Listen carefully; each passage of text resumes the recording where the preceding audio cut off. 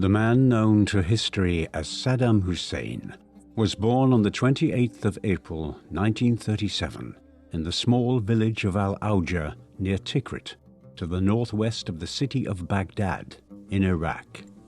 His father, Hussein Abd al-Majid, was a peasant sheep herder.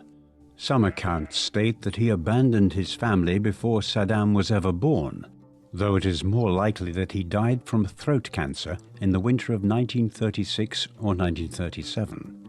He was a member of the Albu Nasir tribe, which had migrated to Iraq from Yemen in the southwest of the Arabian Peninsula, generations earlier. Saddam's mother was Suba Tulfa al-Musallat.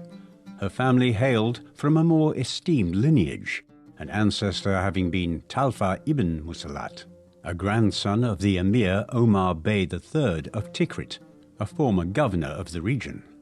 Years before Saddam was born, she and Hussein had another son who appears to have died shortly before Saddam arrived in 1937.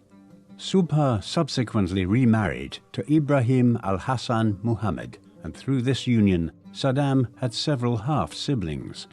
However, he saw little of them. Saddam's mother had attempted to terminate her pregnancy when her first husband died, and when Saddam was born, she never warmed to her son. Saddam's youth was troubled by his difficult familial background. His stepfather was a tough disciplinarian who physically beat him during his childhood to such an extent that Saddam absconded from his family home as a child and went to live with an uncle who resided in Baghdad, the capital of Iraq. There he attended the Al-Kar Secondary School in Baghdad. He was a relatively decent student, and he would eventually move on to begin studying law. His uncle, Khair al-Talfa, was a major influence on him during these years, but Saddam never forgot his links to Tikrit, and many years later, when he emerged as the ruler of Iraq, he would promote his extended family members there to positions of considerable importance and authority. Hussein grew up during a period of immense change, not just in what is now modern-day Iraq, but across the Middle East. Most of the region had been ruled since the 16th century by a handful of powerful Islamic empires, specifically the Ottoman Empire, or the Persians. Iraq and the regions to the north, west, and south of it, in what are now Turkey, Syria, Lebanon, Palestine, Israel, Jordan, and Saudi Arabia, had been controlled by the Ottomans.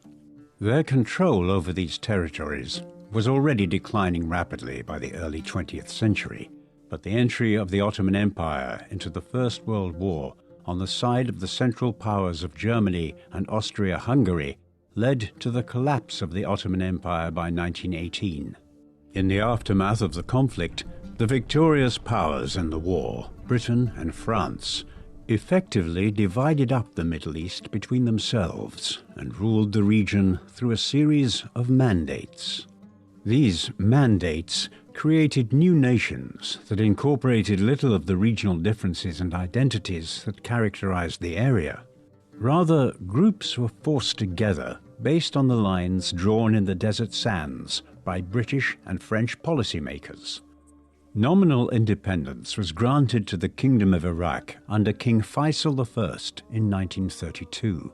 But in reality, Britain retained enormous control over Iraq, including management of its large oil fields through the Iraqi Petroleum Company, a largely British-controlled entity. This situation still prevailed when the Second World War broke out, when Saddam was 2 years old. Many political groups within countries like Iraq conspired with the Nazis during the conflict, wishing to end British involvement in Iraq. They viewed the Iraqi monarchy as effectively complicit with Britain due to their continued support of the British Empire.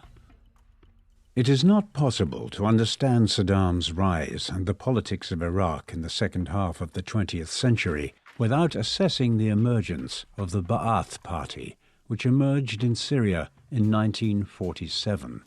Its platform of pan-Arabism and anti-imperialism meant that it soon spread to other Middle Eastern countries. notably Iraq, where a branch was set up in 1951. Saddam's uncle Khairallah was an early member. From its inception, the party was associated primarily with the Sunni strand of Islam in Iraq, one of the two dominant strands of Islam, the other being Shia. However, Ba'athism was not a religious or theological movement. Indeed, in espousing socialism and a new way of running the Arab world, it largely rejected the dominance of religion throughout the region. Instead, Ba'athism espoused the idea that each Muslim state in the Middle East should attempt to rid itself of the vestiges of imperialism and act in conjunction with each other to restore the Arab people to a place of prominence and power in the world, such as had been enjoyed centuries earlier at the height of the Muslim empires. To this end, they were generally opposed to the governments which had been put in place in countries like Iraq and Syria as the British and French ended mandate rule in the interwar period. This set the Ba'ath Party in Iraq on a collision course with the Iraqi monarchy and government as it existed in the aftermath of the Second World War. Saddam joined the Iraqi Ba'ath Party in 1957 when he was 20 years of age. At that time, the party was a relatively small movement, barely constituting more than a few hundred members in Baghdad and a few of the other large towns.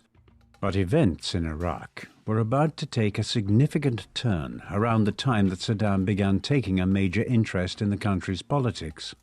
By the mid-1950s, the country had become a hotbed of political dissent, in large part owing to the incompetence of King Faisal II and his ministers, and also as Iraqis looked to the examples of countries like Egypt, where in 1952 officers within the military had overthrown King Farouk and established a new regime which sought to end British influence in the country, which, like in Iraq, had never fully ended, especially around the Suez Canal. In many ways, the 14th of July revolution of 1958 in Iraq was a very similar occurrence to the Egyptian revolution of 1952.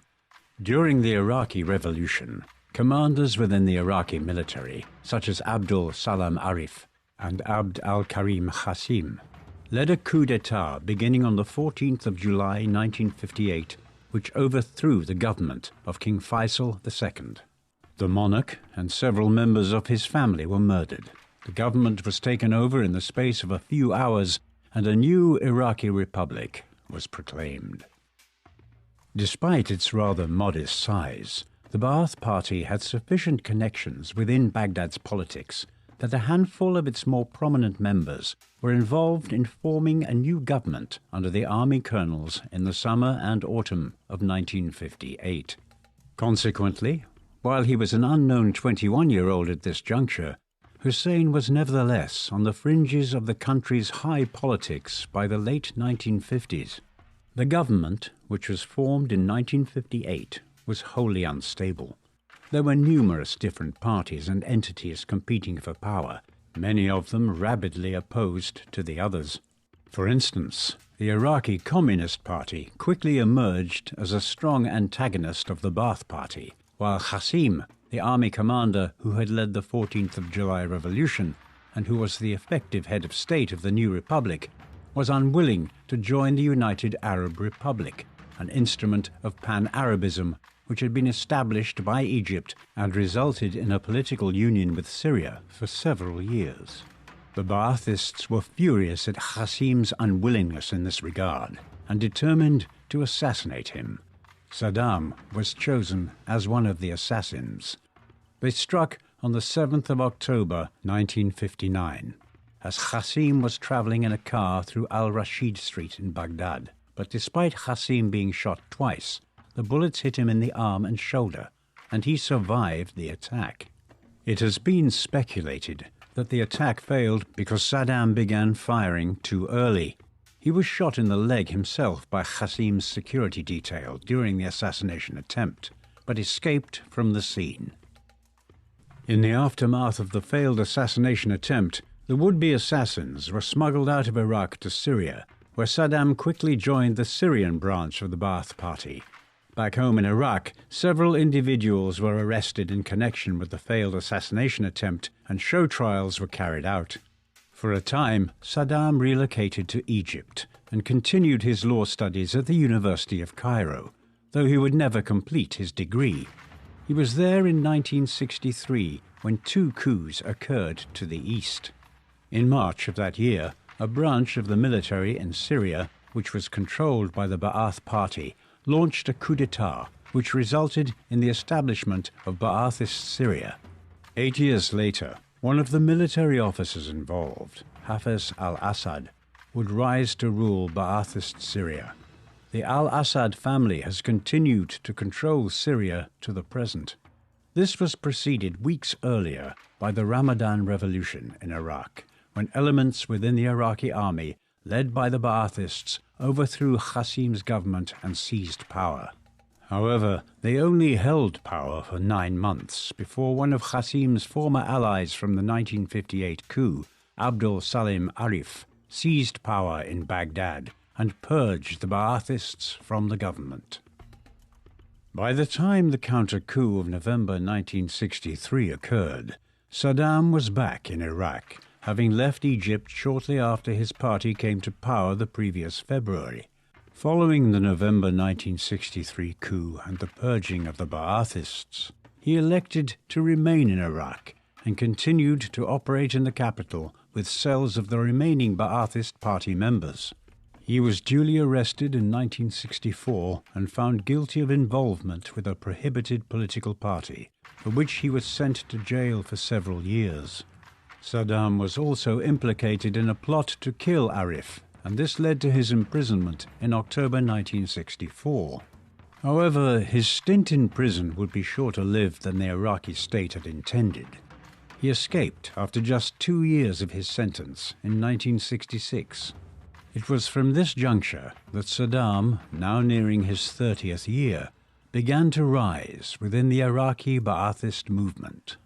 Shortly after his prison escape, he was appointed as a regional commander of the party, one who was quickly acknowledged to be a good organizer, who could grow the party even during a period when schisms were emerging within it, concerning the level of involvement which it should continue to have with the Soviet Union and other Marxist-Leninist states. By this time, Saddam was also married and starting a family. In 1963, shortly after his return from Egypt, but before his arrest and imprisonment, he had married Sajida Talfa, his first cousin. This was an arranged marriage to his uncle's daughter. It soon resulted in children. A son named Uday was born in 1964, followed by another boy named Qusay in 1966, and then 3 daughters, Rachad, Rana, and Hala, born in 1968, 1969, and 1972, respectively. These were not Saddam's only children. Eventually, in 1986, he married for a second time to Samira Shabandar. He is also believed to have had a third and fourth wife, though these remain unconfirmed.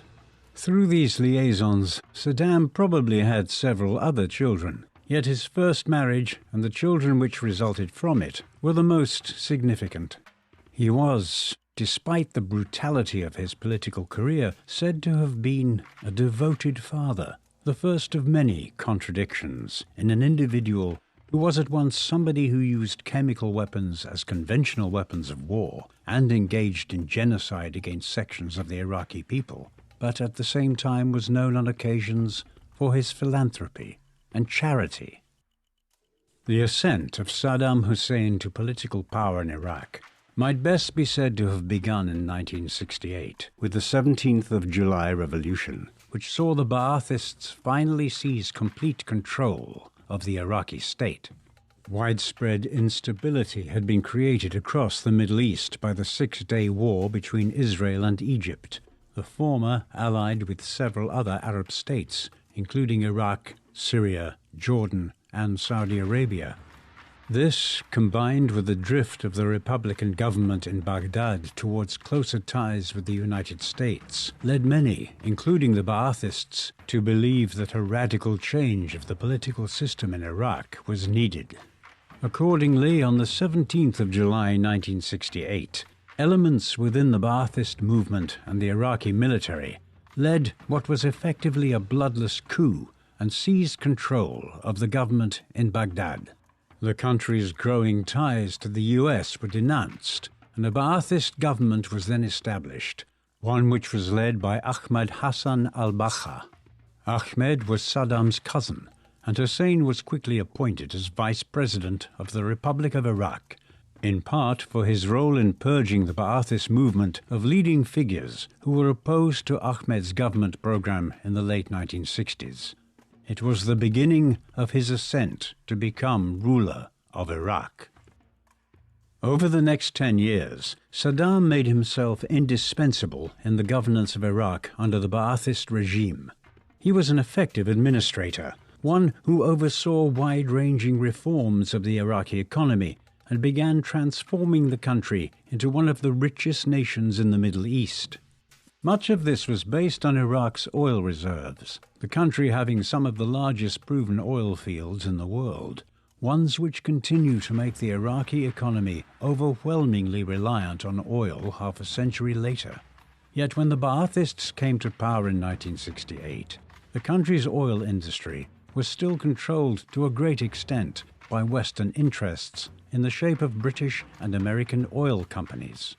Saddam set about aggressively nationalizing the companies in the early 1970s, measures which were aided by the advent of the 1973 energy crisis, as the Middle East's largest oil sellers limited supplies to Western states, such as the US and Britain, which had offered support to Israel during the Yom Kippur War, a conflict between Israel and several of its Arab neighbors, notably Egypt and Syria.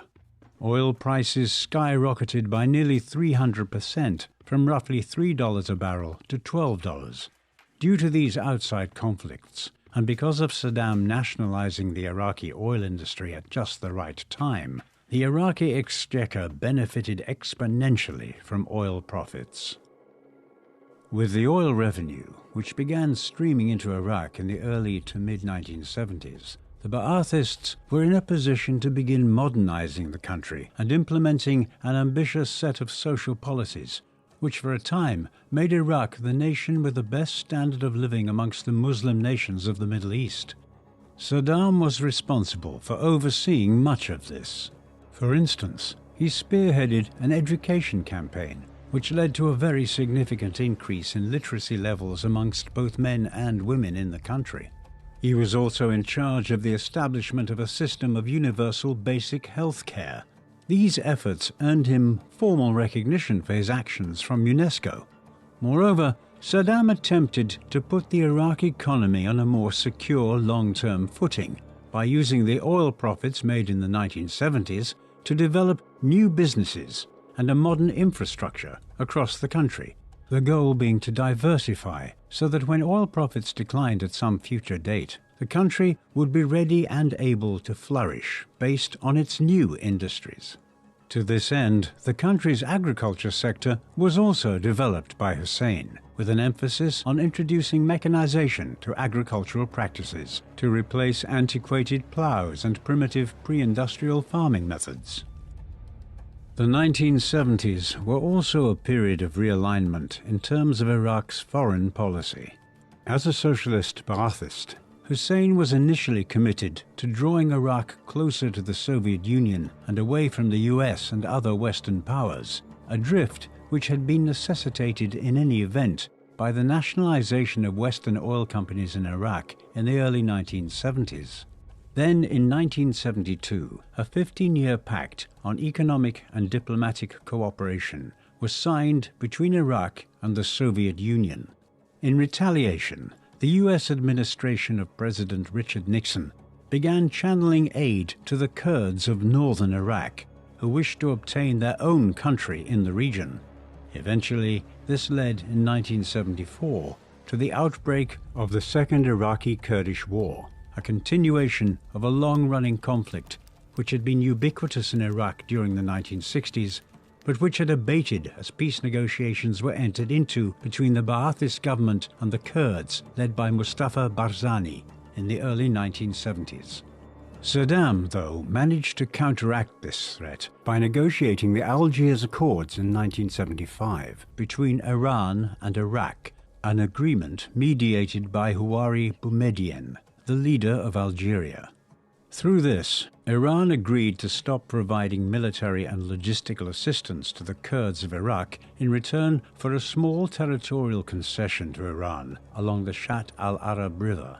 With this, the Kurdish military unrest was quickly suppressed, and northern Iraq was taken firmly back under the control of the government in Baghdad, though it would not be the last significant intervention Hussein made in the Kurdish region. The second half of the 1970s saw Saddam move to a position of unprecedented strength in Iraq. Already in the early and mid-1970s, he had emerged as the second in command of the Ba'athist regime, junior only to his cousin, President al-Bakr. During this period, he had a deep involvement in managing the Iraqi economy, elements of foreign policy, and a wide range of other matters. Then in 1976, Saddam was also promoted to the rank of general within the Iraqi army. Al-Bakr, by this time, was beginning to suspect Saddam was moving to secure absolute power in Iraq, and so he entered in the late 1970s into negotiations with the Ba'athist regime in neighboring Syria, whereby the two countries would enter into a political union, one in which al-Bakr would act as the senior ruler until his death or retirement, to be succeeded thereafter by President Hafez al-Assad of Syria. This arrangement would have effectively excluded Saddam from succeeding as the next ruler of Iraq once al-Bakr was out of the way. This diplomatic chess move led Saddam to act to secure his position, and on the 16th of July 1979, with the support of the military and many of the senior figures within the Ba'athist government, he forced al-Bakr to resign as president of Iraq. Saddam then assumed the role of head of state that same day in a bloodless coup.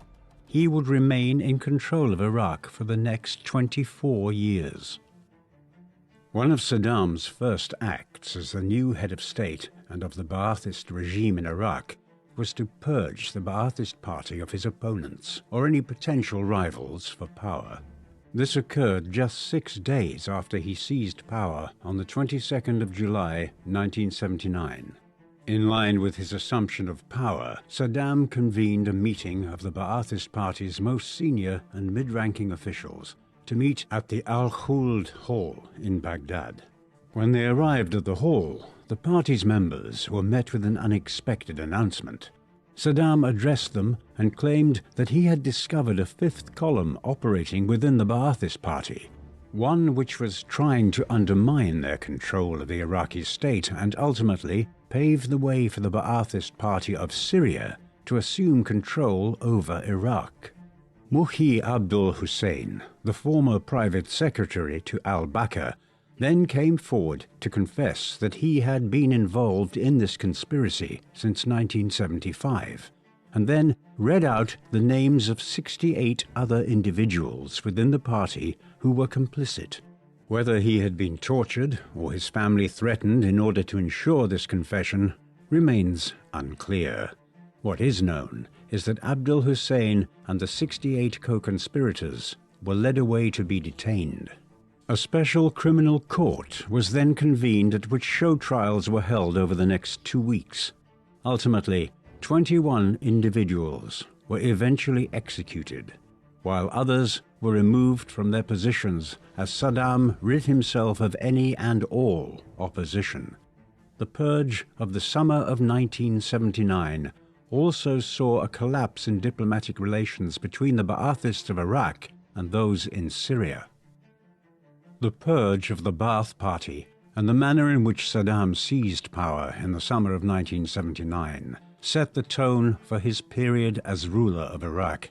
Where in the 1970s Hussein had been an effective politician who introduced many beneficial reforms to Iraqi society and raised the standards of living for a great many Iraqi citizens, after becoming dictator of the country in 1979, Hussein became a more megalomaniacal authoritarian tyrant. Through paramilitary organizations, such as the Iraqi Popular Army, and secret police bodies, such as the Mukhabarat, or Iraqi Intelligence Service, Saddam initiated a reign of terror in the early 1980s, which continued for over 2 decades, with widespread monitoring of society for political dissidents, active persecution of groups such as the Kurds and radical Shia Muslims, and the illegal arrest, detention, and torture of tens of thousands of Iraqis for suspected opposition to the regime and dissident activity. This even extended beyond the borders of Iraq, and during the 1980s, the Mukhabarat was responsible for the overseas execution of Iraqi political exiles in countries as disparate as Sweden and Sudan. Saddam oversaw all of this, thus cementing his role in history as a tyrant. Hand in hand with this growing tyranny was the development of a cult of leadership in the 1980s. Saddam liked to depict himself as a successor to the fabled great king of ancient Babylon, Nebuchadnezzar, and went so far as to have archaeological sites around Iraq dating back thousands of years stamped with his name. Elsewhere, statues were erected to Hussein throughout Iraq, and his image began to appear everywhere in Iraqi society, from coins and banknotes to murals on the sides of buildings in Baghdad and the other major cities and towns of the nation. 2 staged national elections were also held over the years, the first in 1995 and the second in 2002, during which Hussein allegedly received nearly 100% of the vote in a ludicrous showpiece, which was the staple of many 20th century dictators. It is easy to scoff at such displays of dictatorial power and see them as being over the top and ineffective, but these worked very successfully for many dictators during the 20th century, effectively convincing people that there was only one plausible leader of their country. Such was his prevalence in all aspects of public life. This, combined with the brutal actions of the secret police and other state services, ensured that Saddam had an iron grip on power in Iraq from 1979 onwards, even as the economy of the country began to deteriorate sharply owing to declining oil revenues and a protracted war with Iran. Much of the first half of Saddam's reign over Iraq was dominated and shaped by conflict with Iraq's eastern neighbor, Iran. In 1979, the Iranian Revolution had driven the Western-supported tyrannical Shah of Iran from power and brought Ruhollah Khomeini and his Islamist followers to power in Iran. This was now a theocracy, or religious state, one dominated by Shia Muslims. The majority of Iraq's Muslims were also Shias, whereas Saddam and the Ba'ath Party were generally comprised of Sunni Muslims, the 2 denominations of Muslims which had emerged over 1,000 years earlier, following a dispute over who should head the Arab Muslim Caliphate. The concern for the Ba'athists in Iraq following the Iranian Revolution was that Khomeini and his followers would attempt to begin undermining their Western neighbor by appealing to the Shia majority within Iraq and spreading Islamist ideology into the country at a time when the Ba'athists were aiming for a more secular regime. Hostilities escalated as soon as the revolution occurred, driven to a large extent by Saddam, who was confident of Western aid from countries like the United States, who wished to see the Iranian Revolution crushed or substantially reversed. Consequently, in September 1980, he initiated hostilities. The Iran-Iraq War would last for the next 8 years in one of the bloodiest conflicts ever seen in the modern Middle East. The war which followed was broadly a border conflict, with the Iraqis launching an invasion of western Iran in late 1980, one which faltered in 1981 and resulted in a subsequent Iranian counteroffensive. By 1982, Saddam was making it clear that he would consider a ceasefire and peace negotiations, as the quick victory he had expected had instead turned into a war of attrition. However, by that time, Iran's military buildup and tactical advances were such that it had obtained the upper hand, and instead of seeking peace terms, the revolutionary government took the war onto Iraqi soil, nearly taking the region around the city of Basra in Iraq in the mid-1980s. However, the tactical situation changed again after this, as Saddam's government expanded the military draft, and as he received increased amounts of aid from foreign powers. By 1985, the Iraqis were able to launch a fresh offensive, but as in 1980 and 1981, it stalled and was followed by another Iranian counteroffensive, one which saw the Iranians capture Al-Khor in southern Iraq in 1986 in a move which shocked the Iraqi military command. Yet the government in Tehran could not follow this up with subsequent advances, and the war once again entered a period of stalemate. The Iran-Iraq War has been much commented upon over the years for two particular aspects. One was the support which Saddam and the Baathists in Iraq received from Western governments such as the United States. There is no denying that this was the case, and there was no effort made to disguise it, with regular debates in the US Congress throughout the 1980s about the level of aid being supplied to Hussein. This took the shape of financing and war materiel, and was perhaps crucial in stopping an Iranian victory at certain points in the war around 1982 and 1983. However, it must be acknowledged that this did not mean that the US viewed Saddam and Iraq as allies in the 1980s.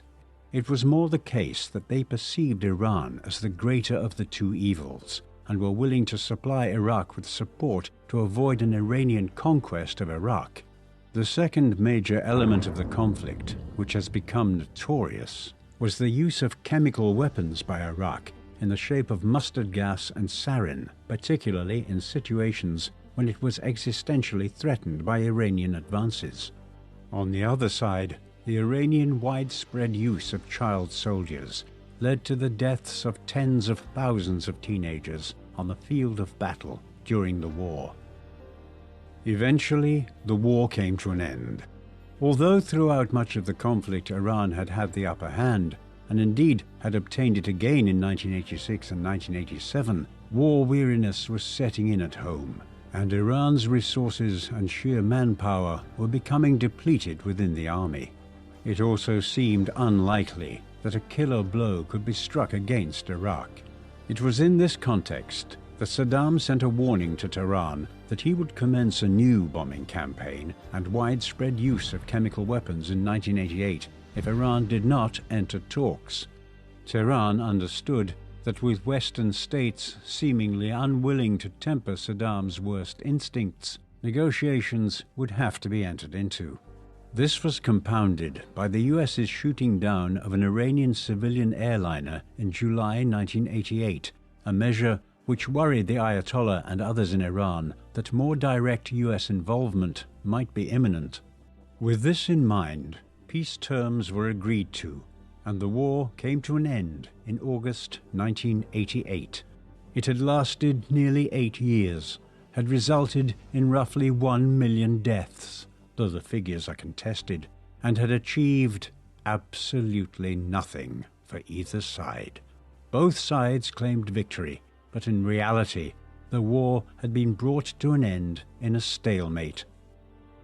The end of the Iraq-Iran war did not result in peace settling over Iraq for any sustained period of time. Indeed, Saddam determined to use the closing stages of the war as a smokescreen for what amounted to a campaign of genocide against the Kurdish minority in northern Iraq. The Kurdish people are one of the most unfortunate groups in modern history. They number in the millions and dominate a large stretch of territory in the north of the Middle East, around northern Iraq, southeastern Turkey, and adjoining regions.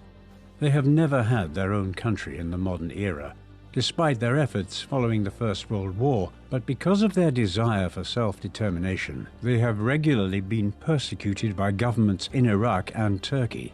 In the course of the Iran-Iraq War, many Kurds and Kurdish political organizations had sided with Iran and had engaged in an insurgency war against the Iraqi government. Now, early in 1988, as the conflict with Iran drew to a conclusion, Saddam ordered divisions of Iraqi troops into northern Iraq to launch a counter-insurgency campaign against the Kurds. The Al-Anfal campaign, as it is known, a term which translates as the spoils of war, lasted from February 1988 through to the late autumn of that year. In the course of it, between 50,000 and 100,000 Kurds were killed, while tens of thousands more were displaced or forcibly deported from their places of residence. Detention camps were also set up, and a forced program of Arabization was initiated. There is little doubt that Saddam effectively implemented a program of genocide against the Kurds in 1988. Saddam was soon to engender the opposition of his reluctant allies from the Iran-Iraq War, the United States and the other Western powers. In the course of the war with Iran, Hussein's government had borrowed billions of dollars from its near neighbor, the small but oil-rich Gulf state of Kuwait. It was possibly owing to Iraq's complete inability to repay this money that Saddam determined, not long after the war with Iran ended, to invade Kuwait. There were other extenuating circumstances. Kuwait had ruffled many feathers within OPEC, the cartel of the world's major oil-exporting nations, which is heavily centered on the Middle East. By refusing to lower production and the amount of barrels it was exporting, Kuwait was driving down world oil prices and impacting the profits of countries like Iraq. Finally, the Iraqis also claimed that Kuwait had been slant drilling into Iraqi fields illegally. For these multiple reasons, Iraq invaded Kuwait on the 2nd of August, 1990. The ensuing conflict cannot be called a war. Kuwait had no major military to speak of and was confronted by a country whose military had swelled to become the fourth largest army in the world during the 1980s. By the 3rd of August, just a day into the invasion, most of Kuwait was under the control of Saddam's military. Just 24 hours later, the country was entirely in Iraqi possession, and Saddam declared Kuwait to now be the 19th province of Iraq, at once freeing Iraq from its debt to Kuwait and bringing it a new oil-rich region. Saddam seems to have decided to invade Kuwait based on the mistaken belief that his allies in the West would not react, as they still viewed him as a bulwark against Iran in the Middle East. He was entirely wrong in this assessment. Within days, the United States and its allies, who by the summer of 1990 were effectively in charge of the world order as the Soviet Union collapsed and the Cold War came to an end, were placing economic and diplomatic sanctions on Iraq. A naval blockade of the Persian Gulf followed, which crippled Iraq's ability to export the oil on which Saddam depended to run the country and support its huge military machine. Diplomatic tensions were ratcheted up by the British Prime Minister, Margaret Thatcher, who convinced the US President George Bush to take a strong stance against Saddam. For his part, Saddam claimed that he would be willing to consider withdrawing from Kuwait if other territorial issues in the Middle East, such as the Israeli occupation of Palestinian territory, were resolved in tandem, a dispensation which he knew would not be acceptable to Washington. He further inflamed tensions in mid to late August by refusing to allow Westerners who were in Iraq to leave the country, and even appearing on television broadcasts with what were effectively British prisoners. All of this was sufficient for the US, Britain, and others to begin formulating plans for a counter-invasion of Kuwait in response to Iraqi aggression. Saudi Arabia, an oil-rich kingdom and rival to the south, would be used as a staging ground for the campaign. The First Gulf War got underway after months of planning in January 1991. An aerial bombing campaign was undertaken on the 16th of January, and a land invasion followed. As American and British troops streamed into Kuwait in early February, Saddam ordered the country's oil fields to be set alight. In total, out of some 730 oil wells located across Kuwait, approximately 600 were set alight in January and February 1991. Although the environmental damage was less than had been predicted by some scientists, the resulting plumes of smoke still absorbed upwards of 80% of the sun's radiation throughout 1991 in the Middle East, with some regions being pitch black at noon and temperatures falling by an average of 5 degrees Celsius. It would take until the autumn to extinguish all of the fires. By then, Saddam's armies had been easily vanquished from Kuwait, with Operation Desert Storm finishing on the 28th of February 1991. The US and its allies took the decision to stop once the Iraqis had been driven out of Kuwait. President Bush had no desire to extend the war into Iraqi territory or to try to depose Saddam as leader of Iraq. That particular task would be undertaken by his son over a decade later. While Saddam had managed to survive his spectacularly ill-judged decision to invade Kuwait and remained in power through the 1990s, the end of the Gulf War saw Iraq hit with a wide range of sanctions by the international community. Many of these were imposed immediately following the invasion of Kuwait and were never lifted. Others were intended to cripple any efforts by the country to continue producing chemical weapons or to further its nuclear weapons program, which it had initiated many years earlier. The most crippling element of this was the US-led embargo on Iraqi oil. Iraq's economy, and with it much of Saddam's power, was based on the export of oil, as Iraq, then as now, has some of the world's largest proven oil fields and reserves. Although an oil-for-food program was agreed upon in 1996 in order to aid the deteriorating Iraqi economy, the country was still very limited in what it could or could not import and export for the remainder of Saddam's tenure as the country's dictator. Much of this negatively impacted the Iraqi population, and by the end of the 20th century, metrics like average salaries and child mortality in Iraq were falling below where they had been half a century earlier, when the region was still a monarchical state influenced by Britain. While the Iraqi economy was in a shambles in the 1990s after the Gulf War, Saddam was never more entrenched in power than he was from 1991 onwards. The US had effectively signaled its unwillingness to remove him from power by not pressing on from Kuwait into Iraq itself in the spring of 1991. Moreover, Saddam also did not face a threat from any of Iraq's immediate neighbors for the first time in over a decade. The chastening experience of invading Kuwait had also reconciled him to the fact that Iraq could not attempt to wage any further wars on its neighbors. Instead, he concentrated in the years following the Gulf War on using the state apparatus in Iraq to galvanize the population in support of his regime against what were portrayed as the aggressive Westerners who had declared war on Iraq in 1990. There was also a notable drift towards a more religious dictatorship. The Ba'ath Party had been founded on the principle of establishing a more secular Middle East, and Saddam had been largely a-religious in his policies throughout the late 1970s and 1980s. But the 1990s witnessed efforts to utilize Islam to enforce a greater form of despotism across Iraq at a time when religious extremism across the Middle East was increasing markedly.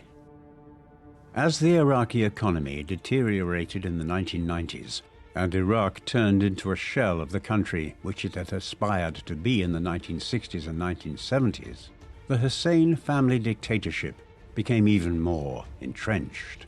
This was most clearly seen in the actions of Saddam's two sons from his first marriage, Uday and Qusay.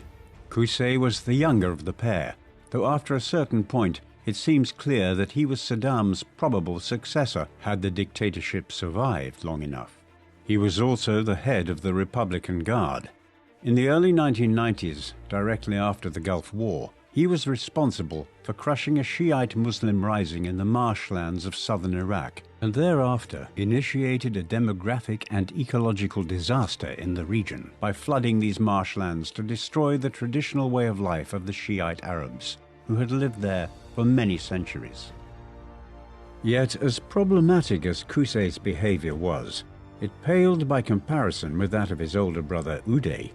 Uday was a notorious alcoholic, rapist, murderer, and psychopath. One who held parties in Baghdad where he would encourage the other guests to get extremely drunk before engaging in all manner of sadistic acts. Amongst some of the more bizarre activities in his reign of terror are reports that he frequently tortured members of the Iraqi football team if they lost matches. By the mid-1990s, his behavior had become so erratic, often showing up to parties in Baghdad wielding and using firearms, that close family members felt threatened enough to defect to nearby Jordan for fear of their lives. There were also many allegations that Uday regularly tortured his own employees by having their feet whipped by his bodyguards, while he became known as a serial rapist during the 1990s, often prowling the streets of Baghdad in his collection of sports cars, looking for women that he wanted brought to one of his palaces. A failed assassination attempt left him partially disabled in one leg in late 1996, a development which did nothing to temper his most excessive behavior. There is evidence that Saddam was fully aware of his eldest son's egregious actions as late as the late 1980s, but he did very little to regulate his conduct. As a result, Uday visited horrors on the people of Baghdad in the 1990s and early 2000s. Perhaps one of the least well-known but most curious points concerning Saddam was his written output in the early 2000s. In these years, Hussein wrote 4 novels and several poems, often with the aid of ghostwriters, which were either published in Iraq before his fall from power, or else later with the encouragement of his daughters from his first marriage. The first of these was Zabida and the King, the story of a medieval woman named Zabida who becomes involved with the King of Iraq during the early stages of Arab and Muslim rule here in the 7th and 8th centuries. The novel is based around Tikrit, Saddam's home region, and generally is seen as an allegory of the alleged destruction of Iraq by the US-led sanctions against the country in the aftermath of the First Gulf War. Although the author of this was given only as written by he who wrote it, it is generally agreed that this was Hussein's work. Further books followed in 2001 and 2002, notably Men and the City, an account of the Hussein family's role in overthrowing Ottoman rule in Iraq during the early 20th century and the subsequent rise of the Ba'ath Party in the region.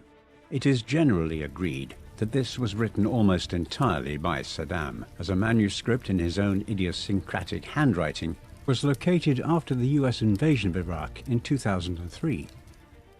Saddam's imaginings of the US as being the power which had undermined Iraq and its potential were not far off the mark.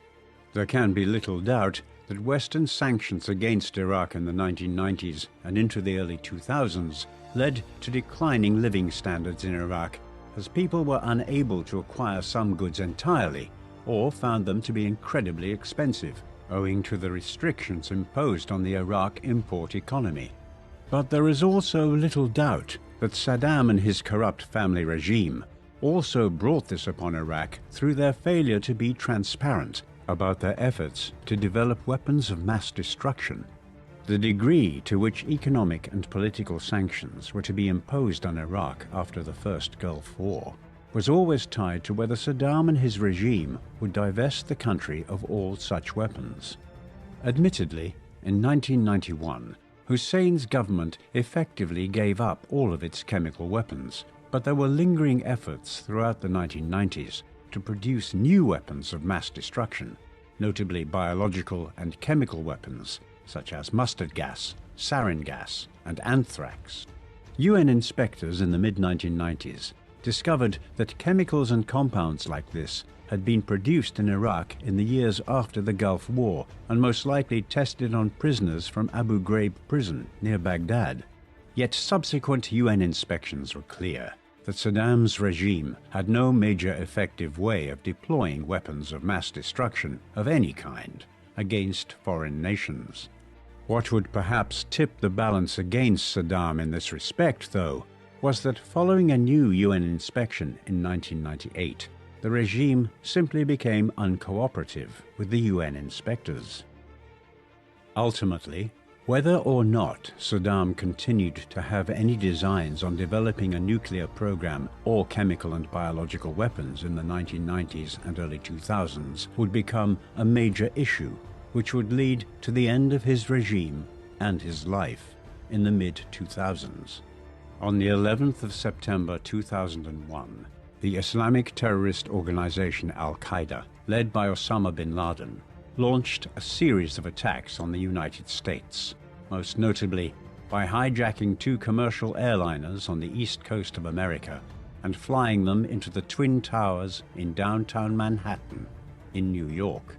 In response, the administration of President George W. Bush, the son of the President Bush who had overseen the expulsion of Saddam's armies from Kuwait a decade earlier, launched the War on Terror, a campaign to overthrow regimes in the Middle East and Islamic world which had supported Al-Qaeda. This began quite reasonably with an invasion of Afghanistan, where bin Laden was being protected at that time. No sooner had Afghanistan been occupied than Bush's senior officials turned their attentions towards Iraq. While there was zero evidence to suggest that bin Laden had been in any way supported by Saddam, US justification for intervention in Iraq would focus on the illusory notion that Saddam was close to acquiring a nuclear weapon. The evidence was insubstantial and would later be proved to be non-existent, a factor which divided the Western world in its support or opposition to the proposed invasion of Iraq. But in the end, the Bush administration, supported by Prime Minister Tony Blair in Britain, pressed ahead with its agenda and began preparing to invade Iraq in the spring of 2003. Saddam's time as the country's leader was drawing to a close after a quarter of a century. The US invasion of Iraq, or Second Gulf War as it is sometimes referred to, was initially a very successful military intervention against Hussein's regime. The conventional war lasted a period of just a few weeks in the spring of 2003. This saw a joint US-British force invade Iraq from the south, along with small contingents of Allied troops from varying allies of the US, though significantly, traditional allies of Washington and London, such as the French and Germans, condemned the invasion as a war of adventure and refused to take part in it. A bombing campaign commenced in mid-March 2003, codenamed Shock and Awe, before the coalition forces, consisting of upwards of 500,000 men, plus the Peshmerga Kurds and other disaffected groups within Iraq itself, which allied with the US as part of the campaign, moved into southern Iraq. What followed over the next 3 weeks can scarcely be called a war. The Iraqi armed forces, though nominally quite strong and numerous, utterly collapsed when confronted by the forces of the world's foremost military power. After the initial incursion, US and Allied troops quickly made for Baghdad, seizing and occupying the Iraqi capital on the 9th of April. By that time, Saddam and his family and Iraqi government had fled from Baghdad. Final defenses were mounted around the Tikrit region, Saddam's homeland, before that too fell to the US and their allies in mid-April. On the 1st of May, just 6 weeks after the initiation of the campaign, President George W. Bush visited Iraq and declared an end to the major combat and victory in the campaign.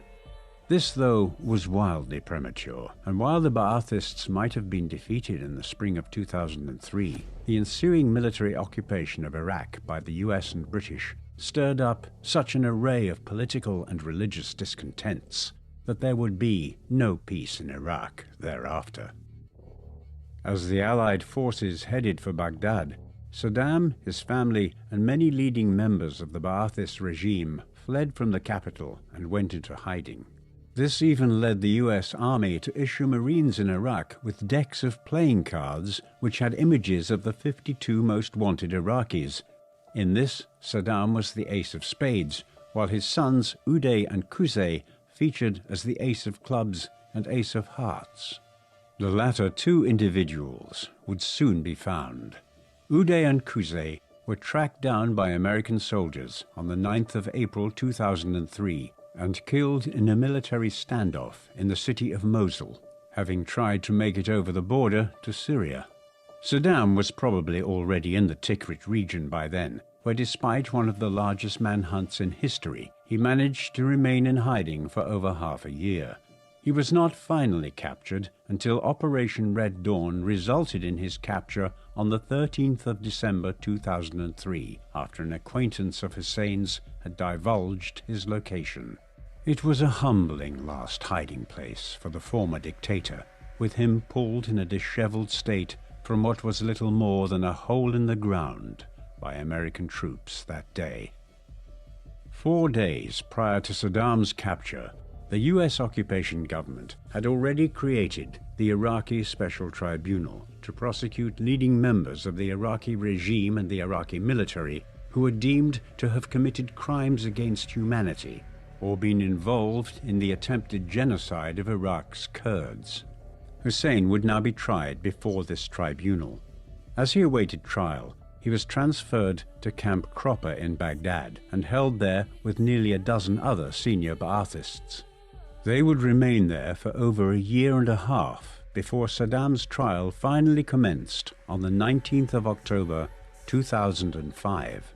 When it finally commenced, after this long delay, Saddam refused to recognize the legitimacy of the court, claiming that he could not be tried by what he viewed to be a kangaroo court controlled by foreign invaders of Iraq. Over the next several months, he refused to cooperate with the proceedings, alleging that he had been tortured by his captors and the fact that one of his lawyers was killed during the trial. As a result, Saddam went on a hunger strike for a time in 2006, but none of his objections met with any success. The trial proceeded without his cooperation, and on the 6th of November 2006, more than a year after the trial commenced, Saddam was found guilty of having committed crimes against humanity, amongst other misdeeds, during his long time as dictator of Iraq. He was sentenced to death by hanging. After he was found guilty and sentenced to death, Saddam's legal team entered an appeal, but this was rejected within a few weeks, and an order was issued that the sentence of execution was to be carried out within 30 days. As related since by some of those who were charged with guarding the former dictator, his last days were highly unusual. Those involved were a group of a dozen members of the 551st Military Police Company. Members recounted how Saddam spent his final days eating muffins and listening to Mary J. Blige records, while intermittently regaling his captors with stories about his time as ruler of Iraq. He was also provided with a small garden plot, which he weeded regularly. Some of his old traits as dictator were still evident. When he requested an omelette for breakfast, he insisted on sending it back if the outside was torn in any fashion while removing it from the pan. Other than this, he spent much time on an exercise bike, which he insisted on calling his pony. It was a peculiar last chapter to his life. On the 30th of December 2006, the sentence of execution was carried out when Saddam was hanged at Camp Justice in Baghdad, which led certain sections of the Iraqi populace to celebrate. The dictator's final meal was of chicken and rice with some hot water and honey. His request to be executed by firing squad was rejected. His body was subsequently sent back to his home region and buried in a family plot at Tikrit. Despite the best hopes of many within the U.S. administration that the execution of Saddam and the full dismantling of the Ba'athist regime would bring about a transformation of the country into a fully functioning democracy, no such metamorphosis was to occur. Indeed, even during the months of Saddam's imprisonment and trial, Iraq had been descending into anarchy. A caretaker government was established in June 2004, and the country's first legitimate parliamentary elections were held in January 2005. But even as these were being held, civil war was breaking out across the country, as religious radicals like the cleric Muqtada al-Sadr effectively established their own militias throughout the country and even within Baghdad itself. Attacks on US military personnel were rampant, and the administration was reliant on creating a green zone within Baghdad, a heavily fortified and defended district which became the only major part of the country where US personnel were fully free from fear of attack. By 2006, when Saddam was killed, US Army personnel were reporting that they had effectively lost control over parts of the country. A troop surge the following year led to a revitalization of the American position, but ultimately, Iraq was never transformed in the way which had been envisaged in 2003. As the US gradually pulled out of the country from 2011, it became a hotbed of insurrections and instability, most notably as the Islamic State secured control over large parts of the north in the mid-2010s, whilst fresh political unrest has characterized the early 2020s. Thus, while Saddam has been gone a long time, the political chaos which he and the Ba'athists sowed there remains. Saddam Hussein was unquestionably one of the most brutal dictators of the 20th century. He rose on the back of the Ba'athist movement in the 1960s and 1970s, a political movement which, for all its sins, at least originally had some ideological basis to it in its pan-Arab and socialist outlook. Saddam, by way of contrast, had no ideological grounding other than the attainment of power. In the course of the 1970s, he began monopolizing it, and from the late 1970s onwards, he was the de facto dictator of Iraq. His tenure of that position was disastrous for the Iraqi people and for the people of several neighboring countries. He plunged Iraq and Iran into one of the bloodiest conflicts of the post-Second World War period, one which lasted for much of the 1980s, killed hundreds of thousands of people, and ordered the widespread use of chemical weapons. Then he engaged in genocide against the Kurds of Iraq before invading Kuwait. All of these actions led to an immense series of international sanctions against Iraq in the 1990s, which undermined the quality of life of the average Iraqi even further. The last 10 years of his tenure were characterized by a growing despotism personified in the brutal behavior of his sons and other members of the regime. While many people questioned what the motives of the Bush administration really were in invading Iraq in 2003, and whether it was a war of adventure to secure control of the country's vast oil reserves, a claim many scholars dispute, there can be no doubt that it did achieve the successful end of a brutal tyrant and regime. What do you think of Saddam Hussein? Was he truly one of the 20th century's most brutal dictators, amongst the ranks of Mao Zedong, Joseph Stalin, and Adolf Hitler? Please let us know in the comments section. And in the meantime, thank you very much for watching.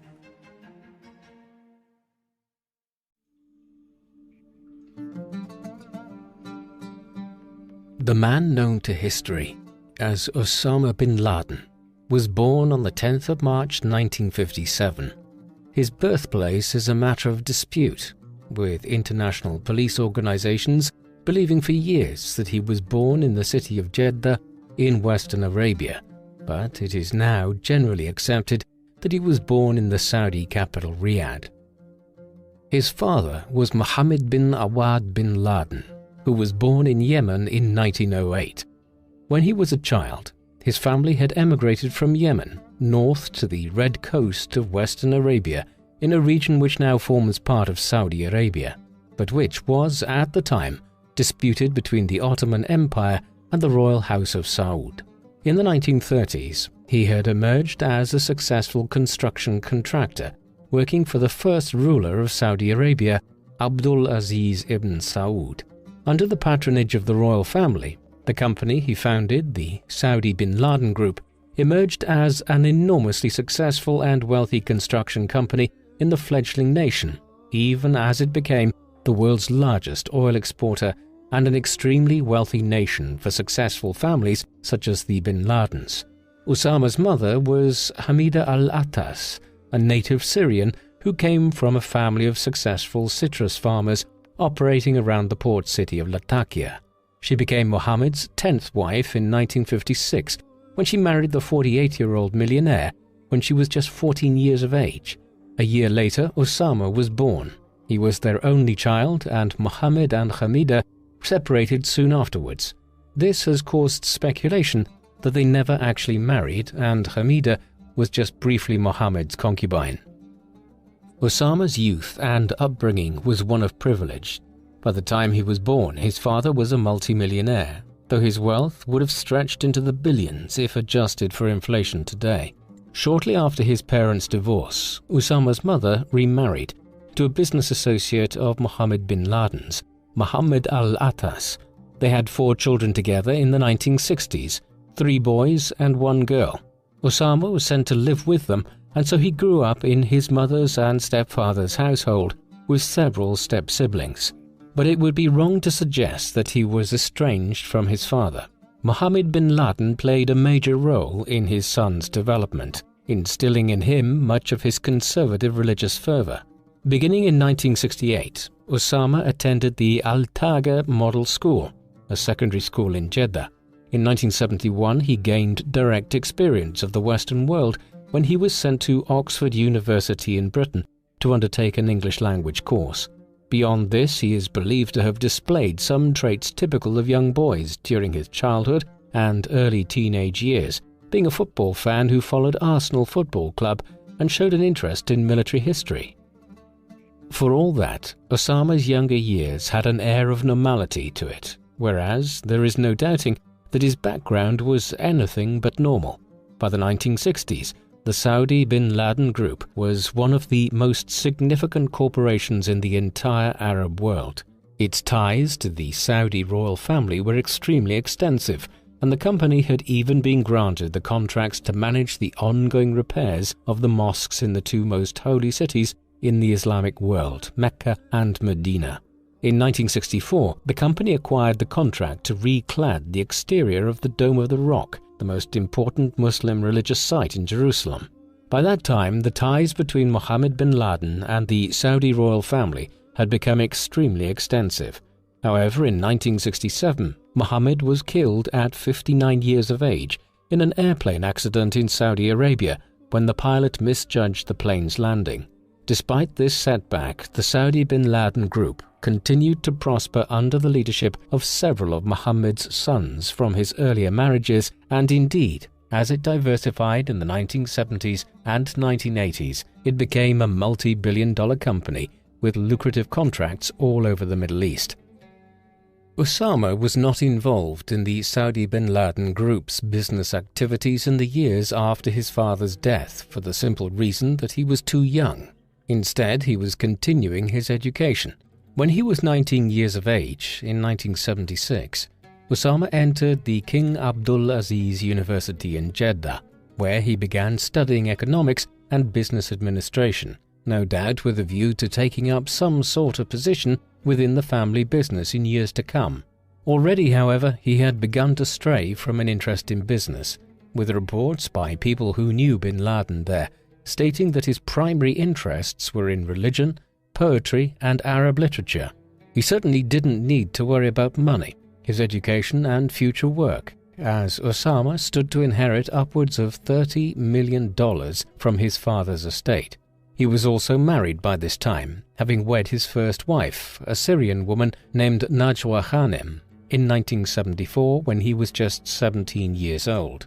She was also his first cousin on his mother's side, and the first of at least 5 wives.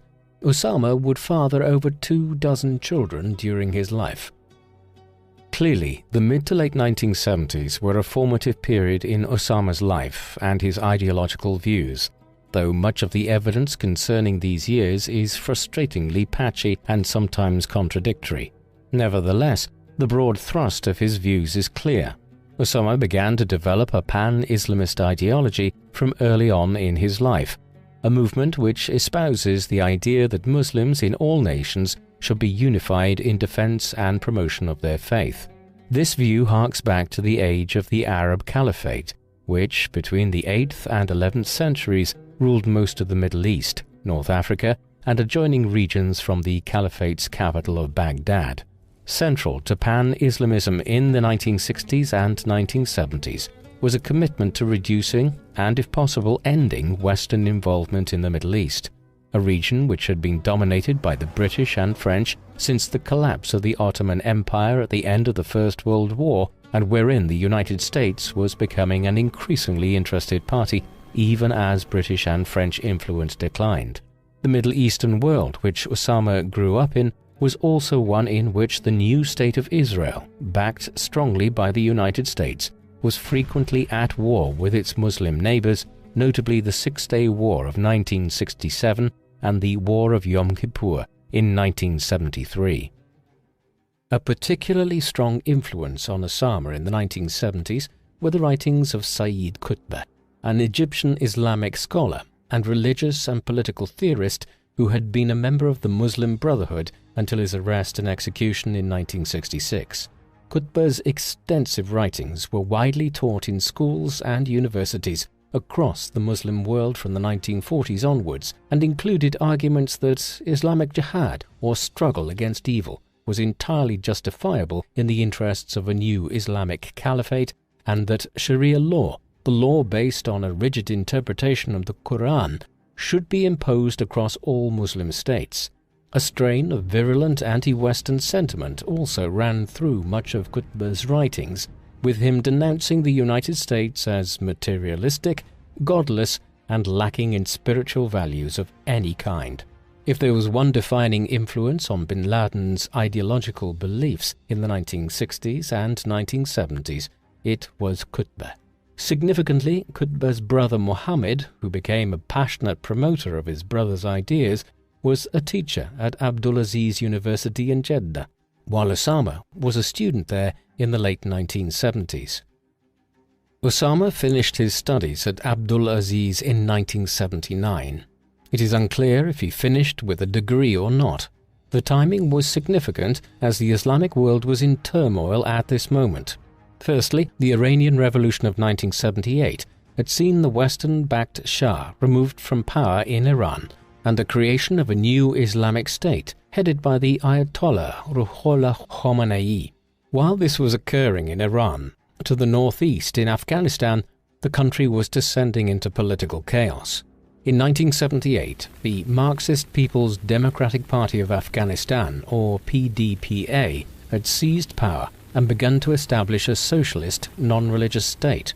The PDPA had long-standing ties with the Soviet Union, and indeed Russia had always had an interest in Afghanistan, dating back to the mid-19th century, when the country had been an important buffer state between Russia and the British presence in India and Pakistan. Yet there is no major evidence that the Soviets were the driving force behind the PDPA's seizure of power in Afghanistan in 1978. However, they did forge close ties with the new Marxist regime in Kabul once it was in control of the country. Thus, once Islamist groups and other opponents of the PDPA began revolts against the new government in the course of 1978 and 1979, the Marxist regime soon called on Moscow for help. Limited support was sent at first, but as the situation for the PDPA continued to deteriorate, the Soviet Union effectively invaded Afghanistan in the final days of December 1979. By early 1980, thousands of Soviet tanks and tens of thousands of soldiers had been deployed as Moscow occupied the main cities of the country. Even before the Soviet invasion of Afghanistan, bin Laden had traveled to Pakistan very quickly after finishing his studies at King Abdulaziz University. Pakistan played and continues to play a significant role in international jihadist movements of the 20th and early 21st century. Ostensibly, the country has claimed to be opposed to Islamic fundamentalism operating on its soil, but for decades it has turned a blind eye to this in actuality, in large part because Muslim Pakistan has been involved in a long-running Cold War with its bitter enemy Hindu India, since the British Raj was split up along religious lines in 1947. Pakistan would play a role in bin Laden's life over the next 3 decades. Once he arrived there in 1979, he quickly came under the wing of Abdullah Azzam, a Palestinian-born jihadist who was an influence on many of the most senior Islamic terrorists of the late 20th century. Azzam encouraged bin Laden shortly afterwards to join the tens of thousands of Muslim men who were heading to Afghanistan to fight against the atheistic Soviet invaders. These individuals became known as Mujahideen, a term which translates roughly as one who engages in holy war or jihad. In the early 1980s, bin Laden began using his inherited fortune to recruit and train Mujahideen in Pakistan before they headed into the mountainous regions of Afghanistan, though this financing paled in comparison with the billions of dollars spent by the United States and the Saudi Arabian governments in equipping and training anti-Soviet forces in both Afghanistan and Pakistan, which were used as their proxies to fight the Soviet invasion. Moreover, while statements about the extent to which bin Laden was financed and trained himself by American agents at this time have been exaggerated, there is no doubt that he did have some limited contacts with US Special Forces in the region in the 1980s. The war which bin Laden became involved in from 1980 onwards developed much like conflicts in Afghanistan have for the last 2 centuries. With 80,000 troops committed by the Soviets by the end of 1980 and far superior weaponry, they were able to occupy and hold the main cities and prop up the Marxist PDPA. But the Mujahideen groups, of which there were more moderate and fundamentalist branches, were largely in control of the regions outside of the city. The Hindu Kush mountains, which dominate much of the country, particularly in the east and north, are ideal territory for the waging of guerrilla warfare, and this is exactly the shape the Soviet-Afghan war took on in the 1980s. The fighting became extremely bloody as the Soviets used indiscriminate bombing and destruction of rural villages to try to root out the insurgents. By the mid-1980s, upwards of 4 million people out of Afghanistan's population of 14 million had been displaced, with hundreds of thousands becoming refugees in Pakistan and Iran, while the conflict resulted in at least 500,000 deaths, and perhaps as many as 3 times this amount. It soon became known as the Soviet equivalent of what the Vietnam War had been for America, as the Russians faced an enemy which they could not defeat. Throughout this period, bin Laden was a major figure in the Mujahideen movement in Afghanistan. At first, he had begun supplying goods to the fighters in the country and also facilitating the movement of individuals who wanted to take up arms against the Soviets from his native Saudi Arabia to Pakistan, where they were trained and equipped before they were sent north. Throughout these years, bin Laden moved between Pakistan and the Mujahideen strongholds in the mountains of the Hindu Kush. In 1984, he and his mentor Abdullah Azzam established Maktab al-Khidamat, an organization which aimed to raise funds from both within the Arab world and the Western world to continue fighting the war against the Soviets. This funding was then used to purchase weapons and train Mujahideen. By 1986, the network had trained hundreds of fighters who were based in eastern Afghanistan at bin Laden's base known as Al-Masada, the Lion's Den.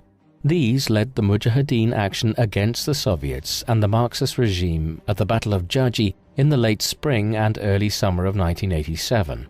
The battle was ultimately of little strategic significance in the wider war, but it gained bin Laden a significant reputation amongst the Mujahideen and within the wider Arab world, in part owing to the reports on the battle produced by an emerging Saudi journalist by the name of Jamal Khashoggi, with whom bin Laden was associated but who held very different political religious views to him.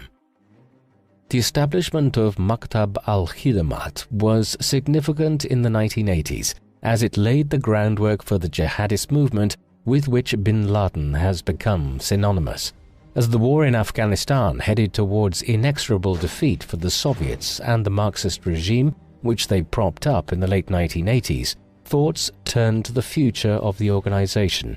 Some members wanted it to remain a moderate entity which continued the initiative against the Soviets, but bin Laden, Abdullah Azzam and others were opposed to this and believed that Maktab al-Khidamat should be transformed into a larger organization which would seek to continue the expulsion of non-Arab powers from the Arab and Muslim world. Ultimately, this more extremist wing of the movement resulted in bin Laden and Azzam establishing a new organization in 1988 known as Al-Qaeda, meaning the base or the foundation. In time, it would become the largest jihadist organization in the world and is notorious around the world as such today. Al-Qaeda's goal from its inception was to begin waging holy war or jihad against non-Muslims anywhere in the traditional Muslim world, that is, the Middle East, Lower Central Asia, the Maghreb in North Africa, and also more peripheral parts of the Muslim world such as Somalia, Mali and Nigeria, Sub-Saharan Africa and Muslim regions further to the east in Indonesia and elsewhere. Much of its ideological framework centered on removing American influence from the Middle East and also destroying the State of Israel, which it perceived as a Western enclave in the Levant. Over time, the group began to believe it needed to incite a major war against the United States in order to radicalize the Muslim world against the kafir, or non-Muslims. Because the organizations could not hope to engage in outright conflict early on, its modus operandi during its early years would be terrorist tactics. Additionally, Al-Qaeda viewed moderate Muslims as having wavered from traditional Islam, and it wished to establish a rigid form of Islamic rule across the Muslim world, one based on Sharia law and a literal interpretation of the Quran. By the time Al-Qaeda was established in 1988, the war in Afghanistan was winding down already. Upon becoming leader of the Soviet Union in 1985, Mikhail Gorbachev publicly stated that it was his intention to bring Soviet involvement in the country to an end. But much like it took America years to fully extricate itself from Vietnam, the Soviets could not pull out overnight.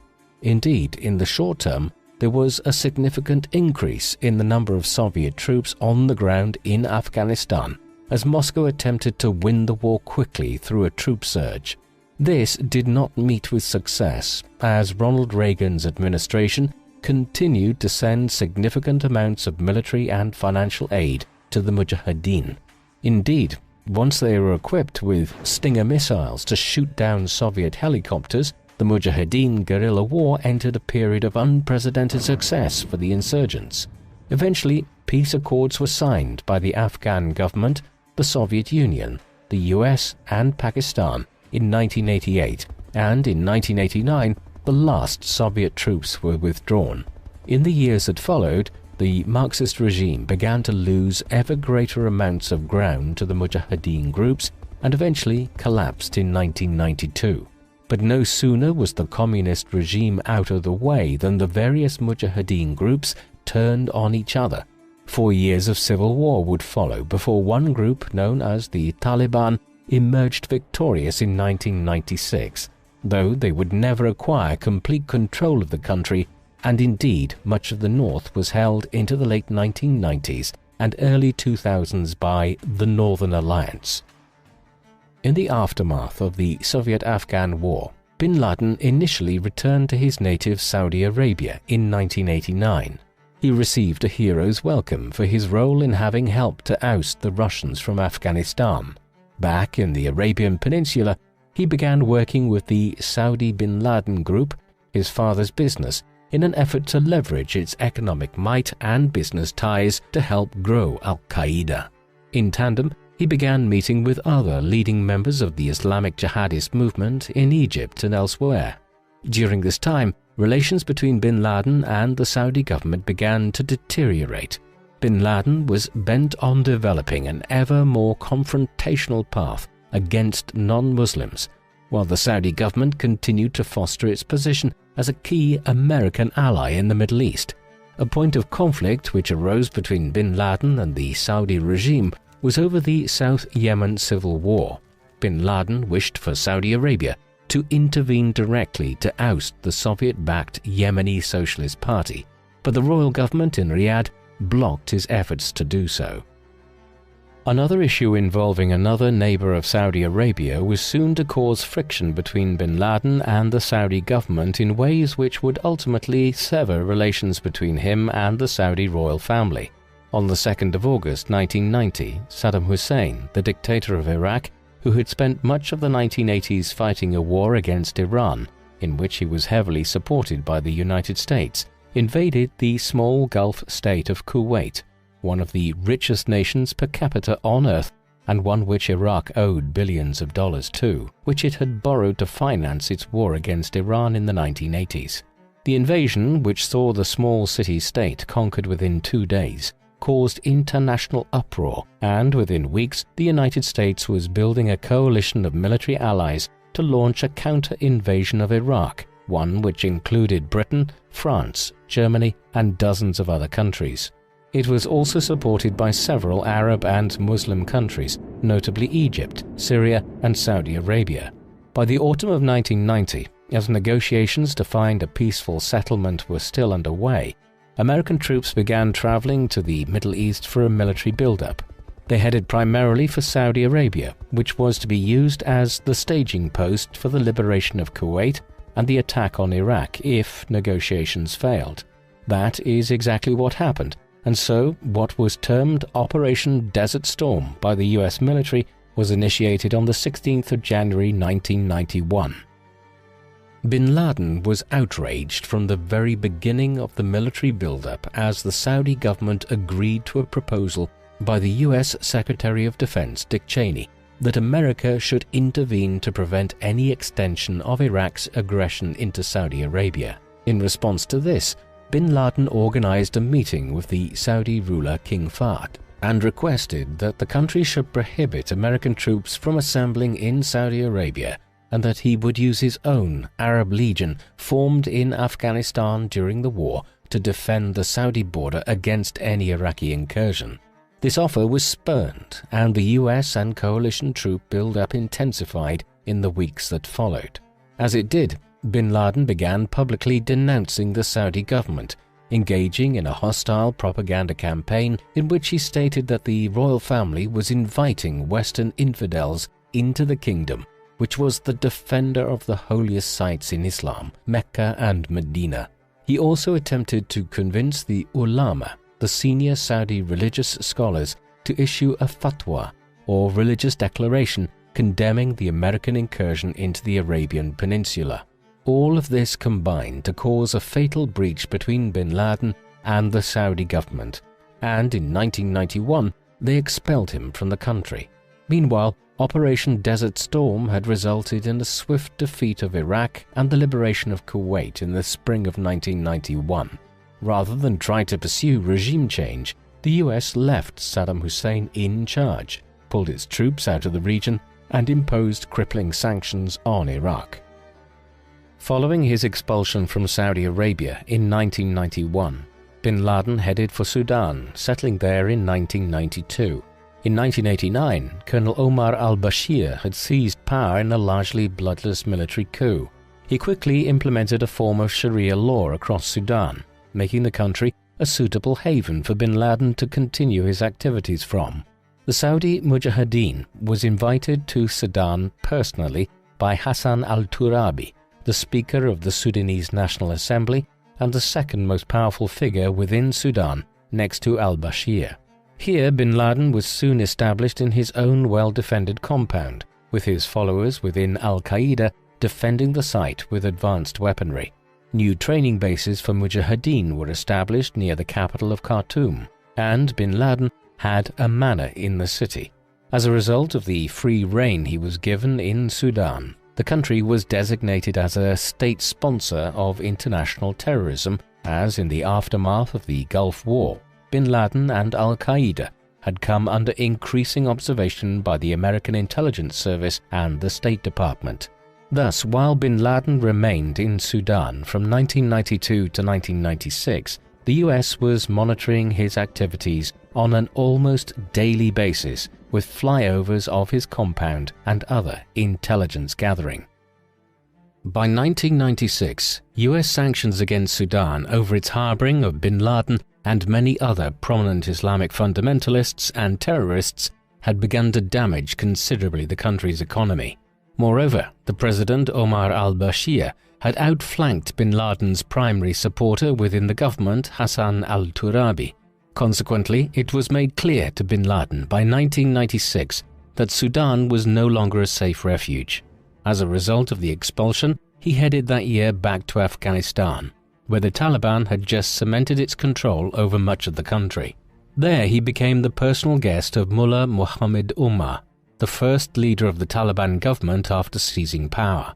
He quickly issued a declaration of war against the United States in August 1996 through various Islamic media channels, arguing that the US had occupied Saudi Arabia through its military bases since 1990, and that it was the principal supporter of Israel in the region. It has been speculated that bin Laden's actions in 1996 were owing to the loss of much of his wealth from his family background when he left Sudan, and that the expulsion order served to radicalize bin Laden further and set him on a path of all-out war with the government of the United States, the sanctions of which against Sudan had pressured the Sudanese government into the stance it took. From his return to Afghanistan in 1996 onwards, bin Laden and al-Qaeda were wholly committed to confrontational terrorist actions towards the United States in particular. These had always been a part of the organization's modus operandi. As early as 1990, the Federal Bureau of Investigation had raided the home of al-Said Nazair, an al-Qaeda affiliate in New Jersey, where they had discovered documents concerning plans to blow up skyscrapers in New York City. In 1993, a truck bomb was detonated outside the North Tower of the World Trade Center in Manhattan. The leader of the attack was Ramzi Yousef, another known affiliate of al-Qaeda who had trained in one of their camps in Afghanistan in the late 1980s. In 1992, bin Laden had financed and organized the bombing of the Gold Mihor Hotel in the city of Aden in Yemen. It is also widely believed that al-Qaeda was involved in the Luxor massacre of November 1997, when 62 individuals, most of them Western tourists, were killed in the Egyptian city near the Valley of the Kings by 6 Islamic fundamentalist gunmen. Thus, by the second half of the 1990s, al-Qaeda was stepping up its attacks on Western targets through terrorist methods. These attacks soon escalated even further. On the 7th of August 1998, simultaneous truck bombings occurred in the cities of Dar es Salaam, the capital of Tanzania, and the capital of Kenya, Nairobi. There was no doubt which nation the symbolic target of these attacks was, as the bombs were detonated outside the United States embassies in the 2 capital cities. These were complex terrorist attacks. For instance, the bombing in Nairobi involved 500 cylinders of TNT, while the Dar es Salaam bombing was undertaken with 2 2,000-pound bombs. Ammonium nitrate fertilizer was used to pack and direct the blast so that it caused maximum damage to the embassies. Moreover, both bombs were detonated almost simultaneously, resulting in the deaths of 213 people in Nairobi and 85 in Dar es Salaam, while thousands more were injured. There is no doubt also that bin Laden and al-Qaeda were responsible, and in the immediate aftermath of the bombings, bin Laden was placed on the FBI's 10 most wanted individuals list. It also brought al-Qaeda to the attention of all intelligence services in the Western world, though unfortunately the risk which was posed by the terrorist organization was still not fully grasped. In the aftermath of the US Embassy's bombings, bin Laden continued to escalate his rhetoric against the United States. His grievances were multifarious, including US support for Israel and for a number of regimes who were persecuting Muslims within their borders, notably Russia's crackdown on Chechnya, the Philippine government's attacks on the Muslim Moro population of the Southern Islands, and India's oppression of Muslims in the Kashmir region in the north of the country. However, his foremost complaint was with the presence of American troops in the Arabian Peninsula and their proximity to the holiest places of Islam, Mecca and Medina. In 1998, al-Qaeda stated that, quote, "For 7 years the United States has been occupying the lands of Islam in the holiest of place. Thus, After the already sizable attacks on the US embassies, bin Laden and al-Qaeda turned their attention to an even more substantial attack, this time on American soil.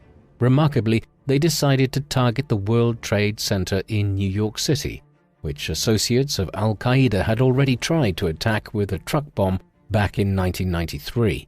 The second attempt would be more devastating. Late in 1998 or early 1999, bin Laden gave his approval to the World Trade Center initiative, which had first been proposed by an al-Qaeda affiliate, Khalid Sheikh Mohammed, in 1996. The remainder of 1999 saw potential candidates to carry out the attacks being screened in Afghanistan. A prerequisite for the leaders were that they needed to be able to speak English and be familiar with living in Western society for a time. A number of individuals such as Mohammed Atta, Marwan al-Sheikhi, and Ziad Jarrah were quickly selected. Another one, Hani Hanjour, was picked once it was realized that he had a commercial pilot's license and was a skilled airplane pilot. By 2000, 19 individuals had been selected and were being established in terrorist cells in the United States, operating in Arizona, Florida, and California. Final targets were selected in early 2001, with the intention being to hijack a number of commercial airline planes and fly them into buildings in suicide terrorist attacks. The Twin Towers, the two central buildings of the World Trade Center, were the primary targets, while the Pentagon in Virginia was also a target. It is also believed there were plans to fly a fourth plane into the US Capitol building, the seat of government in Washington, D.C. With the plan in place and terrorist cells in position in the US to carry it out, a date was fixed for the simultaneous attacks. The date chosen was the 11th of September 2001. It is a popular belief that this date was chosen as September is the 9th month of the year, and the date when written out using the American dating system comes out as 9/11, the same number used for emergency call services in the United States. However, it seems more likely that bin Laden chose the 11th of September, as it was the day in 1683 that John Sobieski III, the King of Poland, arrived at Vienna, the capital of Austria, which was under siege by the Turkish Ottoman Empire. The siege was broken by Sobieski, marking the conclusion of Ottoman expansion in southern Europe. Prior to it, the Christian world had been under pressure for centuries from Muslim expansion in the Eastern Mediterranean and the Balkans, but after the siege of Vienna, the Christian Western powers began to encroach into the Muslim world. Bin Laden chose this symbolic date as a statement that these attacks on the United States by al-Qaeda in 2001 would mark a new turning of the tide back in favor of Islam. On the morning of the 11th of September 2001, the 19 hijackers operating in independent cells began to implement their orders. 5 hijackers boarded American Airlines Flight 11, which was scheduled to fly out of Logan International Airport in Boston at 7:59 a.m., bound for Los Angeles International Airport. 5 others boarded United Airlines 175, which was making the same journey from Logan to Los Angeles. That plane took off from the runway in Boston 15 minutes after American Airlines Flight 11. Meanwhile, 6 minutes later, at 8:20 a.m., American Airlines Flight 77 took off from Washington Dulles International Airport in Virginia, not far from Washington, D.C. 5 hijackers were also on board. Finally, 22 minutes after this, at 8:42 a.m., a fourth plane, United Airlines Flight 93, departed from Newark International Airport in New Jersey, bound for San Francisco. There were just 4 hijackers on this plane. What followed was a day of infamy. Within minutes of becoming airborne, the hijackers on all 4 planes were moving to take over the aircrafts. As a result, at 8:46 a.m., American Airlines Flight 11 crashed into the North Tower of the World Trade Center, traveling at a speed of approximately 750 kilometers per hour. While people all over Manhattan wondered if this could have been an accident, United Airlines Flight 175 was changing direction in the skies. At 9:03 a.m., 17 minutes after the first plane had hit the North Tower, it crashed into the South Tower at a speed of 800 kilometers per hour. Just over a half an hour later, American Airlines Flight 77 hit the west wall of the Pentagon in Virginia. Only United Airlines Flight 93 missed its target as it crashed into a field in Pennsylvania while the passengers were attempting to wrest control of it from the hijackers. The plane crashes were only the beginning of the carnage. When the planes struck the Twin Towers, well over 10,000 people were already inside beginning their day's work. With the elevators crippled by the damage from the initial impact and fires devastating the upper floors, the evacuation efforts could only proceed at a moderate pace, as people had to head down dozens of staircases. The upper stories where the planes had hit were turned into an inferno, and within minutes, many of those who were still alive were jumping to their deaths. The South Tower, which had been hit second, collapsed at 9:59 a.m. It was followed 29 minutes later by the North Tower. In total, it is believed that 2,606 people lost their lives in the towers and on the ground, along with 147 passengers and crew on the two planes. The damage at the Pentagon was less severe, but even here 125 died on the ground, along with 59 crew and passengers. The 40 crew and passengers on United Airlines Flight 93 all lost their lives. The September 11, 2001 attacks, accordingly, were the most devastating terrorist attacks in world history. Moreover, because media outlets had begun covering the story within minutes around the world and footage of the planes striking the towers was soon available, the psychological impact of the attacks was unparalleled as an act of terrorism. At first, bin Laden denied having been involved in planning the 9/11 attacks on the United States. On the 16th of September, a statement was made by him, which was subsequently broadcast by Al Jazeera, in which he denied responsibility. However, in the months and years that followed, a growing amount of evidence was produced to substantiate an American intelligence service's claim that he and Al-Qaeda had orchestrated the attacks. In 2004, Al Jazeera released a new video from him in which he unequivocally stated that he had been responsible for directing the 19 hijackers who boarded the 4 planes on the 11th of September 2001. This was supplemented by further admissions in 2006 and the surfacing of video footage in which Osama was seen conversing with some of the hijackers in the period leading up to the attacks. In the course of these, it was also stated by bin Laden that his purpose in targeting the Twin Towers was to seek symbolic revenge for the destruction of numerous towers and multi-story buildings in Beirut in 1982 during the Israeli invasion of Lebanon. At the time of the 9/11 attacks, bin Laden was believed to be hiding in the White Mountains to the south of the Hindu Kush in Afghanistan, in the east of the country near the border with Pakistan. The administration of the US President George W. Bush moved quickly to pass a joint congressional resolution on the 18th of September 2001, authorizing the use of force against those who were deemed to be responsible for the 9/11 attacks. As the Taliban regime in Afghanistan had sheltered bin Laden and Al-Qaeda since 1996 and refused to hand him over to American authorities, the regime as a whole was deemed to be a target. American and British aircraft consequently began bombing strategic targets in Afghanistan on the 7th of October 2001. Ties were established with the Northern Alliance, which held parts of the north of the country against the Taliban. In tandem, US special operatives had been inserted into the country in small numbers as early as late September, but it was not until the 19th of October that the principal land invasion began, as American troops, with allied contingents from dozens of other nations, began entering Afghanistan in large numbers. The war in Afghanistan resulted in a swift initial victory for the United States and its allies. By early November, American forces had encircled the capital, Kabul.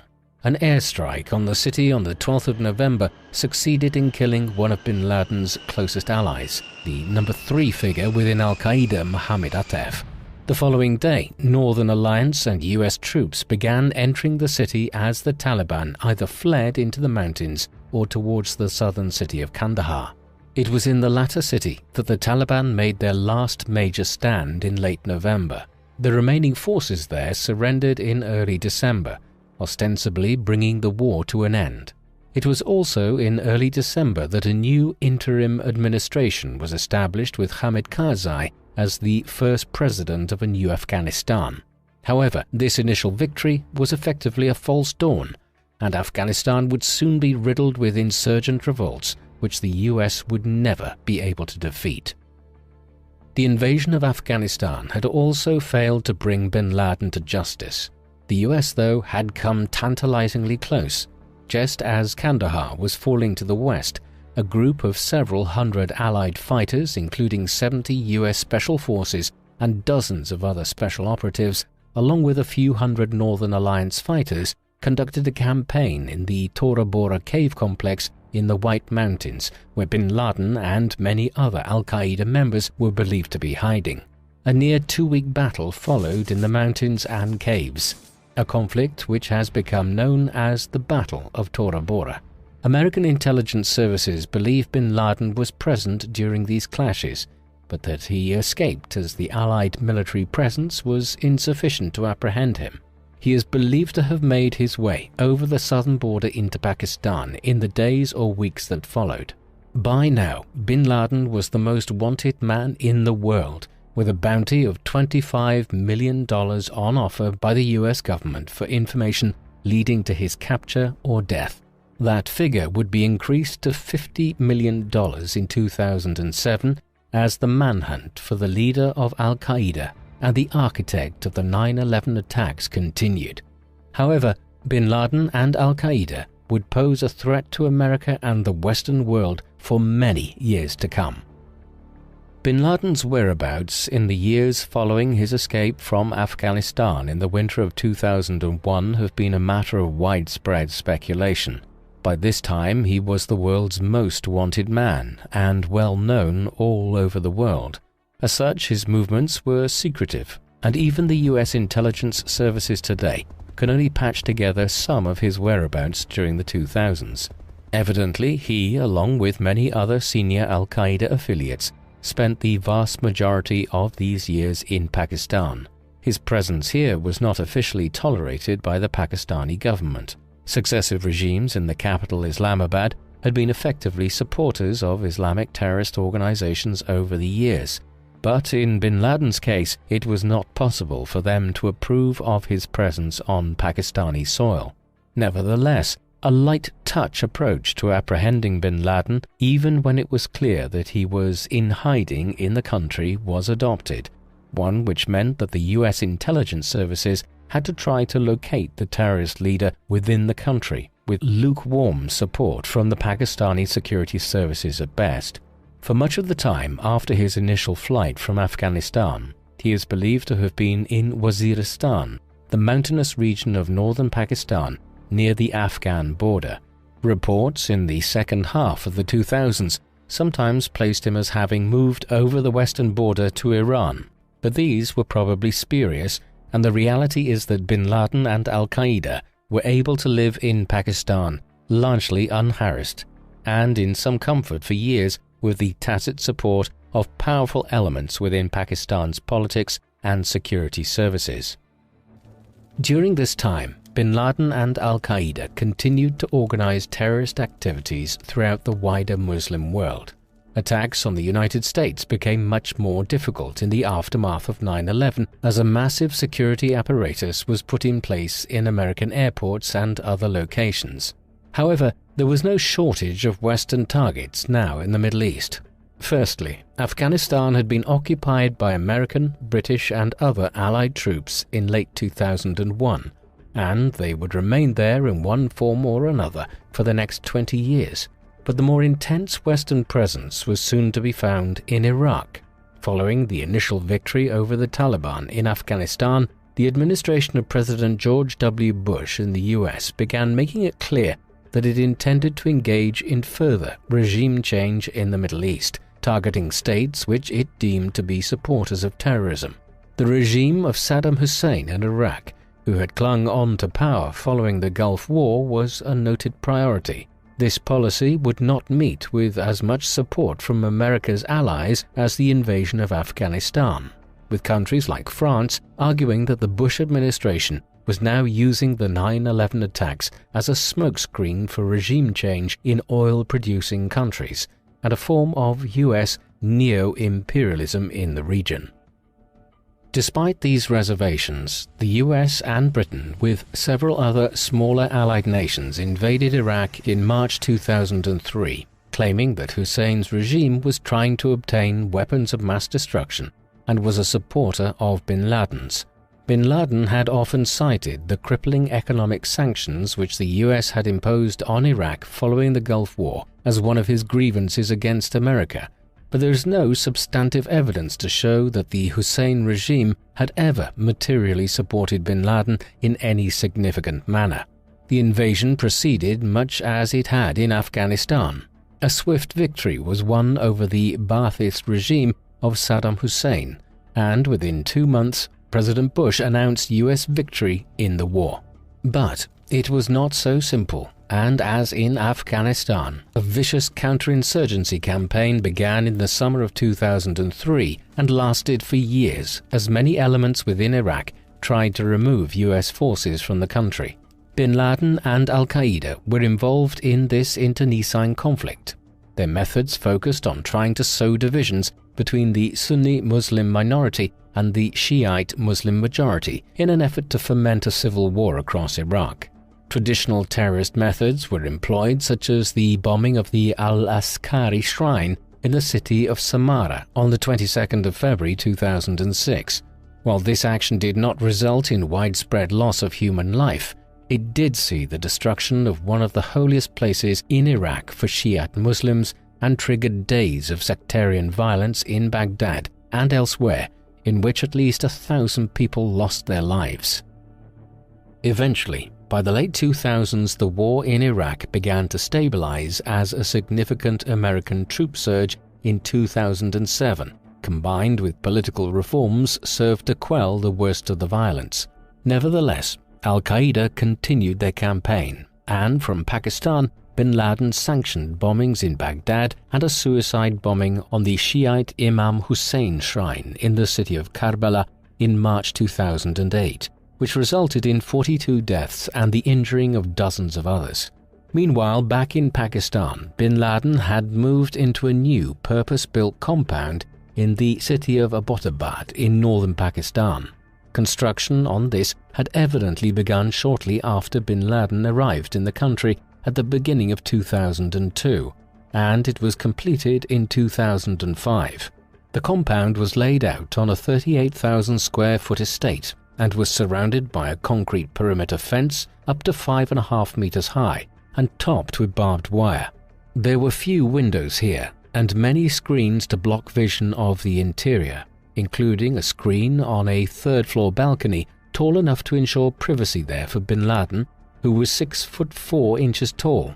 It is hard to believe the authorities could have failed to recognize how unusual the new property was, and it was clearly built with security in mind. Bin Laden was probably living there from 2006 onwards with some of his wives, children and followers in a city not far from the Pakistan capital Islamabad. While bin Laden's compound sheltered him in Pakistan for many years, eventually his over-reliance on it would be his undoing. In 2009, US intelligence services determined that Abu Ahmed al-Kuwaiti, a close confidant of bin Laden's, who is believed to have been with him at the Battle of Tora Bora in December 2001, when the terrorist leader narrowly avoided apprehension by the US, had begun to work as a trusted courier and messenger for bin Laden while he was in hiding in Pakistan. In 2009, the CIA determined that al-Kuwaiti was living in Abbottabad. Further intelligence gathering led them to identify the bin Laden compound as a peculiar building in the city. Tens of millions of dollars of funding were obtained from the US Congress to finance the establishment of a CIA team on the ground in Abbottabad, which in 2010 began monitoring the compound and those who entered and left it. Despite this extensive initiative, and the use of the most sophisticated drone and surveillance devices available anywhere in the world, the team was never able to obtain a photograph or any other evidence which concretely established that bin Laden was living within the compound. But by early 2011, the range of circumstantial evidence was such that they were convinced that this was the hideout of the architect of the 9/11 attacks. US President Barack Obama authorized what was codenamed Operation Neptune Spear on the 1st of May 2011.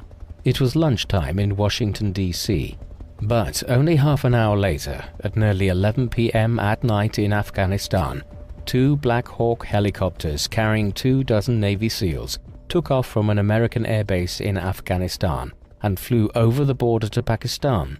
Just over an hour and a half later, at what was midnight in Pakistan on the 2nd of May, the helicopters landed in the compound at Abbottabad.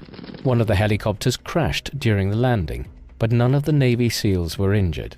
Fighting commenced as soon as they landed, with a brief firefight with some of bin Laden's followers.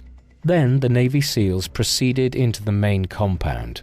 Back in Washington, D.C., President Obama and senior government and defense officials watched live footage of the raid from the Situation Room in the White House.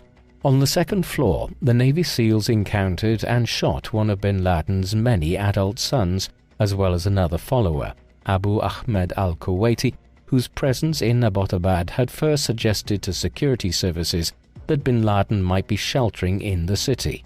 Then, as they headed upstairs again, they found bin Laden on the 3rd floor. Their orders were to kill rather than apprehend the al-Qaeda leader. There are conflicting accounts as to what then occurred, as different Navy SEALs have sought to claim credit for killing bin Laden. But it seems most likely that it was Matt Bissonnette who shot bin Laden at 39 minutes past midnight local time, in the body and head, in the doorway of his bedroom, and he then staggered backwards into the room and fell to the floor dead.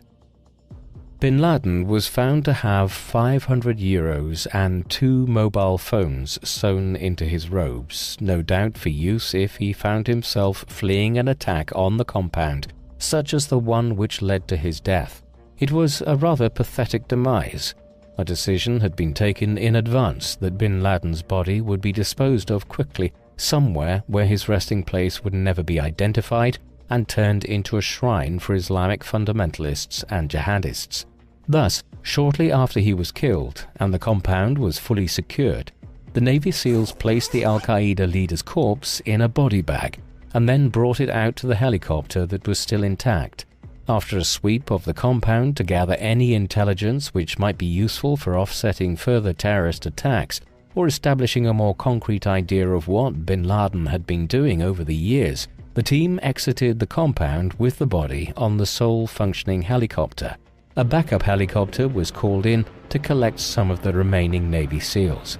By 8 p.m. back in Washington, it had been confirmed that the body was that of bin Laden. President Obama addressed the nation a few hours later to announce news of the raid's success. As he was doing so, bin Laden's body was being taken out to some undisclosed location at sea and was disposed of there, weighted down with iron chains and rocks to ensure it sank to the sea floor. This was done within 24 hours of his death to comply with Islamic tradition. Sadly, the death of Osama bin Laden did not lead to any reduction in the threat which Islamic fundamentalists and jihadists posed to the Western world, or indeed to most Muslims in the Islamic world. As brutal as their tactics were, al-Qaeda was already being eclipsed by more extreme jihadi movements by the time of bin Laden's death. In 2004, a Jordanian jihadist by the name of Abu Musab al-Zarqawi had become an associate of al-Qaeda in Iraq during the early stages of the counter-insurgency against the US occupation. In 2006, al-Zarqawi and several of his closest allies merged to form what they called the Islamic State of Iraq. In the years that followed, they went from strength to strength, but their methods also became ever more brutal. including the use of vicious tactics against Muslims who refuse to live according to anything other than the most severe forms of Sharia law. By the time US forces were withdrawn from Iraq in the early 2010s, Al-Qaeda were increasingly unwilling to tolerate this approach to jihad in the Middle East, and a full split followed between the two organizations in the years following bin Laden's death under Al-Qaeda's new leader, Ayman al-Zawahiri. Incredibly, by the 2010s, Al-Qaeda, the organization who carried out the 9/11 attacks, was being seen as too moderate by many Islamic fundamentalists, and the Islamic State of Iraq group were now garnering many more followers amongst would-be jihadists. In the years that followed, Islamic State of Iraq burst onto the consciousness of the entire world.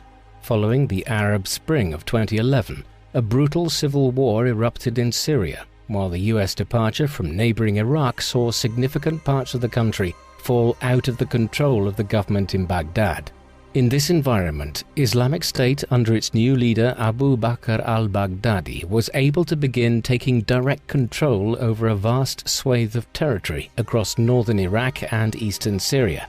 In the course of 2014 and 2015, the newly named Islamic State in Iraq and the Levant, or ISIL, came to international attention as they declared the establishment of an Islamic caliphate over the lands they had taken control of.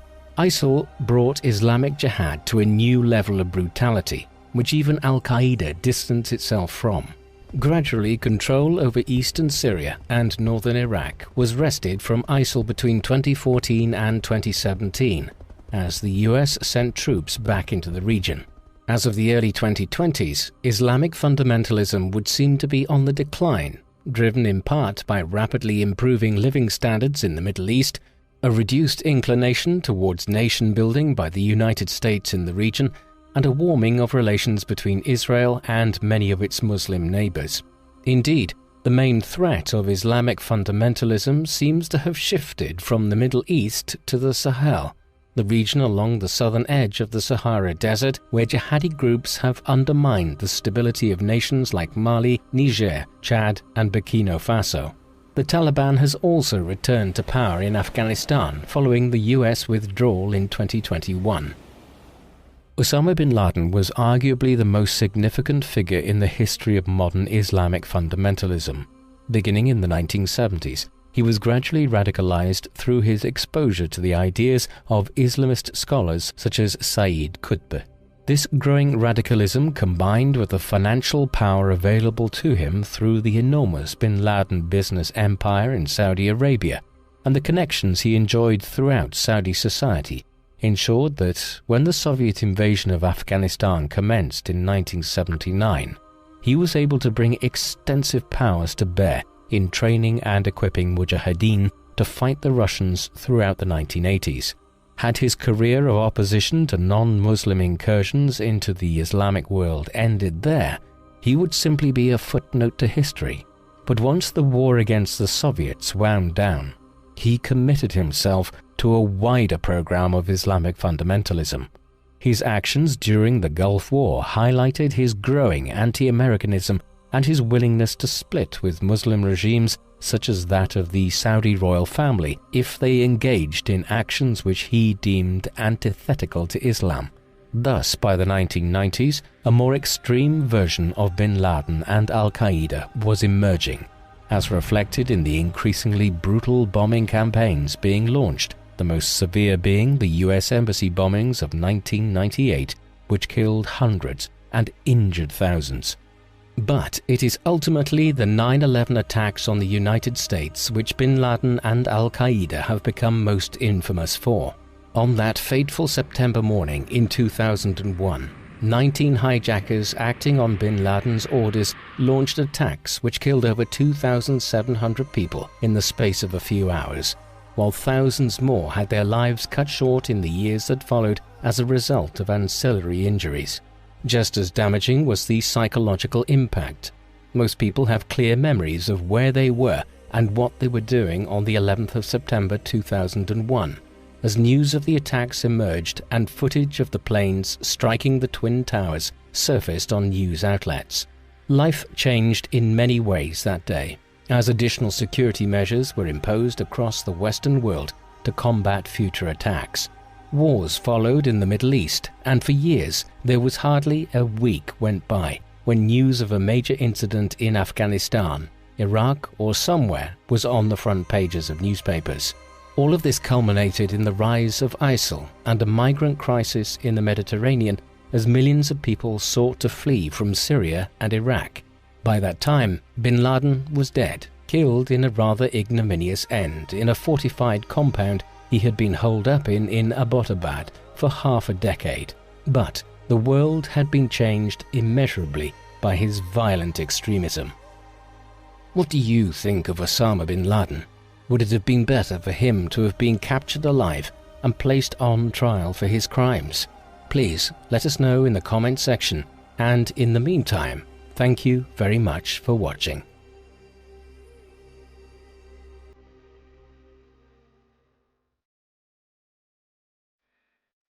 The woman known to history as Golda Meir was born Golda Mabovich on the 3rd of May 1898 in Kiev, the capital of Ukraine, then part of the Russian Empire. Her father was Moshe Mabovich. He was the son of a soldier in the Russian army who studied at a prestigious religious school in Slonim in western Belarus, but eventually trained as a carpenter. Her mother was Blum Nidich, and the couple would have 8 children, of whom 3 daughters survived into adulthood. The eldest surviving daughter, Shana, was born in 1889. Golda was born 9 years later in 1898, and the youngest daughter, Zibka, also known as Clara, was born in 1902. They were born into a Jewish family and were brought up in Pinsk in modern-day Belarus, part of the Pale settlement on the Russian Empire's western frontier, which the Jewish population had been confined to since the late 18th century. Soon after Golda's birth, her paternal grandmother, Zipi, arrived in Kiev to take charge of the household, causing conflict with her mother Blum concerning the upbringing of the children. Golda later recalled that her earliest memories included witnessing arguments between her mother and grandmother. After the birth of her younger sister, Zipka, in 1902, Golda's upbringing was entrusted to her 12-year-old sister, Shana. She had an unhappy childhood, growing up in poverty and surrounded by the bickering women of 3 different generations: her grandmother, mother, and elder sister. In early 1903, Moshe Mabovich moved the family back to Pinsk, where Golda lived with her Nidich grandparents. The spring of 1903 witnessed a new wave of political violence against Jews, sparked off by an anti-Jewish riot or pogrom in Kishinev, the capital of present-day Moldova, in April 1903. A few weeks later, in response to rumors of an imminent pogrom in Pinsk, Moshe made preparations by barricading the door with wooden planks, while the teenage Shana took a kitchen knife for self-defense. Golda and her baby sister Zibke were taken upstairs and looked after by neighbors.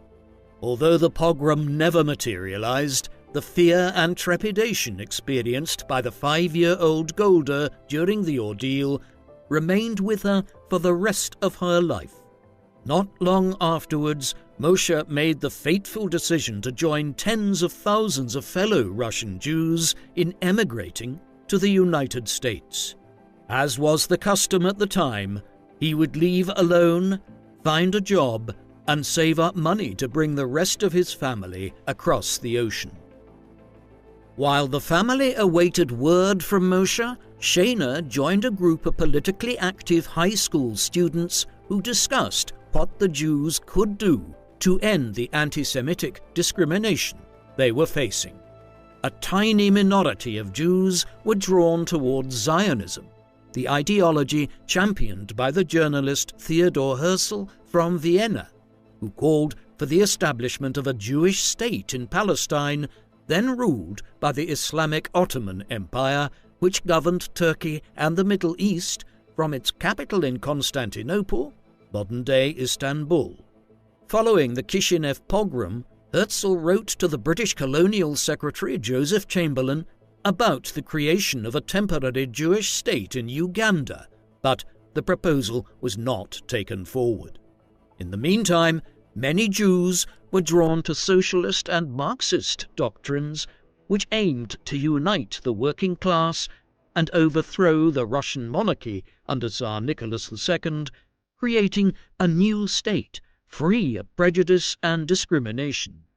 Although there was a mutual antagonism between the working classes and the Jews due to the role of Jewish bankers, many socialist leaders were Jews.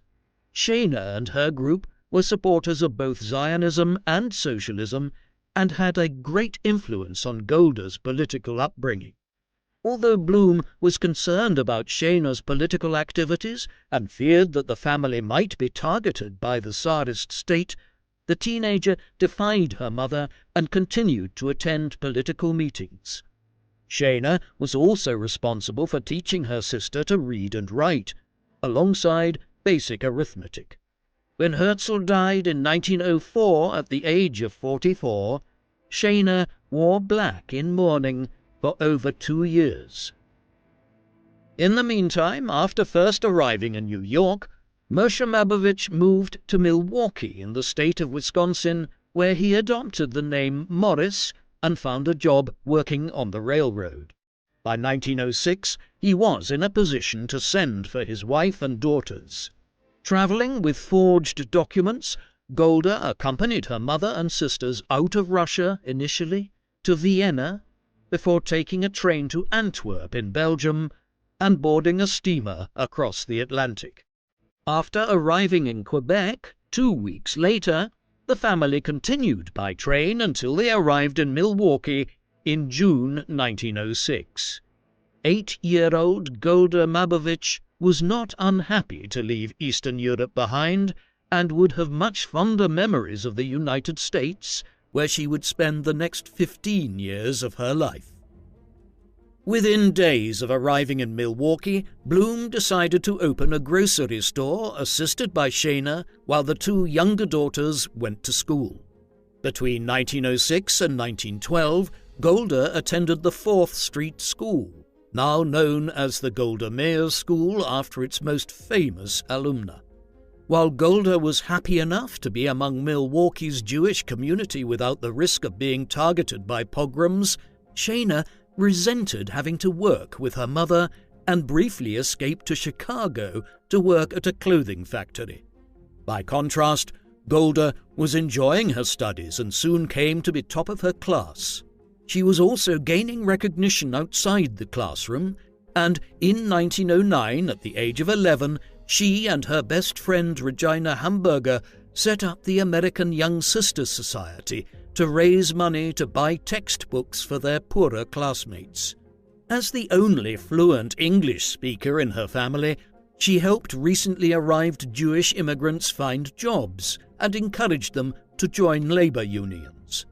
The Mabovich home hosted meetings of the local branch of Poale Zion, or the Workers of Zion, a labor Zionist organization that combined Zionist and socialist ideas. As her father and her sister were both members, in 1912, the 14-year-old Golda joined the organization in her own right. Although Golda graduated as a valedictorian from her elementary school in 1912, her conservative parents wanted her to stay at home and await marriage to a successful man. Encouraged by her sister, Golda insisted on continuing her education and enrolled in North Division High School in the autumn. By this time, Shainer had moved to Denver to recover from a bout of tuberculosis, following which she married Shammai Korngold, an old acquaintance from Pinsk. Within months of Golda starting high school, Blum informed her that she had found her the perfect husband, a 30-year-old man named Mr. Goodstein, who worked in real estate. Horrified at the idea of marrying a man twice her age, a desperate Golda wrote to the Korngolds, who responded by inviting her to stay with them in Denver. With assistance from her friend Regina, Golda escaped from her parents' house in February 1913 and took the train to Denver. She enrolled in the Northside High School and spent her evenings discussing politics at the Korngolds' house with the local Jewish community. Shayna criticized Golda for being too friendly with the men at the social gatherings and encouraged her to concentrate on her studies. Golda refused, increasing tensions between the two sisters until one day in 1914, when Golda decided to move out of the Korngolds' house, renting a small apartment while working in a department store. At around this time, she began dating Morris Meyerson, a 21-year-old sign painter and socialist activist who sparked her interest in music and poetry. The following year, Golda's parents wrote to her, asking her to come back home to resume her education. She agreed to do so and returned to North Division and graduated in 1916, while Morris remained in Denver, writing her several letters a week. In Milwaukee, Golda maintained a close interest in European affairs during the First World War. The fighting between the Russian Empire and the Central Powers of Germany and Austria-Hungary on the Eastern Front displaced millions of Jews from the Pale, and Golda joined her father in raising funds to support Jewish refugees. She joined the executive committee of her local Polish Zion branch, strengthening her belief in Zionism and fueling a desire to move to Palestine. By 1916, Golda was reunited with Meyerson, who had moved to Milwaukee to join her. He did not share Golda's enthusiasm about Palestine and hoped to build a life in America. After Golda issued an ultimatum to Morris, refusing to marry him until he agreed to move to Palestine with her, he eventually gave in, and the couple were married on the 24th of December 1917. After Germany resumed unrestricted submarine warfare in January 1917, prompting the United States to join Britain, France, and a collapsing Russia in the First World War, transatlantic shipping was cancelled, and the newly married couple was unable to travel to Palestine. Golda was optimistic about the Zionist cause after British Foreign Secretary Arthur Balfour's declaration of November 1917 announced British support for the creation of a Jewish state in Palestine that protected the rights of the non-Jewish population in the region. While Golda had a job in the local library, she spent most of her time doing political work for Polish Zion. After the end of the First World War in November 1918, the American Jewish Congress was established to determine a united American Jewish position in advance of the Paris Peace Conference of 1919. Golda was elected to the body and joined her fellow Zionists in demanding that Palestine should be given to Britain as a mandate under the newly created League of Nations to implement the Balfour Declaration. After the meeting of the Congress, Golda was invited by the National Polish Zion Organization to go on a fundraising tour across the country. Against the wishes of her husband, her parents, and her sister Shayna, she enthusiastically accepted and only returned to Milwaukee on occasion. As the Zionists had hoped, Britain was granted the mandate for Palestine, and in the summer of 1921, Golda and Morris were finally able to make the journey. They were part of a group of 17 Jewish pioneers, including Shayna and Shammai Korngold and their 2 children, as well as Golda's childhood friend Regina Hamburger. On the 14th of July 1921, they arrived in Tel Aviv, the Jewish settlement founded in 1909 near the port of Jaffa.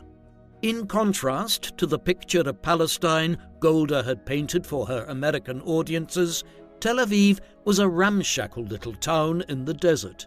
Morris soon found a job as a bookkeeper in the ancient city of Lod, 10 miles away, while Golda began teaching English. Golda aspired to join a kibbutz, a Jewish collective farm, and applied to the kibbutz Moravia in the Jezreel Valley to the north. The Meyersons' application was rejected twice by the kibbutz members, but Golda's determination won them admission for a trial period on a third vote. Golda was determined to show her fellow kibbutzniks that she was as capable of agricultural work as anyone else, and eagerly joined the communal dinners, while Morris preferred to be alone with his gramophone. Nevertheless, both were admitted to the kibbutz on a permanent basis. At the end of 1921, Golda represented Moravia at the meeting of the kibbutz movement, where she was surrounded by influential politicians including David Ben-Gurion, Secretary General of the Histadrut, the General Federation of Labour, and leader of the Workers' Party, Adat HaAvoida, or Unity of Labour. Other influential figures included Bel Katznelson, the intellectual founder of the Labour Zionist movement, and Levi Eshkol, head of Degania Bet Kibbutz. During her address to the conference, Golda was criticized for speaking in her native Yiddish tongue rather than in Hebrew. After returning to Moravia, she discovered that her husband, Morris, was depressed and suffering from malaria. Nevertheless, she remained committed to her political duties and was soon elected to represent her kibbutz at the Women Workers' Council. As a representative of the council at the Second Histadrut Conference in 1923, Golda argued that there was no need for a separate women's council if women could be part of the Histadrut leadership, a suggestion which brought her to the attention of Ben-Gurion and Katznelson. By 1924, Morris refused to continue living in the kibbutz, and the couple moved to Tel Aviv and later Jerusalem. While Morris was enchanted by Jerusalem's history and culture, Golda preferred to maintain her connections to the Zionist political center in Tel Aviv. On the 23rd of November 1924, Golda gave birth to a son named Menachem after her maternal grandfather. The couple worked for Solel Banei, the building cooperative attached to the Histadrut, but the organization was experiencing financial difficulties and paid salaries in vouchers which were not accepted in most shops. In 1925, a frustrated Golda returned briefly to Moravia, taking 6-month-old Menachem with her. But rather than allowing her to work on the farm, the kibbutz members asked her to be the nanny, causing her to return to Jerusalem. After the birth of her daughter, Sarah, in May 1926, Golda swallowed her pride and taught English at a private school. The same year, Golda's parents moved to Palestine and built a home in Herzliya, to the north of Tel Aviv. Despite frequent trips to visit her parents and her sister, Golda remained unhappy and grew distant from her husband. She was rumored to be romantically involved with other men, including David Remez, the head of Solel Banei, and a protégé of Bel Katznelson. In 1927, Remez offered her the position of Secretary General of the Women's Worker Council in an attempt to strengthen Histadrut's control over the organization. Golda was happy to accept the role and moved back to Tel Aviv with her 2 children, leaving her husband behind in Jerusalem. Leaving the children in the care of the kindergarten and babysitters, Golda used her position at the Women's Council to participate in the debates at the Histadrut. The organization served as the vehicle for the creation of the new Jewish state, and Golda was soon asked to return to the United States on fundraising tours promoting Jewish immigration to Palestine.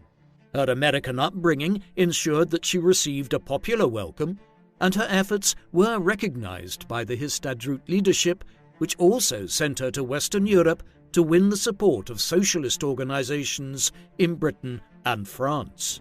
Back in Palestine, Golda witnessed the founding of MAPAI, the Workers' Party of the Land of Israel, after the merger of the two main socialist parties in the country.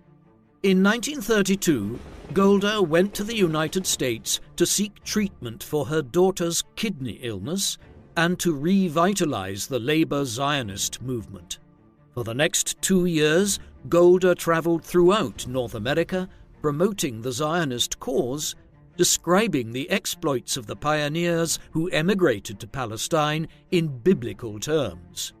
Her packed schedule allowed her little time to spend with her children, who resented her lengthy absences. When Golda returned to Palestine in 1934, she was appointed to Histadrut's Executive Council, where she was placed in charge of tourism. Although Ben-Gurion had made significant progress in attracting Jewish settlers and Tel Aviv's population had increased to 150,000, the waves of Jewish immigration provoked riots from the existing majority Arab population. In response to the demonstrations, the British authorities in Palestine sought to limit the number of Jews resettling in Palestine by setting quotas, which were inevitably regarded as too high by the Arabs and too low by the Jews. At the same time, Palestine was receiving a steady stream of Jewish immigrants from Germany after Adolf Hitler's anti-Semitic Nazi Party came to power in 1933. While she continued to travel abroad as Histadrut's international representative, part of Golda's work during this period included providing these immigrants with accommodation and jobs as directed by the Jewish Agency, the organization which served as the de facto Jewish government in Palestine. When a new wave of political violence broke out between Arabs and Jews in 1936, the British government dispatched Lord William Peel to chair a commission of inquiry to devise a solution to the Palestine question. After meeting with Arab and Jewish leaders, the Peel Commission decided the best solution was to partition Palestine, establishing a newly independent Jewish state while annexing the majority of the country to the Arab kingdom of Transjordan to the east. While Ben-Gurion was delighted about the prospect of an independent Jewish state, Golda bitterly rejected the Peel Commission's recommendations for partition, which allocated to the Jews only a quarter of historical Palestine. At the 20th Zionist Congress, held in Zurich in Switzerland in 1937, Golda marshalled opposition to the Peel Commission's proposals by bringing together right-wing Zionists who were unwilling to make any concessions to the Arabs and Jewish socialists who supported a united Palestine with Arabs and Jews living side by side. The Congress endorsed Golda's position, and a second British Commission, which reported in 1938, rejected partition. In the meantime, the situation for European Jews worsened after Hitler's annexation of Austria and after the threats to incorporate Czechoslovakia into the Nazis' Third Reich in 1938. Golda pleaded with British officials to increase the immigration quota, which had been cut to just over 10,000 in 1937, while at the same time serving as an operative of the Mossad Lialiyabet, a secret network that smuggled Jews out of Nazi-occupied Europe.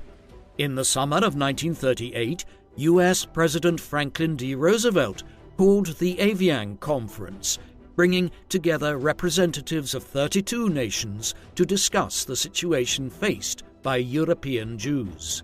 As an observer representing the Jews of Palestine, Golda was angered by the repeated expressions of sympathy for the Jews combined with the refusal to accept a significant number of refugees.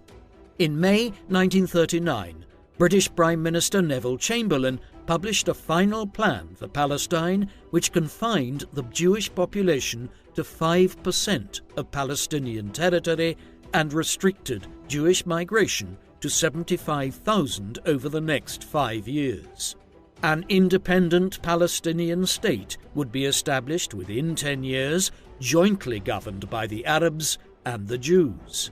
The Jews in Palestine felt betrayed, and Golda joined Ben-Gurion and Katznelson in leading almost 200,000 Jews in a general strike. At the same time, the Jewish community in Palestine prepared to wage war against both the British and Arabs by establishing Jewish settlements throughout the country. While these plans were being finalized at the 21st Zionist Congress in Vienna in August 1939, a non-aggression pact was signed between representatives of Nazi Germany and the Soviet Union, the communist state which governed much of the former Russian Empire.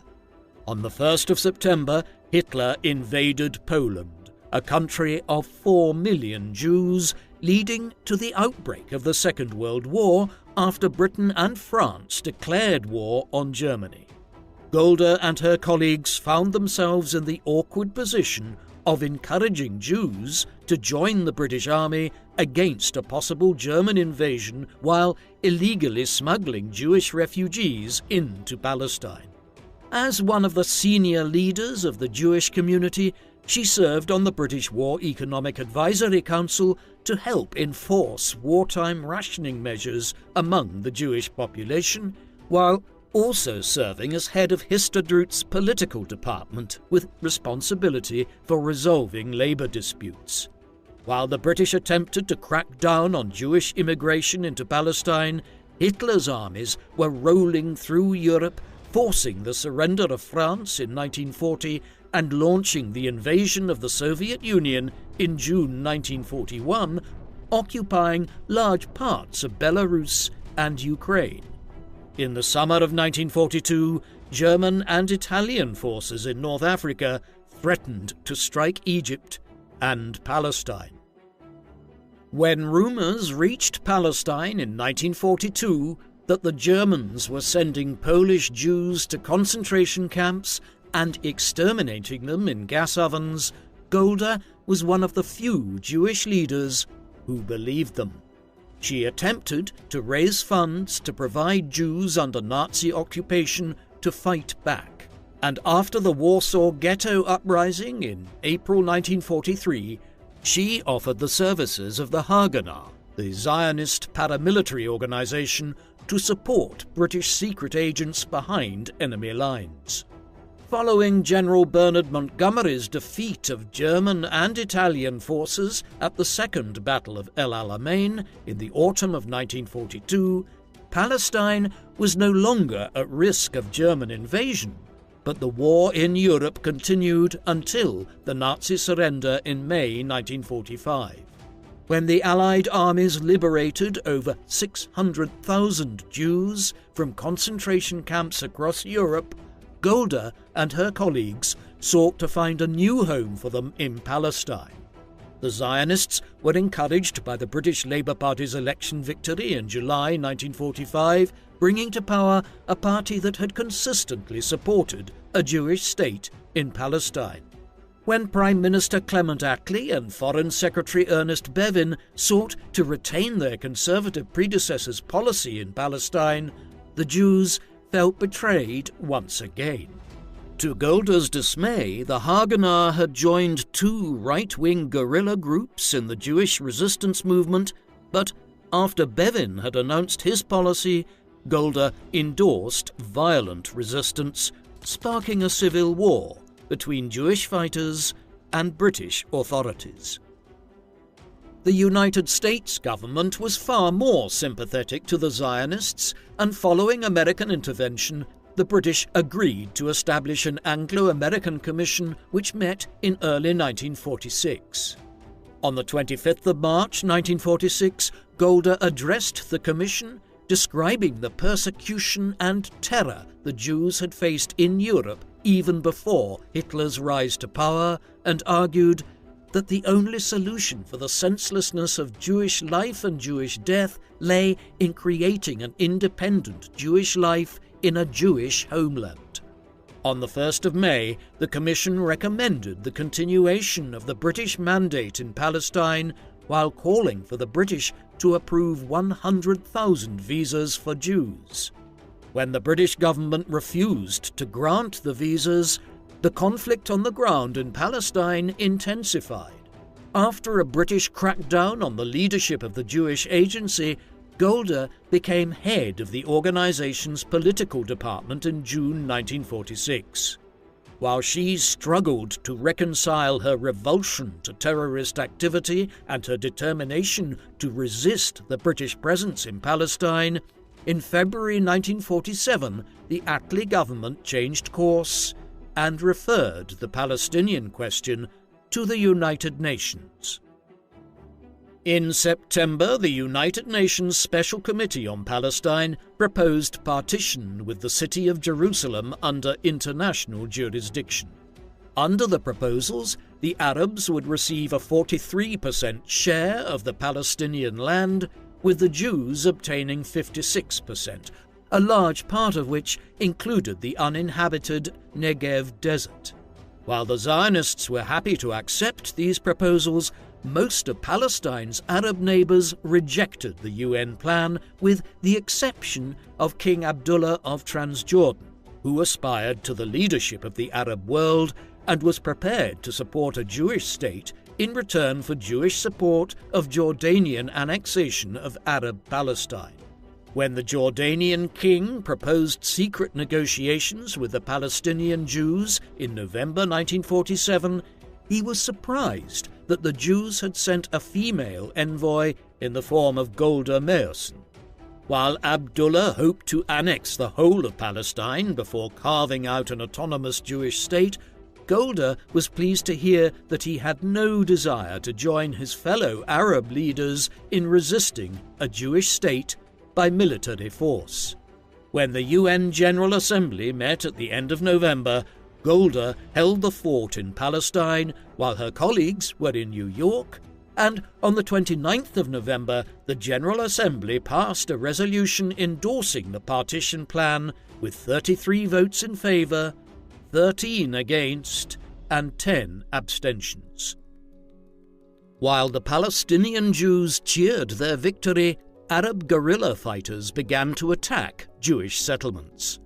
Golda was placed in charge of the defense of the city of Jerusalem and exposed herself to danger by frequently going to and from Tel Aviv, crossing through territory occupied by hostile Arabs.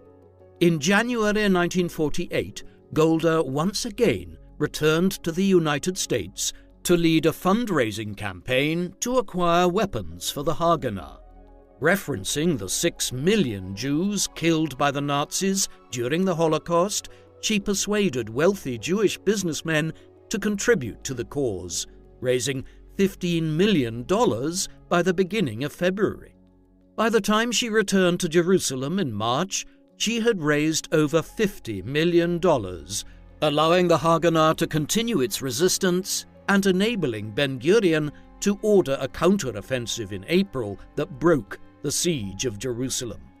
While Golda was disappointed that she was not appointed to the new Jewish National Administration, formed in March, on the 10th of May, she met King Abdullah for the second time, this time in his capital of Amman. While the king still seemed keen to stay out of the war, Golda was frustrated by his suggestion that the Jews should wait a few years before full independence. On the 14th of May 1948, in anticipation of the expiry of the British mandate the following day, David Ben-Gurion declared the establishment of the State of Israel in Tel Aviv. The 37 members of the Israeli Parliament, the National Council, attached their signatures to the Declaration of Independence. Among the names was Golda Meirson, who had recently celebrated her 50th birthday. She had been in Palestine for 27 years, during which time she had gradually climbed the ranks within Jewish political organizations to become one of its leaders and a close ally of Ben-Gurion's. Although she was not formally a member of Ben-Gurion's cabinet, she nevertheless attended meetings and made her voice heard. Soon after the declaration of Israeli statehood, she returned to the United States and raised another $75 million for the cause. Despite being hospitalized in a car crash in New York, Golda was then asked to travel to Moscow as Israel's ambassador to the Soviet Union. While the Soviet Union and the United States had been allies against Germany in the Second World War, by the late 1940s the wartime alliance had collapsed, making way for the Cold War, an ideological struggle between Soviet communism and American capitalism for global influence. The Soviets supported Israeli statehood and provided arms to the Israeli Defense Forces, the official successor to the Haganah. After presenting her credentials in September 1948, Golda initiated talks with the Soviet Foreign Minister Molotov about trade and economic aid to Israel, but the Soviet economy had been shattered during the war, and the Soviets were unwilling to make any major commitments. Furthermore, Soviet support for Israeli statehood was motivated primarily by a desire to expel the British from the Middle East, and Stalin believed that Israel would be an American satellite. While she struggled to make progress in Moscow, Golda regretted being away from home, where the Israeli military had taken control of Galilee in the north and driven the Egyptians out of the Negev desert in the south. It only remained for the Arabs to admit defeat. In Moscow, Golda considered it her duty to reach out to the 3 million Jews in the Soviet Union, many of whom wished to emigrate to Israel. She struggled to do so until Molotov's Jewish wife, Polina Zemchuzina, advised her to go to Moscow's synagogue. While Zemchuzina would soon be arrested and exiled to Kazakhstan, in January 1949, Golda went to the synagogue to mark Rosh Hashanah, the Jewish New Year, where tens of thousands of Jews acclaimed her in a demonstration of support for Israel. Within weeks, Stalin began to crack down on the Jews, and in February, Golda was recalled to Israel to serve as Minister for Labor. In March, Golda returned to Israel to take up her position at the Ministry of Labor, where she was responsible for providing homes and jobs to the hundreds of thousands of Jews arriving in Israel. In the Knesset, the new parliament, she announced plans to build 30,000 new houses, promising to raise the money in the United States. Despite being asked for funds for the Israeli military and for social welfare, the American Jews agreed to finance the construction project by buying bonds backed by the Israeli government. When she returned to Israel, she proposed an ambitious infrastructure construction project to tackle the unemployment problem, which included the repair of roads damaged during the recent war. In 1950, she returned to America, seeking $15 billion over the next 15 years via government bonds. Back at home, she continued to encourage Jewish immigration into Israel despite the pressure on the existing state infrastructure. While she labored to develop the Israeli economy, in May 1951, Golda received news that her husband, Morris, had died of a heart attack. Weeks later, her political mentor and close confidant, David Remez, was also dead. Casting aside these personal tragedies, Golda worked 19 hours a day to build a social democratic state in Israel. In January 1952, she proposed a national insurance program to provide financial support for women, children, and the elderly. Despite resistance from the finance minister Levi Eshkol, the Minister of Labor prevailed. In 1953, she successfully passed a bill introducing national service for women in hospitals and schools, but not without angering the ultra-Orthodox Jewish community. In 1955, when Golda was asked by Ben-Gurion to run as Mapai's candidate for mayor of Tel Aviv, she lost out after 2 conservative Orthodox representatives voted in favor of the incumbent. Although a United Nations brokered ceasefire had been in place since July 1949, Arab insurgents, or Fedayeen, continued to launch attacks into Israeli territory. Frustrated by the constant incursions, in October 1953, Moshe Dayan, the belligerent chief of operations of the Israeli Defense Forces, sent a force of crack troops commanded by Ariel Sharon to launch a retaliatory attack on the Fedayeen base at Kibbia in Jordan, killing 69 civilians. The incident sparked a series of disagreements between Ben-Gurion and his foreign minister Moshe Sheret, who deplored the disproportionate use of force employed by the Israeli Defense Forces. During the power struggle, Ben-Gurion resigned from the premiership in January 1954 and was replaced by Sheret. But by late 1955, he was back in the top job and sought to consolidate his authority. In June 1956, shortly after adopting the Hebrew surname Meir, Golda replaced Sheret at the Foreign Ministry, serving as Israel's representative on the international stage. In July 1956, Egyptian leader Gamal Abdel Nasser announced the nationalization of the Suez Canal, threatening British and French economic interests. When the British and French invited Israel to join a plot to seize the canal by military force, Ben-Gurion jumped on board, resenting Nasser for closing the canal to Israeli shipping and allowing Palestinian Fedayeen to launch attacks on Israel from Egyptian soil. While Meir was party to the discussions, Moshe Dayan and Shimon Peres from the Ministry of Defense did much of the talking.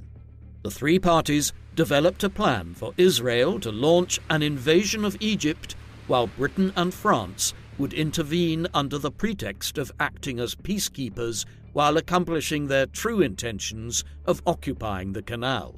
The operation began on the 29th of October 1956, and within 4 days, Israeli troops captured the Gaza Strip and the entire Sinai Peninsula to the east of the canal. Though badly beaten, Nasser rendered the canal unnavigable by sinking ships and gained international sympathy, while both the Soviets and the Americans urged Israeli forces to withdraw at the United Nations. Foreign Minister Golda Meir represented Israel at the UN, arguing that the Israeli occupation of the Sinai Peninsula was an act of self-defense after the Fedayeen repeatedly attacked Israel from Egyptian bases. Succumbing to diplomatic pressure from the United States, Ben-Gurion agreed to withdraw from the Sinai in return for U.S. recognition of Israel's right to retaliate against further Fedayeen attacks from Egypt.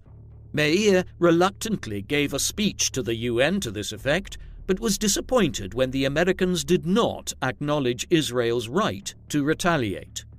In the aftermath of the Suez Crisis, Meir and Ben-Gurion also had their differences about how to deal with West Germany. While Ben-Gurion sought economic and military support from the Germans, Meir was hesitant about engaging a government which retained many former Nazi officials. Over time, as Germany became Israel's second-largest arms supplier, Meir supported Ben-Gurion's policy of seeking closer ties to Germany to the extent that in 1965 she accepted the appointment of former Nazi officer Ralph Friedman Pauls as German ambassador to Israel. In May 1960, Israel's National Security Agency, Mossad, abducted the senior Nazi official Adolf Eichmann from Argentina, where he had fled in 1945 after being found guilty of war crimes. When Argentina complained to the UN that Israel had violated its sovereignty, Meir issued a strong defense of Israeli actions, arguing that the illegal incursion was justified in order to bring perpetrators of the Holocaust to justice. The UN endorsed her argument, and Eichmann was tried and executed in Israel in June 1962. Meir spent much of her tenure as foreign minister developing relations with newly independent states in sub-Saharan Africa. While Meïr saw black Africans as natural allies in the struggle against colonialism and ethnic discrimination, the African states were glad for the opportunity to receive economic assistance from a country that had not been involved in carving up the continent. Meïr helped President Kwame Nkrumah of Ghana establish a state shipping company. Israeli construction companies managed a public works program in Nigeria, and after the Belgians left the Congo in 1962, she provided Israeli army doctors to address the shortage of physicians. While Ben-Gurion was skeptical of his foreign minister's outreach in Africa, Meïr justified her efforts as a means to counter Arab influence in the region. Meïr's interest in Africa was also prompted by a sense that Ben-Gurion saw diplomacy primarily as a means to acquire weapons and relied on officials in the defense ministry, which he ran himself, to guide his relations with the world's leading powers. Not only did Meïr consider the likes of Dayan and Peres needlessly belligerent, she feared that they would turn away from the dominant Labour Zionist ideology. When Ben-Gurion attempted to elevate Dayan and Peres to the cabinet in the late 1950s, Meïr resisted alongside two veteran Mapai leaders, Minister of Education Zalman Aran and Minister of Trade Finis Sapir. A long and tortuous struggle ensued between Ben-Gurion and the Old Guard, led by Meïr, during the first half of the 1960s. Ben-Gurion sought to open a public inquiry into the conduct of Finis Lavon, who served as Minister of Defense from 1954 to 1955. Lavon had been accused of authorizing a false flag operation to bomb various civilian targets in Egypt, but denied any knowledge and blamed Peres as the man responsible. After being forced to resign, Lavon sought to clear his name. When Ben-Gurion proposed a full judicial inquiry, Meïr and most of the Mapai leaders protested, horrified at the prospect of a leadership struggle being played out in public. Ben-Gurion resigned from the premiership in June 1963 and was replaced by Levi Eshkol, but continued to call for a public investigation into the Lavon affair, attacking his successor in the process. Despite being in her mid-60s and having recently been diagnosed with lymphoma, Meïr led the campaign to prevent Ben-Gurion from making a political comeback. When a dying Moshe Sharet attacked Ben-Gurion for undermining national unity in the Knesset in February 1965, Meïr leaned over and kissed him before launching her own assault on the former Prime Minister. Ben-Gurion responded by forming a new party, Rafi, which won 10 seats in the Knesset elections in November. In the meantime, Meïr had organized an alliance with the pro-Soviet incarnation of Adat HaVoida, which had split from Mapai in 1944, which won 45 seats in total, hammering the final nail into Ben-Gurion's political coffin. Following her political victory, Meïr resigned as foreign minister in January 1966 and declared her intention to retire due to illness. She retained considerable political clout and within weeks was asked to serve as Secretary General of Mapai, a role she accepted in order to seek the unification of the moderate socialist parties into a single united Labour Party. Although Eshkol was Prime Minister in name, Meïr was the most powerful political leader in the country. While the Israeli government attempted to recover from the destructive political struggles of the previous decade, tensions were increasing on the Egyptian-Israeli border. On the 16th of May 1967, in response to false Soviet intelligence of an imminent Israeli attack, Nasser requested the withdrawal of the UN peacekeeping force on the Egyptian-Israeli border, which had been in place since the Suez Crisis, intending to replace them with Egyptian soldiers. Eshkol's government struggled to deal with the crisis, while conservative opposition leader Menachem Begin joined forces with Dayan, calling for Ben-Gurion to lead a government of national unity. Eshkol and Meir resisted these moves, but were forced to acquiesce to a national unity government with Dayan as Minister of Defense. On the morning of the 5th of June, Dayan ordered the Israeli Air Force to take to the skies, and within a matter of hours, over 300 Egyptian planes were destroyed on the ground. Over the course of 6 days, Israeli troops reoccupied the Gaza Strip and the Sinai Peninsula and conquered the Golan Heights from Egypt's ally Syria, while East Jerusalem and the West Bank were seized from Jordan. This time, the Israelis were determined to resist UN calls to withdraw their occupation forces. Back in Israel, Meir continued her efforts to unite the moderate left, resulting in the creation of the Israeli Labour Party in January 1968, following the merger of Mapai, Rafi, and Adut. After serving as the first General Secretary of the United Party, Meir stepped down in August 1968, seemingly intent on retiring for good. In order to undermine Dayan's ambitions to become Eshkol's successor, Meir had installed former Adut leader Yigal Allon as Eshkol's deputy prime minister. With Allon and Dayan arguing in the background over what to do with the West Bank, Eshkol had a heart attack in late 1968 and died at the end of February 1969. Recognizing that the appointment of either Allon or Dayan as prime minister would risk a split in the party, Labour Secretary-General Pinhas Sapir invited Meir to become the new prime minister. Recognizing her failing health, she accepted only after being assured by her doctor that she had another 10 years to live. Although both Dayan and Allon were far more popular among the people, on the 7th of March the Labour Party's Central Committee voted unanimously in favour of Meir, who assumed the premiership on the 17th. 2 months shy of her 71st birthday, the woman who had been at Ben-Gurion's right hand in the 1950s before plotting his political downfall in the 1960s, had become the first female head of government in the Western world. The Israel Golda Meir inherited was a far cry from the socialist agrarian paradise she had dreamed about as a young girl in Milwaukee. Nevertheless, she could pride herself on her part in building a homeland for the Jewish people. However, it was one that remained under attack from hostile neighbors.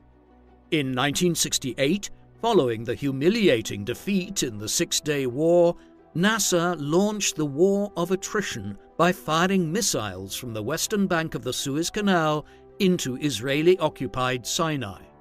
As Prime Minister, Meir inherited Eshkol's coalition, which spanned the political spectrum and created political deadlock.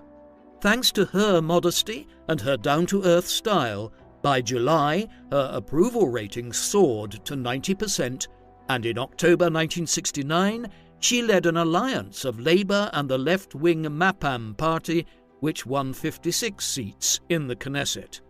Despite her socialist leanings, she struggled to manage the labour disputes which embroiled the country. Although the Israeli economy would grow by 35% from 1969 to 1973, workers' wages did not keep up with inflation, while all the labour unions in the country were run by the state through Histadrut. Meir was unwilling to grant the Histadrut any degree of independence from the state, and the Labour Federation collapsed within a decade. Her fidelity to socialist concepts of collectivism undermined her support among the younger liberal individualist section of society. In March 1971, Meir faced a popular uprising in Jerusalem organized by the Black Panthers, an organization which took its name from the American civil rights group to protest against discrimination against Jews from North Africa and the Middle East who experienced a lower standard of living than those with Eastern European ancestry. The Panthers resented the fact that the Israeli government was dominated by Eastern European Jews and Meir herself had once said that Jews who didn't speak Yiddish were not real Jews. While cracking down on the Panthers, Meir attempted to defend Eastern European Jews by claiming that they had faced more deprivation and discrimination than other Jews, and accused the Panthers of being unpatriotic. The demonstrations continued into the summer, during which the Panthers demanded Meir's resignation and burned her effigy. Despite her previous opposition to Ben-Gurion on the same issue, Meir now argued that defense spending was a priority and the government could not afford social improvements. In spite of the Israeli military's record of success, Meir was anxious about Israel's continued survival, especially after the Palestinian Liberation Organization's leader Yasser Arafat, who had assumed the place of the ailing Nasser as the leader of the Arab cause in 1970, announced that the Arabs sought the destruction of the State of Israel. Though Meir attempted to find a diplomatic solution with her Arab neighbors, they refused to open talks without the Israelis first withdrawing to their pre-1967 borders. Unsurprisingly, Meir refused to give up her bargaining chips before negotiations had even begun. Disillusioned by the UN peace process, the Americans and Soviets attempted to come up with a solution for the Middle East. Neither of the great powers wanted the Cold War to turn hot, and US President Richard Nixon was keen to improve relations with the Soviets. Meir believed that such peace initiatives could not achieve much, while the Arabs remained determined to wipe Israel off the world map. In December 1969, Nixon's Secretary of State William Rogers announced a peace plan based on Israeli withdrawal from all occupied territories in return for an Egyptian promise of non-belligerency. Meir objected to Rogers' vague proposals and instructed her ambassador to Washington to mobilize the American Jewish lobby against it. The Israeli refusal was accompanied by bombing raids into the Egyptian interior, leading the Soviets to increase their arms supplies to Egypt. At the end of July 1970, Meir reluctantly agreed to Rogers' offer of a 90-day ceasefire alongside UN mediation, but her trust in the Americans was undermined when Israeli intelligence discovered that Nasser had used the ceasefire to move a Soviet anti-aircraft missile system into place on the western bank of the Suez Canal. When pressured to demonstrate greater flexibility, the Israeli Prime Minister routinely brought up the anxiety she experienced as a young child faced with the threat of pogroms in the Russian Empire, accusing the Americans in particular of sacrificing Jewish security for their diplomatic ends. As she took her defiant stand, she drew closer to her defense minister and erstwhile rival Moshe Dayan. The Prime Minister acknowledged her ignorance of military affairs and relied on advice from the popular general, while the defense minister respected the political abilities of Israel's matriarch. The death of Nasser in September 1970 raised hopes of a peace settlement with his successor Anwar Sadat. Although Sadat continued to insist on Israeli withdrawal from all the occupied territories, Meir offered a partial withdrawal from the eastern bank of the Suez Canal.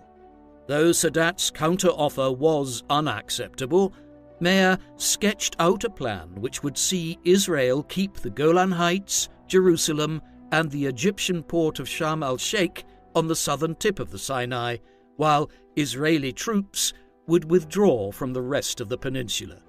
The proposals prompted Menachem Begin to call a vote of no confidence against her, which she survived by the narrowest of margins. Meir's plans for the West Bank and the Gaza Strip were less well defined, but she was prepared to give up these territories to the Arabs, preferably Jordan, since she believed that Israel's security was best served with a Jewish majority state rather than incorporating more than 1 million Arabs from the occupied territories. Unwilling to upset the delicate political balance in the country before the Arabs were serious about negotiations, Meir maintained the status quo, leaving Dayan and the Ministry of Defense to govern the West Bank. Dayan favored the unorthodox solution of a permanent Israeli military presence in the West Bank while allowing the Arab areas to be administered by Jordan. Although opposed by most of his government colleagues, Dayan hoped that coexistence would lead to peace and began to implement his vision, building Jewish settlements in the West Bank and facilitating the movement of goods and people between Israel and Jordan. Despite joining the Egyptians in the 1967 war, the Jordanians remained Israel's best friend among the Arab states. The Israelis recognized that King Hussein had been under considerable pressure to demonstrate pan-Arab solidarity from fellow Arab leaders and his own Palestinian subjects. Hussein was also keen to avoid the fate of his grandfather King Abdullah, whom Meir had met on the eve of Israeli independence and who had been assassinated by a Palestinian terrorist in 1951. On the 6th of September 1970, Palestinian terrorists hijacked 4 commercial planes and landed them on Dawson's Field, a Jordanian airbase, calling for the release of Fedayeen prisoners. After releasing most of the hostages, the Palestinians kept the Jews in custody and blew up the empty planes on the 12th of September. Jordan descended into civil war on the 17th of September when Hussein ordered loyal troops to crush the Fedayeen in his capital of Amman, resulting in Syrian intervention on behalf of the Palestinians. After receiving a plea for help from Hussein, Meir ordered the Israeli Air Force to fly over the Syrian columns in a demonstration of force, which, combined with a successful Jordanian counterattack, halted the Syrian attack. A tentative peace was brokered between Jordan and Palestine by Nasser days before his death. As the stalemate in the Middle East continued, a host of parties offered to mediate a peace settlement, including a delegation of African leaders, Romania's communist dictator Nicolae Ceausescu, and Pope Paul VI. Meir had given up hope of any meaningful peace with the Arabs, and this belief was reinforced on the morning of the 5th of September 1972, when the Palestinian terrorist group Black September kidnapped 11 Israeli athletes at the Munich Olympics. With 2 Israelis already dead, the terrorists threatened to kill the rest unless Israel released over 200 Arab prisoners. The incident was the latest in a series of terrorist attacks against Israeli targets authorized by Arafat's Palestine Liberation Organization, or PLO. When the terrorists refused to accept a ransom payment from the West German authorities, German police launched a botched rescue mission which resulted in the deaths of all the Israelis, a German police officer, and 5 terrorists. In response, on the 15th of September, Meir authorized Mossad to launch an operation to hunt down the terrorists responsible for Munich. When Meir was criticized for depriving the Palestinians of the right to their own nation, she refused to acknowledge the existence of a separate Palestinian nation and argued that Palestinian Arabs were free to settle in any of the Arab states in the Middle East. In May 1973, after 4 years leading the country, Meir announced her intention to step aside from the premiership in October. Her approval ratings remained above 70%, the economy was growing rapidly, and Israel was receiving generous military aid from the US government, which allowed her to feel increasingly secure. While Meir was turning her attention away from defense and towards social policy, in August, the Syrians installed Soviet anti-aircraft batteries opposite the Golan Heights. On the 25th of September, King Hussein secretly visited Israel to warn of an imminent Syrian attack supported by Egypt. Despite Israeli intelligence reports that Egyptian forces were advancing towards the Suez Canal, Dayan believed that the Egyptians would not dare to challenge the Israeli military. On the 5th of October, the Israeli Defense Forces Chief of Staff, General David Al-Azhar, suspected that hostilities were imminent, but the Israeli leadership refrained from full-scale mobilization. On the morning of the 6th of October, the day of Yom Kippur, the most important holiday on the Jewish religious calendar, Meir met with Al-Azhar and Dayan. Although she decided against launching a preemptive airstrike, which would jeopardize American diplomatic support, she agreed to full mobilization over Dayan's objections. The invasion began that afternoon, but the Israeli leadership was confident that they would repeat their previous successes against the Arabs. They were surprised to hear reports of Egyptians launching coordinated strikes on Israeli targets along the canal in the south, while Syrian tanks rolled towards the Golan Heights. The Israeli air superiority, which had won the Six-Day War, was nullified by the Egyptian and Syrian anti-aircraft systems. While a panicked Dayan proposed giving up the Golan for a more defensible position, Al-Azhar remained optimistic that he could hold off the enemy attacks long enough to mobilize his reserves. When a disheartened Dayan offered his resignation, Meir refused, but took personal charge of the war effort, developing plans for a counter-offensive alongside her senior officers. As the Israeli reserves took to the field, the tide of war began to turn at the cost of heavy casualties. By the third day of the war, the Syrians were falling back in the north, while Al-Azhar's costly counterattack in the south halted the Egyptian advance. After recapturing the Golan Heights, Meir authorized the Israeli Defense Force to advance on the Syrian capital of Damascus on the 11th of October. On the 14th of October, Israeli tanks defeated an Egyptian attack in the Sinai, allowing Israeli troops to cross over the canal on the 15th. When the Soviets and Americans proposed a ceasefire and direct negotiations between Egypt and Israel, Meir was initially inclined to reject the terms, since the Israeli Defense Force was poised to surround and eliminate the Egyptian Third Army on the Sinai. After learning that Sadat had accepted the proposals, Meir met U.S. Secretary of State Henry Kissinger to finalize the details of a ceasefire on the 22nd of October. After an Egyptian attempt to break out of the encirclement, fighting resumed until a second ceasefire was agreed on the 25th of October, with the Egyptian Third Army completely trapped. While the Israelis had managed to pull off a victory, 2,600 soldiers had perished in the process, and rather than celebrating, the Israeli people blamed the initial setbacks on Meir and Dayan.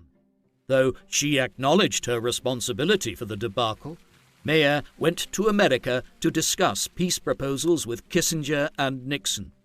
In late-night discussions with Kissinger, Meir adamantly refused to break the encirclement of the Third Army without a prisoner exchange. In the meantime, on the 28th of October, Egyptian and Israeli army officers made good progress in negotiating a prisoner exchange and the resupply of the Egyptian Third Army, as well as the gradual withdrawal of troops from both sides and the reopening of the Suez Canal. The agreement was finalized when Kissinger visited the Middle East the following week.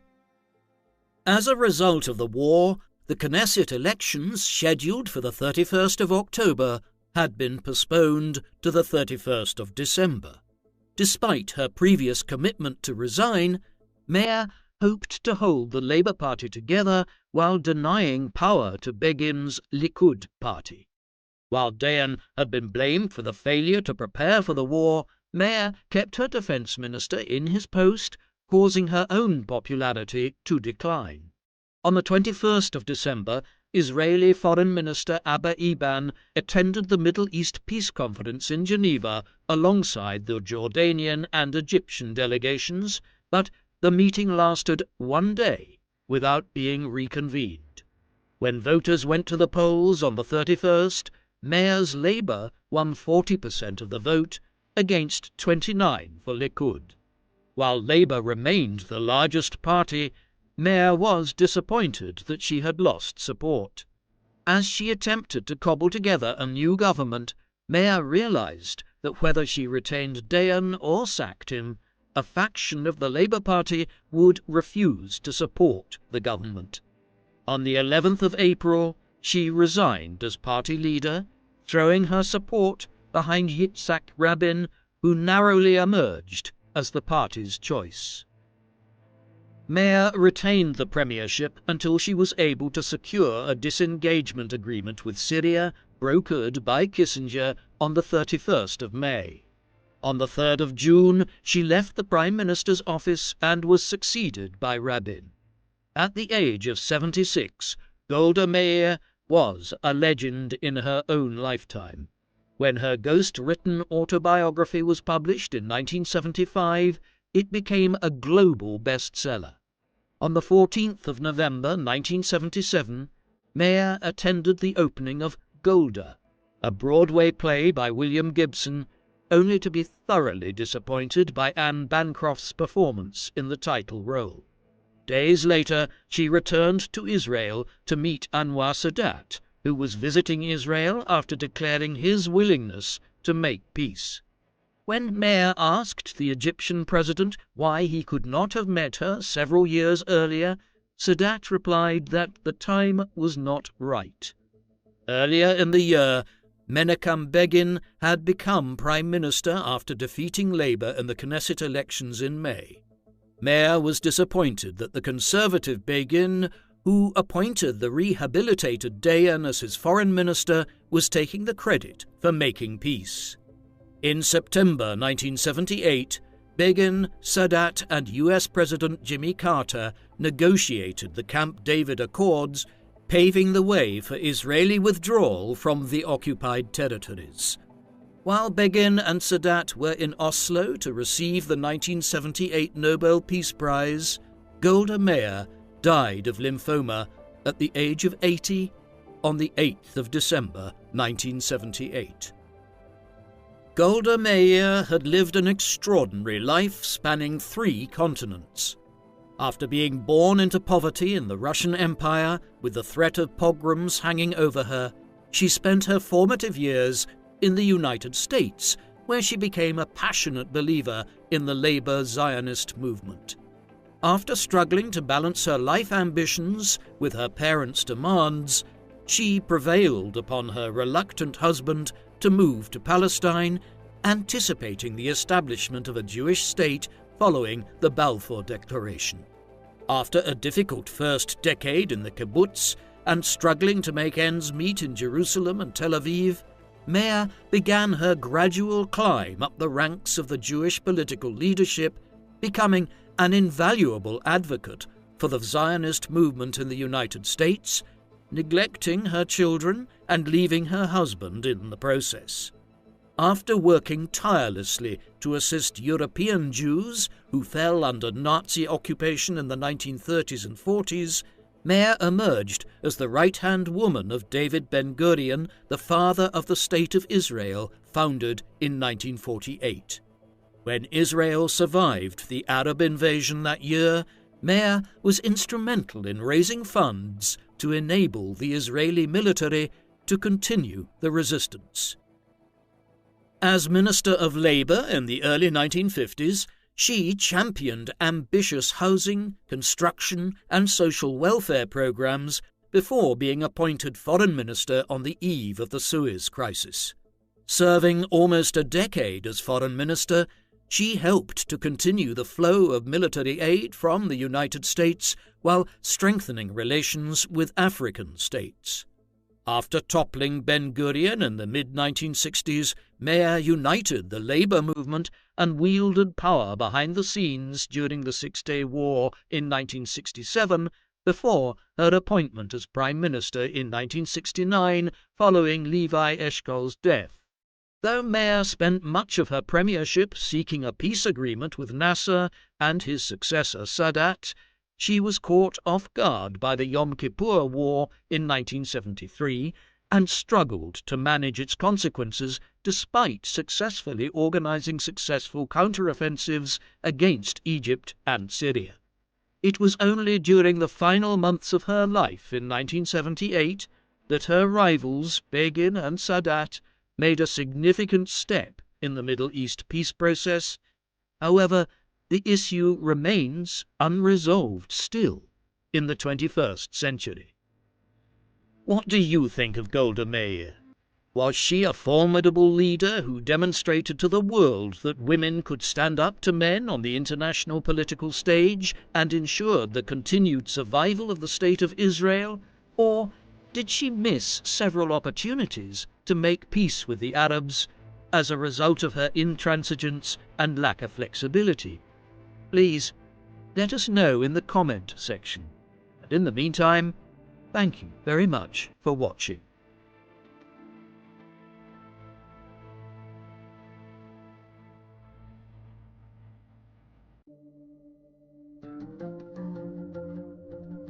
The man known to history as Muammar Gaddafi was born Muammar Mohammed Abu Minya al-Gaddafi. He was born most likely sometime in 1941, though some scholars suggest he was born in the 1930s, or in 1943 to a Bedouin family in the Kadhafa tribe that claimed descent from the Prophet Muhammad near the desert village of Qasr Buhadi, south of the city of Sirta, in the western deserts of Libya. His father, Muhammad Abdul Salam bin Hamid bin Muhammad, simply known as Abu Minya, was a subsistence goat and camel herder. His mother was named Aisha bin Nihran. Both were Arab descendants and were part of the rural poor communities that made up the majority of Italian Libya. Gaddafi was born in a land that had for millennia been occupied by various invaders. He later wrote that men from his tribe feared the sea, refusing to go near it because of the legacy of seaborne invaders. The most recent invasions had occurred following the decline of the Ottoman Empire in the early 20th century. Libya, then known as Tripoli, had long been a semi-autonomous region of the Ottoman Empire, at times functioning more as an independent state than a part of the Turkish-led empire. This independence came under threat in 1902, when European powers divided Africa into spheres of influence. In their discussions, European leaders concluded that Italy had a legitimate claim to the territory known as Libya. Italians saw Libya as rightfully their own, claiming ownership based on their descent from the Romans, who had previously conquered the territory over 1,000 years earlier. As Italian interest in conquering Libya grew, the territory was racked by divisions, as the Young Turk Revolution rocked the Ottoman Empire. The Young Turk Revolution was a series of constitutional reforms forced by Turkish nationalists beginning in 1908 that divided elites across the empire, even in far-off provinces such as Libya, where supporters of the revolutionaries sought to oust political appointees of the Ottoman Sultan. In the chaos following the revolution, many Libyans threw their support behind the invading Italians, who in September of 1911 launched a major invasion of Libya. The Italians soon seized many coastal cities. However, they were unable to penetrate deeper into the hinterlands of Libya, leading to a long and bloody war between supporters of the Ottoman Empire and the Italian forces and their allies. Increasingly, however, as the Ottoman Empire found itself embroiled in World War I, the Libyans were forced to fend for themselves, helping to further fracture the Libyan resistance into smaller, bickering factions. Fighting and protracted negotiations lasted between the Libyans and Italians until 1923, when Benito Mussolini, the new fascist leader of Italy, launched an all-out invasion of the territory. By 1926, over 20,000 Italian troops were stationed in Libya, and the dictator used all available means, including modern weaponry such as tanks, airplanes, and poison gas. Gaddafi's father fought against these invaders, along with thousands of other Libyans. However, their efforts were largely unsuccessful. Not only did the Italians bring modern weaponry to bear against the people of Libya, but they also created concentration camps that held likely over 100,000 Libyans, or 2/3 of the population. Perhaps as many as 70,000 people died in these camps.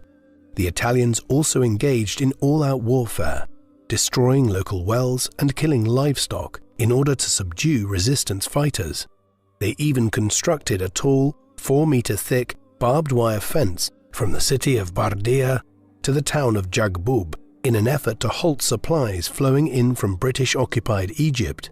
As Italians gained control of larger swathes of Libya, officials encouraged large numbers of immigrants from the Italian mainland to migrate to the newly conquered territory, particularly as Mussolini's policies of vast public works began coming to Libya. Roads, new settlements, and other modern conveniences were all part of the Italian government's efforts to increase the European presence in Libya. However, they also actively discouraged local political participation, instead favoring an Italian-controlled government that frequently clashed with local Libyan tribes. The Italians furthermore sought to suppress all Libyan literature in an effort to force Libyans to become more like their colonizers. Throughout this period, many Libyans continued to favor pan-Islamic governments, or those governments that united various nationalities under the common belief system of Islam. However, a growing portion of the Libyan population, particularly the younger generation that came of age following the collapse of the Ottoman Empire in 1918 and the Italian occupation, came to favor Arab nationalism or the belief in a nation-state based on Arab ethnicity rather than based on religion. The first efforts at creating an independent nation-state of Libya were in November of 1918, when the Tripoli Republic was formed and declared its independence both from Ottoman and European powers. However, no recognition came from European powers, particularly since the British in 1915 had promised the Italians control of Libya in order to gain their support during the Great War. The results were Italian occupation and oppression of local political activity. Fleeing from the oppression, many Libyan exiles in the 1920s and 1930s conducted a fiery, if ineffective, war of words against the Italians, helping to develop a strong Libyan nationalist movement that would later impact Gaddafi. During World War II, few Libyans were willing to support either the Allies or the Axis. Both sides contained former enemies, the Allies having both the British and French, who had allowed Italy to conquer Libya, and the Axis having Italy. Libyans provided the Allies some assistance in exchange for promises of independence following the war. However, trust in European promises was never very strong among many of the Libyan community.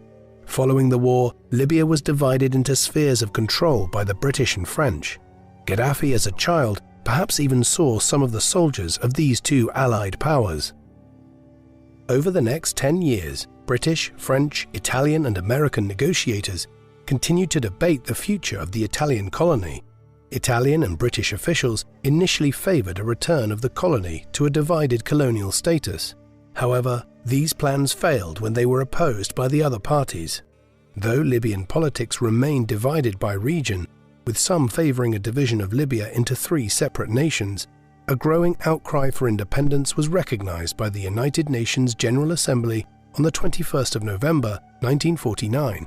After extended and serious debate, the delegates called for Libya to become an independent and sovereign state no later than the 1st of January 1952. Following the appointment of a commission comprised of international and Libyan delegates, progress towards independence was rapid, with the Libyan National Assembly on the 7th of October 1951 approving the formation of a constitutional, hereditary monarchy built within the framework of a federal system. King Idris I, who was previously known as Muhammad Idris al-Mahdi al-Sanusi, was chosen as the first monarch of Libya, and Islam was declared the state religion. During this period, Libya remained a solid ally of the West, providing a stable ally for Western powers concerned with the expanding Cold War between the United States and the Soviet Union. Though initially hampered by crippling poverty and disunion, gradually the Libyan state seemed to be headed towards greater prosperity, as deals with Italy and the discovery of oil in 1959 provided King Idris greater economic security. However, rather than liberalize with the expanding economy, King Idris tightened his control of the state, fighting back against efforts to generate political and social reform. Many Libyans were angered that much of the surplus profit generated by oil went to Westerners' pockets, despite the fact that Western companies provided the bulk of the investment to power oil development. Oil revenues also increased wealth disparities between Libyans, which further frustrated many young Libyans who viewed their government as outdated and in the pockets of Western powers. Throughout the 1960s, these tensions between the king's government and the people only heightened, leaving many to seek a new solution to the corruption of the king's officials. These problems were further inflamed by the spread of pan-Arab nationalism, an ideology based on the idea that Arabs could regain their former glory if they united across the region against outsiders. This belief system gained greater following, particularly among young Arabs across North Africa and the Middle East, especially following the humiliation of Arab armies by Israeli forces during the Six-Day War fought between the 5th of June and the 10th of June 1967. Many Arabs were furious at the West's response to Israel's victory. Each of these factors helped to create the perfect storm necessary for a revolution. As he tended his family's herds, Gaddafi watched as his beloved people seemed to succumb to Western influence and local corruption. Gaddafi first received his education at a local Muslim elementary school, where legend tells that he was looked down on for his Bedouin roots. He supposedly slept in the local mosque at night on school days and returned to his family on the weekends, where he primarily lived with his mother and 3 sisters. His father, now a merchant, was often traveling and gone from home.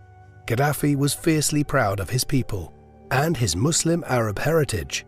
He likely was angered by the stories his father and others told about the atrocities committed by the Italians and other Westerners during the World War period. He perhaps mourned when the State of Israel was successfully created in 1948, signifying the loss of Palestine as an Arab state. Despite all the defeats suffered by the Arabs, one bright star seemed to shine in the Arab world. Egyptian leader Gamal Abdel Nasser, the new president of Egypt, who had organized a coup to overthrow the Egyptian King Farouk in 1952, when Gaddafi was around 10 years old. Gaddafi became an avid listener of the radio program, The Voice of the Arabs, a show that originated from Cairo, Egypt, that supported the Nasser regime. By his teenage years, Gaddafi had found his hero in Nasser. Nasser's efforts to expel Western influence in Egypt, socialize the nation, and unite Arabs across the Middle East and North Africa was thrilling to the young disciple of Libya. According to Gaddafi himself, it was during these years that he first began to envision himself changing his nation and becoming a hero like Nasser, even though he was a lowly schoolboy in the rural west of Libya. Gaddafi organized local student protests during the 1956 Suez Crisis, also known as the Second Arab-Israeli War, or the tripartite aggression in many Arab households, which began in late 1956 when Israel, the United Kingdom, and France invaded Egypt in an effort to capture the Suez Canal and overthrow Nasser, who had recently nationalized the canal, which had been owned by foreign powers. Israel sought primarily to end Nasser's blockade of their port in the Straits of Tehran. The invasion was a failure for the Europeans and only strengthened Nasser's reputation and his prestige in the minds of many young Arabs, such as the 15-year-old Gaddafi. It also enraged many Libyans, and violent protests broke out across the country after Libyans learned that British officials had considered using its bases in Libya to attack Egypt. Gaddafi likely applauded the riots and protests, believing that the nation was disentangling itself from the hold of Western powers. Gaddafi was seen as a leader among his peers and was known for his powerful personality. Many of his classmates, like himself, desired to free Libya by eventually toppling King Idris. As a teenager, Gaddafi enrolled at Sabha High School in Fezzan, Kadhafi. There, he and his friends formed what they called a central committee and held secret meetings to discuss the political ideas of President Nasser and perhaps other leading Arab thinkers, while also plotting to overthrow the Libyan monarchy. As his movement expanded, he divided his followers into cells of revolutionary operatives. While still lacking much of the structure of a truly revolutionary movement, Gaddafi was showing promise as a leader of Libyan Arab nationalists. As he worked to create his movement, Gaddafi increasingly came to dislike teachers and intellectuals, believing such people to have an enormous self-regard and believed that they frequently misguided their students. Gaddafi often later in life singled out teachers for criticism in his speeches, perhaps reflecting the experiences of his youth. In 1961, Gaddafi was expelled from his school for leading a student protest against Syria withdrawing from the United Arab Republic, which it had established with Egypt in 1958. At the protest in the town centre of Sebha, Gaddafi praised Nasser and condemned British and American military bases in Libya. His speech not only got him expelled, but also banned from studying in his home province. Leaving his home and family, Gaddafi travelled north to Misrata, over 700 kilometres north, to finish his studies, which he did in 1961. Undeterred by his expulsion from his home province, Gaddafi set about expanding his network of revolutionaries while finishing his education. His recruitment efforts expanded beyond Misrata, and Gaddafi found recruits in Tripoli, Janzur, Jletin, and Homs, allowing him to create an even broader network of revolutionary cells throughout the country. While building his network, Gaddafi briefly studied history at the University of Tripoli. However, more momentous was a gathering of his followers in 1963. Members of the cells from Sabha, Misrata, and Tripoli, and likely other cities, gathered to discuss future plans for the movement. At this meeting, the organizers and participants decided that Gaddafi and 2 others from the movement would enroll at the Benghazi Military Academy, though some suggest the idea originated from Gaddafi alone. Their purpose in enlisting in the army was to begin recruiting supporters for a coup among the army. Gaddafi later recalled, "The army was the only thing capable of imposing the people's will by force." Gaddafi soon insisted that others in his movement enlist as well, and though some of his fellow revolutionaries were less enthusiastic about enlisting in the army, Gaddafi's orders were to be followed to the letter. As Gaddafi entered the army, he reorganized his movement to directly resemble that of Nasser's Egyptian revolutionaries, Gaddafi renaming it the Free Unionist Officers Movement and creating another central committee to direct the movement. Some of his boyhood friends were key members of Gaddafi's inner circle as he rose to power. Some of these men were Ali al-Khudri, Abdel Salem Jalud, Mustafa al-Kharoubi, and Abu Bakr Yunis Jabir, all who later held prestigious positions within Gaddafi's government. Frequently, Gaddafi was punished for his rebellion against officers and the military structure. Yet the young man continued to defy the system he hated. Meetings of the revolutionaries were held during holidays and in secret locations throughout Libya. Members of the movement continued to recruit enthusiastically, seeking to gain broad support, particularly in the military, necessary to execute a successful coup. They also gathered military supplies and hid them throughout Libya. While in the academy, Gaddafi demonstrated a brutal and sinister aspect to his leadership. When a cadet committed a sexual offense, under the direction of Gaddafi, the young cadet had his hands and feet bound and was dragged to a firing location, where Gaddafi and his associates proceeded to shoot the young man without killing him until an officer arrived to finish the job, at which Gaddafi and his fellow officers simply laughed.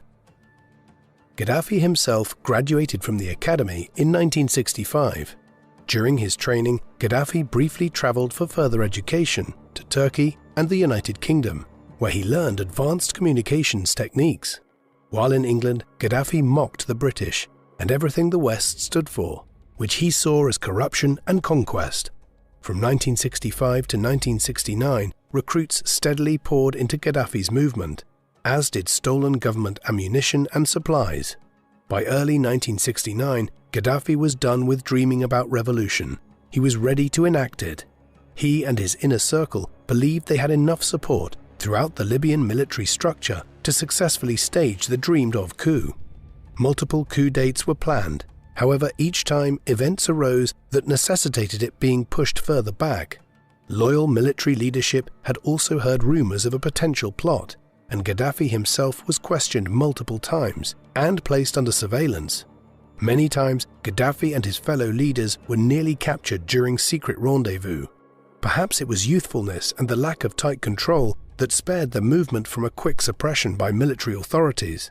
Leading military officials later recalled that they were fairly certain Gaddafi and his followers were plotting a coup. However, they believed it a pipe dream that could never be accomplished. How wrong those officials proved to be when, on the 1st of September 1969, Gaddafi and his followers launched their revolution. Gaddafi was tense during the start of the coup, but he depended on his faith in Allah, who he believed was on his side. Gaddafi recalled that a radio broadcast from Egypt had included the Quranic line, "Allah will not deny the faithful their reward." Gaddafi saw this verse as a sign and trusted that at 2:30 a.m., the prearranged hour of the coup, he and his co-conspirators would successfully establish a true Arab government that would no longer bow to Western nations. At the pre-signaled hour, Gaddafi and his followers worked to control radio stations and other communication networks essential for the government. Mistakes were made throughout the process, conspirators not arriving at the correct destination, officials escaping arrest, and countless other problems plagued the coup. However, the Libyan government, so divided and powerless, collapsed in the face of the determined conspirators. King Idris, who was away from the palace, turned to the British for aid. However, British officials had little stomach for any intervention in the Middle East. The monarchy had fallen quickly, and Gaddafi and his followers now wielded absolute control of the state. Libyans awoke on the 1st of September 1969 to the voice of Gaddafi on their radio sets. He spoke rousingly, declaring that Libya is a free, self-governing republic. She will advance on the road to freedom, the path of unity and social justice. With God's help, prosperity and equality will be seen to rule us all. Over the next few weeks, Gaddafi and his circle worked to present themselves to the people as ideal rulers. Gaddafi built his support off a group of educated middle-class Libyans who had rapidly accepted ideas of pan-Arab nationalism. Many had been taught by nationalistic teachers from Egypt, Palestine and Sudan who had been brought up to staff Libya's schools prior to the coup. Many had also done what Gaddafi did as a teenager and listened to radio broadcasts emanating from groups across the Middle East who advocated for a shift towards an Arab unity. Furthermore, other Libyans had traveled to Egyptian and Iraqi universities, where the success of nationalist leaders had transformed those nations. Many Libyans were excited at the youth, the lowly origins and charisma of the new revolutionary leaders. Despite the excitement of some Libyans, others were concerned that the cadre of revolutionaries had seemingly sprung out of nowhere and seemed to have no experience in the realm of global politics. Gaddafi and his band of revolutionaries understood that they needed to act quickly to ensure their movement's survival. To ensure their success, Gaddafi reached out to Egypt. President Nasser, shocked like many other leaders across the globe, sent his chief advisor to see what had occurred in Libya. Later, Nasser himself met Gaddafi and was amazed at how rustic the revolutionaries were. Truly, it had been a revolution that surprised even the most dedicated pan-Arabist. Despite his surprise, Nasser sent a host of advisors and military officers to help stave off a counter-revolution. As Egyptian advisors arrived, Gaddafi and his inner circle worked quickly to radically alter the political structure of the nation and destroy the last vestiges of royal authority. He and his friends arrested hundreds of individuals, including royal family members, politicians, government officials, and army officers who posed the least threat. At the time, the punishments imposed on these opponents was light, though Gaddafi and his revolutionaries humiliated their adversaries by holding public trials that were televised across the nation.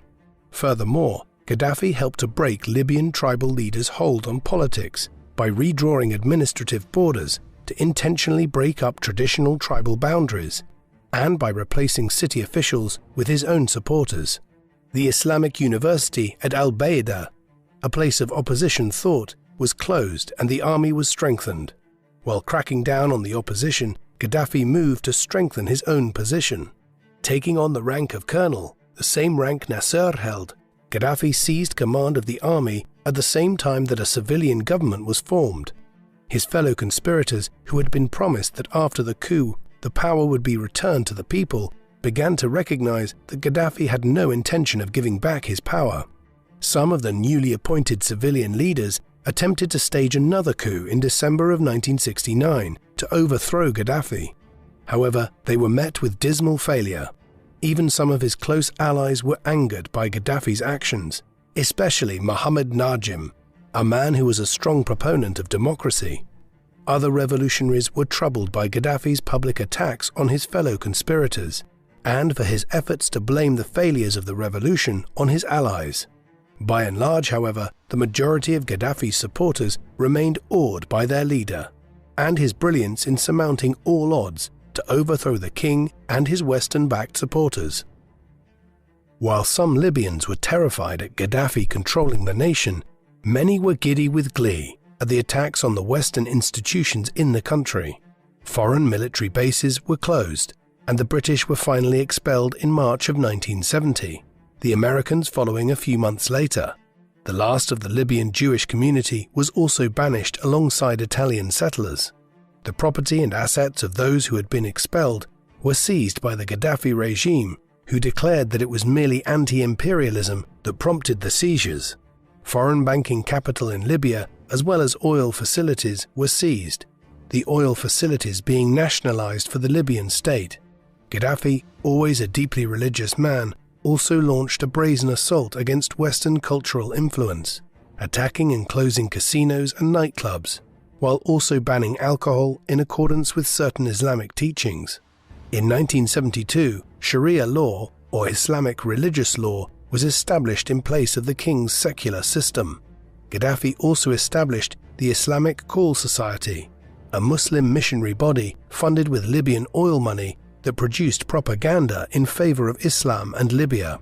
While some Libyans were outraged at the assault on their rights, many others were excited at the restoration of religious authority and the expulsion of the West from Libya. Too many years of imperial aspirations had hardened most Libyans' feelings regarding the West. Westerners were colonizers and conquerors who frequently broke their promises and enabled corruption in local governments. Gaddafi capitalized on these feelings to build up his own power and encourage mass support for his plans. Gaddafi and his closest supporters mobilized the state to ban all political activity not approved by his inner circle, the most dramatic law being Law No. 71.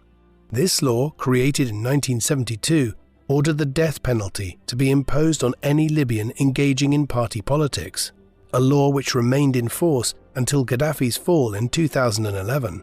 The revolutionaries also banned unofficial trade unions, the only approved unions being monitored closely by the government's Ministry of Labour. The free press was hamstrung, with 10 major newspapers being closed at the order of the state. Even state-approved presses were rigidly censored to ensure only the state's messages could be disseminated.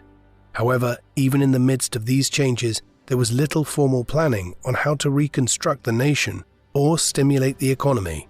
While authoritarian measures were passed, the economy collapsed and unemployment skyrocketed.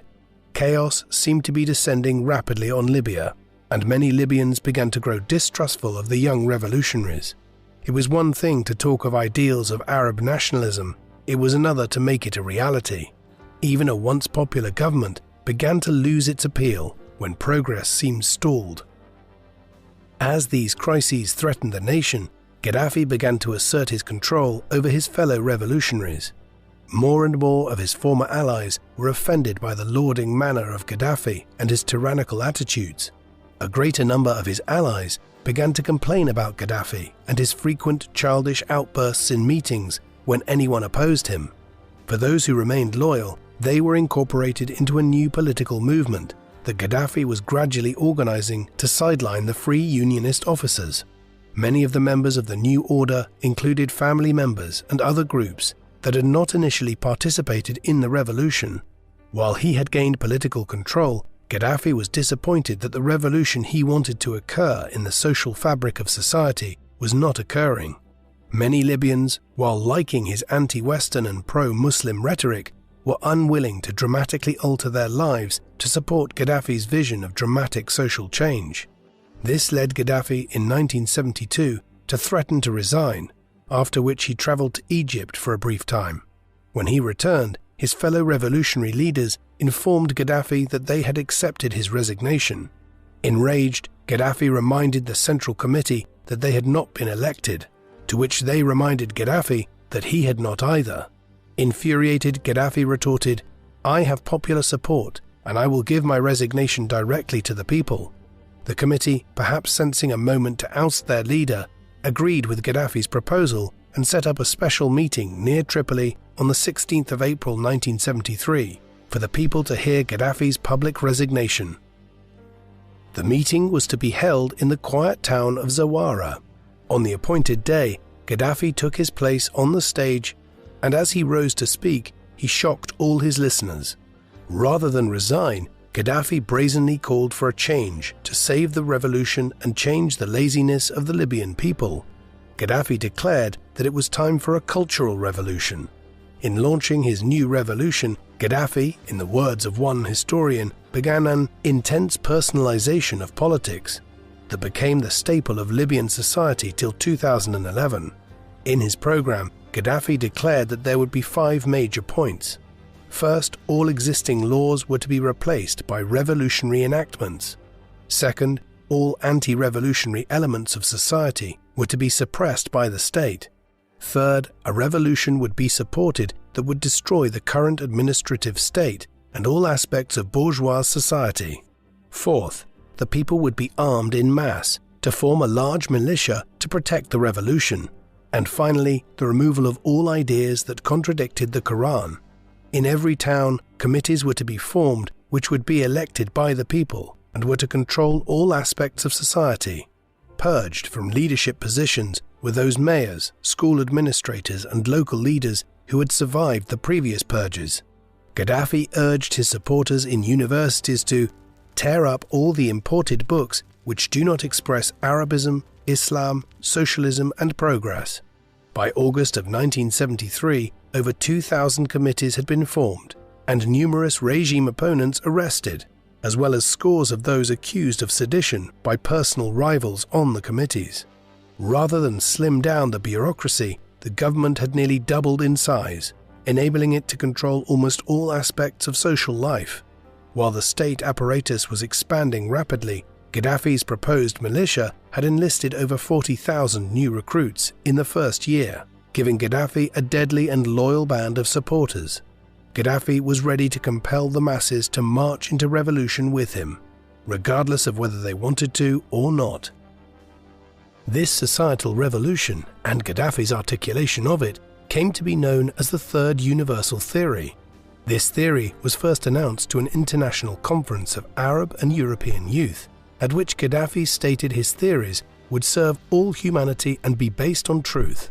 His theories sought to navigate the political spectrum between communism and capitalism, and was, in Gaddafi's view, to be a new middle way. Gaddafi argued that capitalism had turned societies into a circus that had been handed over to the individual without any restraints, while communism turned humans into mere sheep controlled by the government.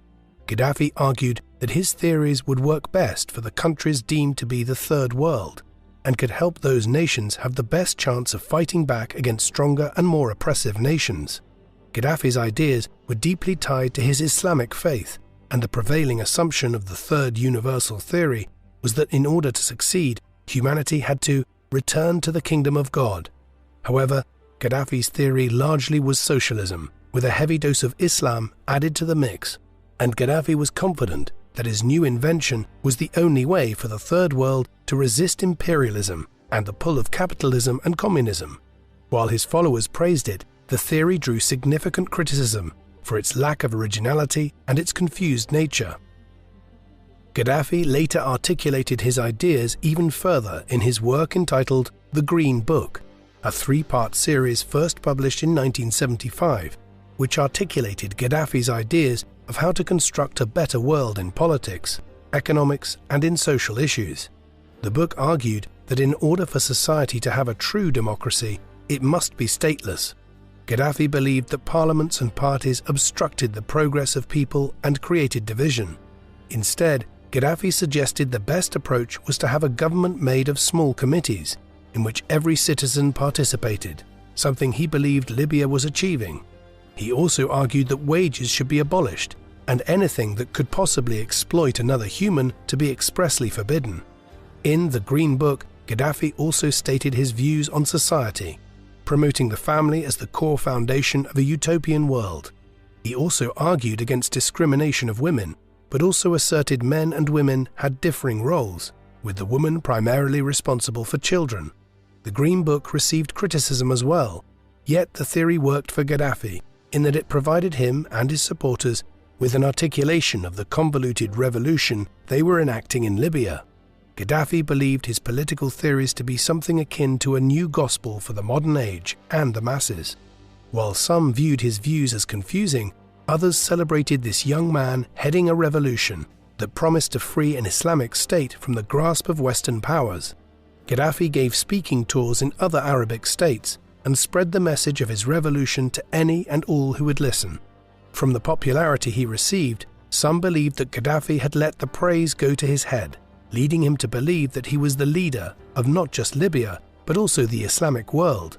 Some of his fellow revolutionaries grew more frustrated at Gaddafi's arrogance. A few resigned and refused to support the new government. Some former friends went to more extreme measures, such as attempting a coup in 1975, which, like the previous attempted coup, failed dramatically, as it was discovered before it had even begun. Gaddafi was firmly in power, and rebellion would not be tolerated in the least. On the 2nd of March 1977 in Sebha, Libya, Gaddafi announced the declaration of the establishment of the authority of the people, which marked the beginning of the Jamahiriya, or state of the masses.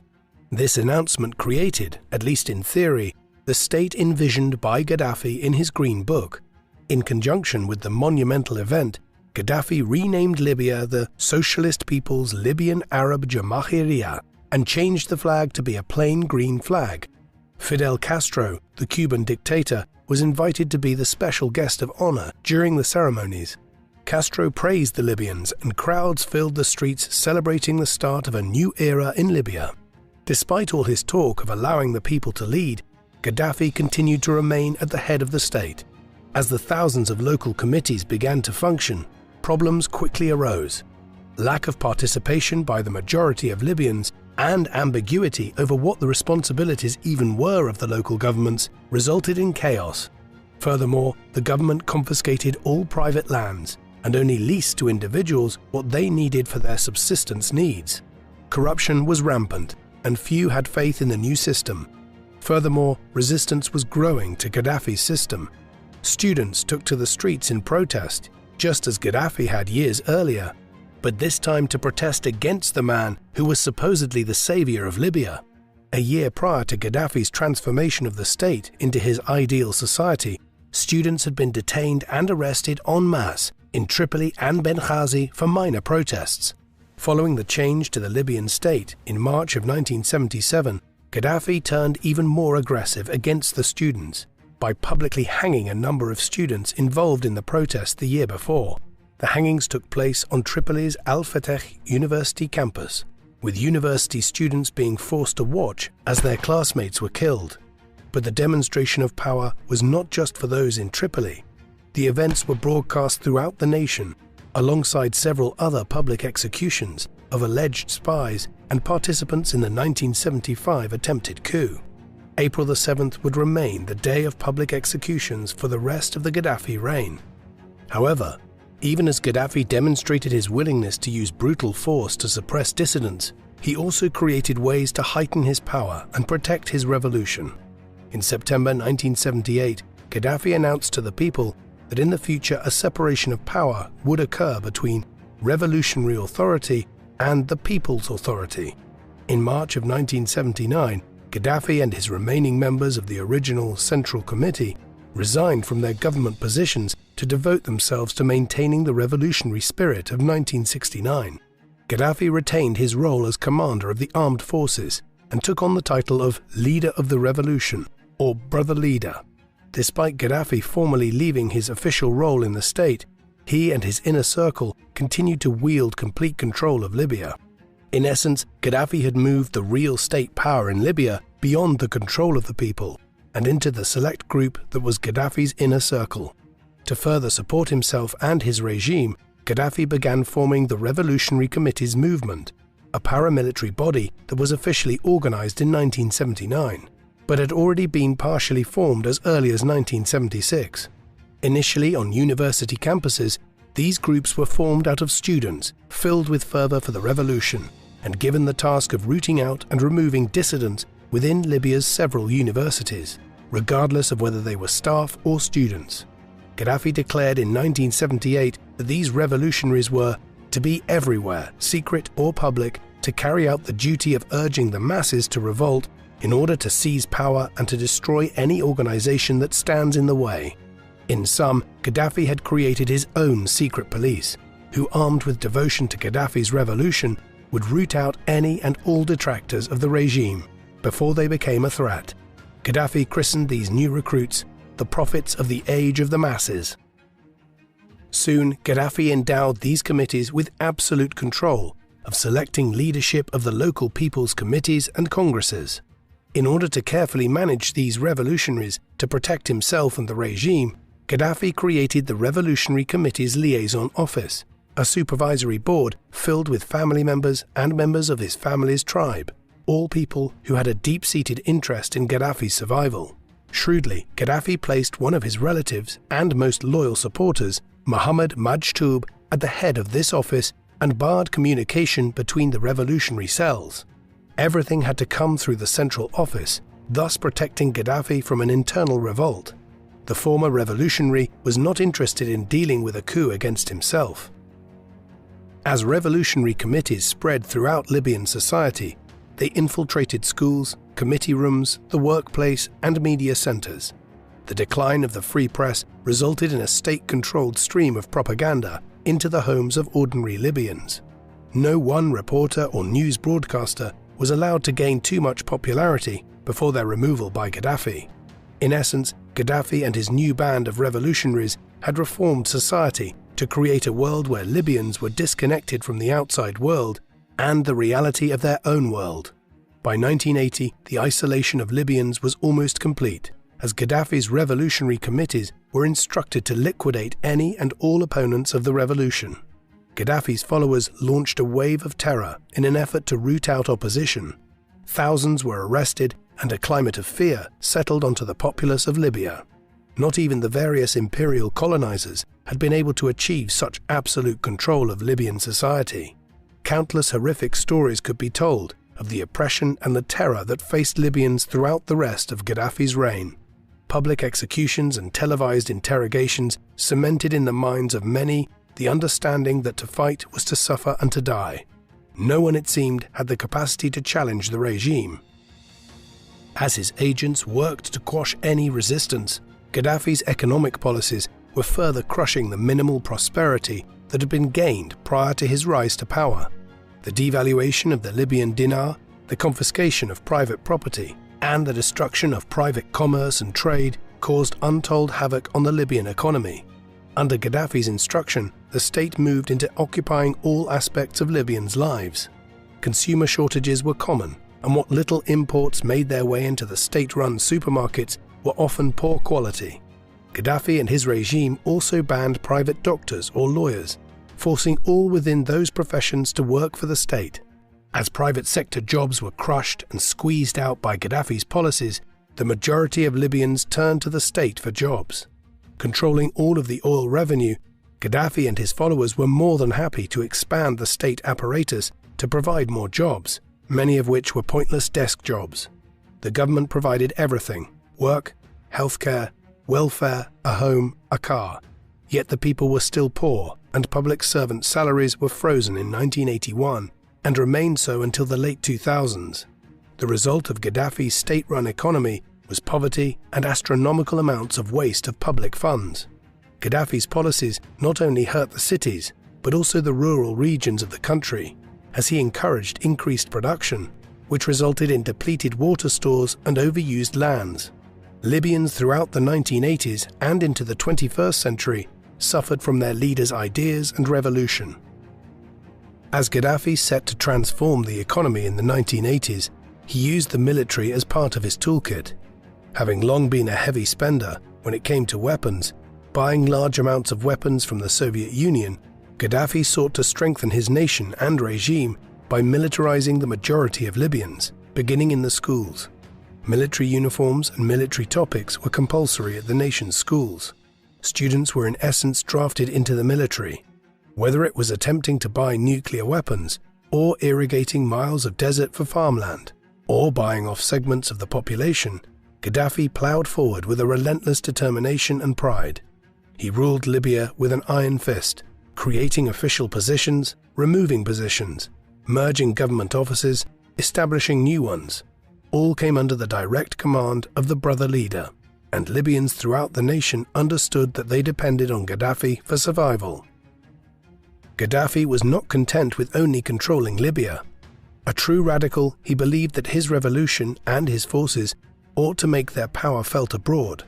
While causing concerns among American leaders that his state was aligned with the Soviet Union, nothing could be further from the truth. Gaddafi wanted Russian guns, but he saw Russia as an imperial power, one to be resisted and eventually destroyed. Gaddafi wanted all to see him as a helper of the oppressed and those resisting colonialism. However, more importantly, he saw himself as a revolutionary for the Arab world. He believed that his revolution held the answers to crushing Israel, expelling Westerners, and returning the Middle East to its former glory. His attitude and plans to conquer Israel were mocked and resented by rival leaders who were frustrated with the young hothead from Libya. He further enraged fellow Arab leaders when at a celebration in Libya in June of 1970, Gaddafi threatened the visiting foreign dignitaries, including his hero, Egyptian President Nasser, with revolution if they did not unite together. Nasser angrily slammed his fist on the table and ordered Gaddafi to shut up. Though briefly reminded of his place, Gaddafi was undeterred. He believed that upon Nasser's death in 1970, he himself would hold the place Nasser had occupied in international politics. He also declared that Libya, and by extension himself, would be the catalyst in unifying Arabs everywhere into a single nation, much as Prussia had unified Germany and Piedmont had unified Italy. While the rest of the region had moved on from the vision of a pan-Arab nation, Gaddafi clung to this vision with a tenacity which characterized the rest of his life. In speeches and in his writings, Gaddafi constantly envisioned his nation leading Arabs to a brighter future. As other leaders across the region resisted his efforts to unite their countries with his own, Gaddafi began working behind the scenes to destroy those who opposed him. During the 1970s and 1980s, Gaddafi was accused of helping orchestrate an assassination attempt on the Tunisian Prime Minister Hadi Nouira and supplying and training rebel Tunisians who attacked a mining town near the Tunisian-Libyan border. When France sent aid to help Tunisia, Gaddafi allowed mobs to attack and burn the French embassy in Tripoli. He supported an attempted coup in Morocco, as well as one in Sudan, and had attempted to foment rebellions in Egypt. As his fellow Arab leaders sought to quell the firebrand revolutionary, Gaddafi only intensified his efforts. He angered fellow Arabs by supporting the Iranians and Iraqi Kurds against Saddam Hussein, Iraq's nationalistic leader, and considered one of the Middle East's leading Arab figures in the 1980s. Gaddafi, ironically, considered Hussein a thug and did everything in his powers to fight him. Furthermore, Gaddafi saw the Iranians as far more anti-Western than many Arabs, a prime virtue in his eyes. However, one area he did agree on was supporting the Palestinians.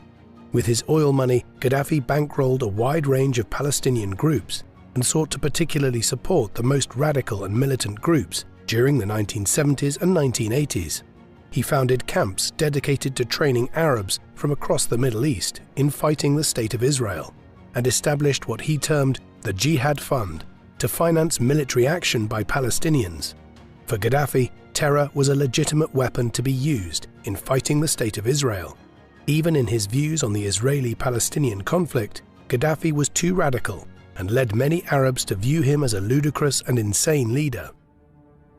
As Gaddafi worked to stir up the Middle East, he also began using his oil money to buy political capital in Africa and across the globe. Gaddafi was determined to be seen as a leader who supported the weak against the strong. He funded communist insurgents in Italy and Japan, Muslim insurgents in the Philippines, the Irish Republican Army, Basque separatists, and dozens of other movements in the Americas. However, a large chunk of his oil funds went to his ventures in Africa. Gaddafi first sent Libyan dollars and troops to aid the Ugandan dictator President Idi Amin, who was locked in a conflict with Tanzania in 1972. He continued to support Amin even as international opinion darkened and Amin's forces were routed. In 1978, Gaddafi sent 2,500 Libyan soldiers to the rescue of his ally, only to learn that his troops had been completely routed. Gaddafi also began aiding Emperor Jean Bedel Bokassa of the Central African Republic, especially after his conversion to Islam in 1976. Gaddafi channeled millions to Bokassa, only to learn that the monarch had returned to Christianity. Still, he continued to support the emperor and fed the cash-strapped dictator funds to continue his ruthless rule of the Central African Republic. In the same way that he erratically funded tyrants, he also provided support to anti-colonial and anti-apartheid movements throughout Africa, including Nelson Mandela's African National Congress. Gaddafi became a force to be reckoned with in Africa, and many leaders came to take the dictator of Libya seriously. However, his most notorious interference was in the African nation of Chad, as he supported Muslim rebels in their bloody civil war against the Christian government. By the 1980s, the war had turned against the Muslim rebels, to such a point that their leader Gokoni Ouedi began to seek for peace. Gaddafi refused to allow the conflict to stop and attempted to arrest Ouedi while he was in Libya. The results were disastrous. The people of Chad collectively turned against Gaddafi and began marching towards Libya. Between 8,000 and 10,000 Libyan soldiers, many of whom were conscripts, were killed in the fighting, which lasted until September of 1987, when Chadian soldiers moved into Libyan territory. Not only did the war end in a disastrous defeat, but it also led to many Libyan soldiers defecting to Chad and joining the Libyan opposition. The war was costly, but Gaddafi seemed to care little about the repercussions. While pouring funds into various projects across Africa and the Middle East, Gaddafi remained steadfastly committed to overthrowing imperialism in any form, be it from the West or from the Soviet Union. By 1977, Libya had completely alienated the United States of America's leadership, who saw Gaddafi as sponsoring terrorism and insurgency. Relations further soured as Gaddafi created an international arm to his secret police, which he titled the International Mataba to resist imperialism, racism, and reactionary forces in 1982. Headed by Moussa Koussa, one of the most feared men in Libya, this new force was tasked with spreading Gaddafi's revolution abroad and punishing those Libyans outside the country who dared to challenge Gaddafi. Based out of Libyan embassies, Gaddafi's revolutionaries began looking to round up those they termed stray dogs or Libyan dissidents. Gaddafi was paranoid that perhaps those anti-regimists would topple his creation, and he sought to brutally suppress them, even going so far as to tolerate plane hijackings and attacks on foreign soil. However, even before the establishment of the International Mataba, Gaddafi's people were at work trying to silence the opposition. In April of 1980, two Libyan expatriates, Mohammed Ramadan, a Libyan journalist with BBC's Arabic service, and Mahmoud Abu Nafa, a lawyer, were shot and killed in London. Soon afterwards, more murders of Libyans occurred in Italy. When foreign opposition mounted, Gaddafi brushed the international anger aside. He had once stated, "Some people will die and people will forget about them, but the result will be that right will triumph, good will triumph, progress will triumph." This type of attitude, combined with Gaddafi's support of terrorism and ties to the Soviet Union, earned him the ire of US President Ronald Reagan, whom Gaddafi derided as a second-rate actor. Reagan called Gaddafi the mad dog of the Middle East and saw his meddling in world affairs as a proxy for Soviet ambitions. Even prior to Gaddafi's founding of the International Mataba, Reagan had broken off diplomatic relations in 1981, and had approved US planes to shoot down 2 Libyan aircraft in a dispute in the Gulf of Sirte. Tensions throughout the 1980s were sky-high between the United States and Gaddafi. Gaddafi, never one to back down to a challenge, particularly a challenge from the West, continued to brazenly support revolutions throughout the globe. Gaddafi had made many foes over the years, not the least being the United States of America. In the 1970s and 1980s, Gaddafi enraged Sunni Muslims for his declarations that rejected anything outside of the Quran. Furthermore, his religious views often maddened local and international Muslim leaders, who condemned Gaddafi's actions and labeled him a heathen. While religious leaders abroad continued to denounce Gaddafi, local religious leaders suffered house arrest, persecution, and death for defying Gaddafi's religious views. Many others chafed at the brutality and lack of freedom in the Libyan state. Outside of Libya, Gaddafi had alienated many leaders in the Middle East and Africa, who saw him as a threat. In the West, the reactions to Gaddafi were mixed. Some favored ignoring the man, particularly those leaders of nations that were most dependent on the flow of oil coming from Libyan shores. Others, such as leaders in the United Kingdom and the United States, saw Gaddafi as reckless and dangerous to humanity. After a bombing in a Berlin nightclub killed several Americans revealed that Gaddafi had been behind the attack.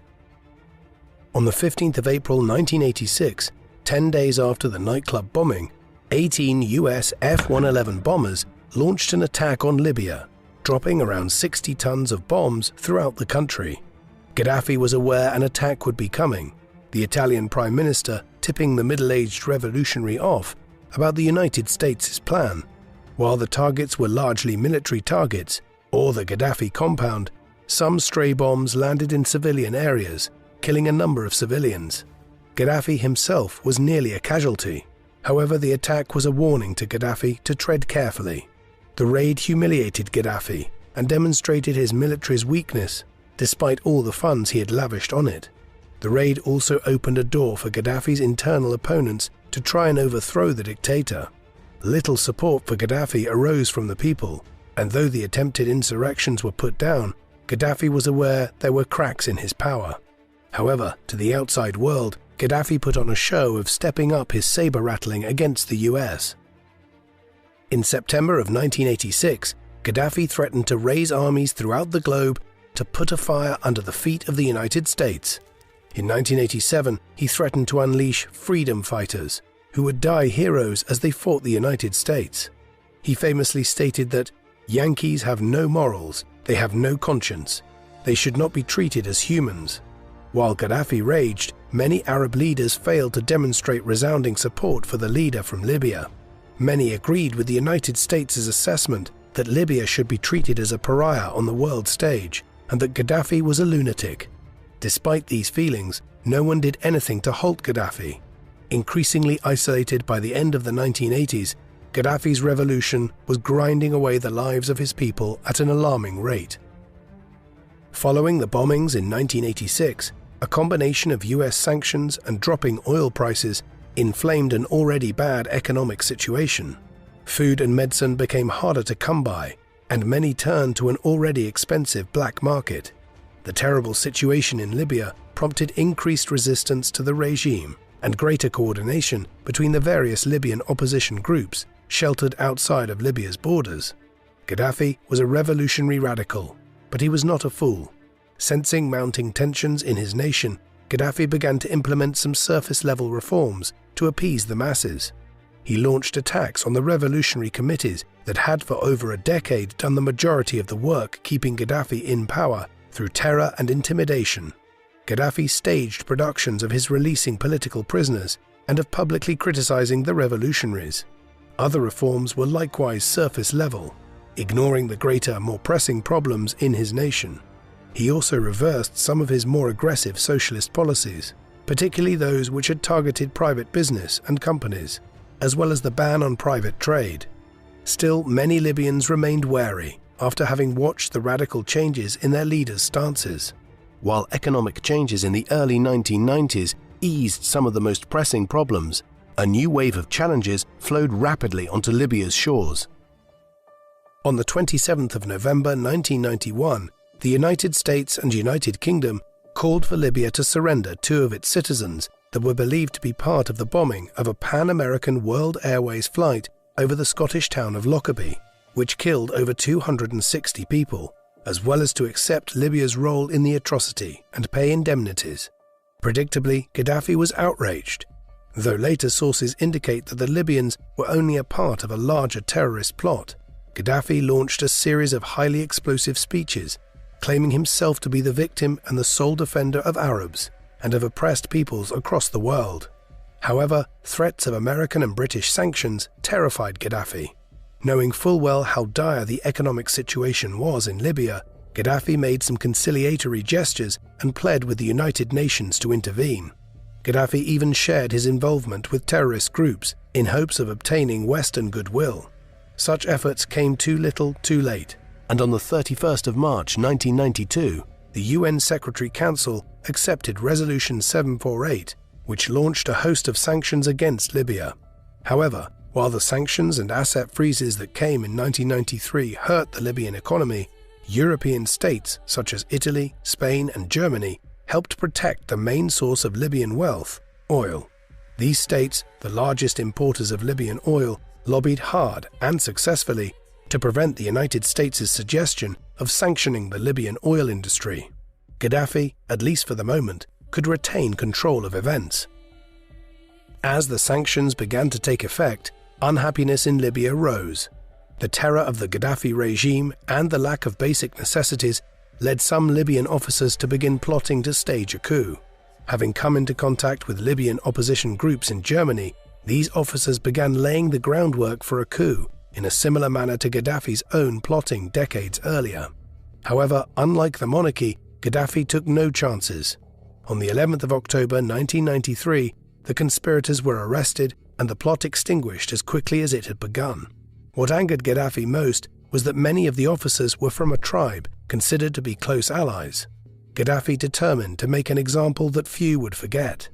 As their interrogations were broadcast on TV, Gaddafi forced the would-be revolutionaries to claim they were stooges of the United States, and cunningly, Gaddafi forced their own tribe to punish them and their families. The loyal elements of the Wurfela tribe, which many of the conspirators had been a part of, set about destroying the homes of the revolutionaries and terrifying the family members connected to the conspirators. Finally, in January 1997, the horrific drama ended when 6 officers were executed by firing squad and 2 civilians hanged. Other dissidents emerged, though these came not from the military but rather from militant Islamic groups who were determined to destroy what they saw as the heathen Gaddafi state. Gaddafi was shocked given the emphasis his revolution had placed on incorporating Islam into the social structure. He watched warily as the neighboring state of Algeria plunged into civil war in the 1990s as Islamist elements rebelled against the army. In Libya, underground groups of Islamist activists were launching their own revolution. In the 1980s, growing numbers of activists publicly denounced Gaddafi, and despite the brutal crackdowns, more and more of the Libyan population became sympathetic. After a failed jihad by local militants in 1989, Gaddafi spent the 1990s cracking down through mass arrests, which inevitably led to torture and brutal suppression. Gaddafi also launched a speaking vendetta against the Islamist movement, decrying the militants and their allies as heretics and enemies of progress.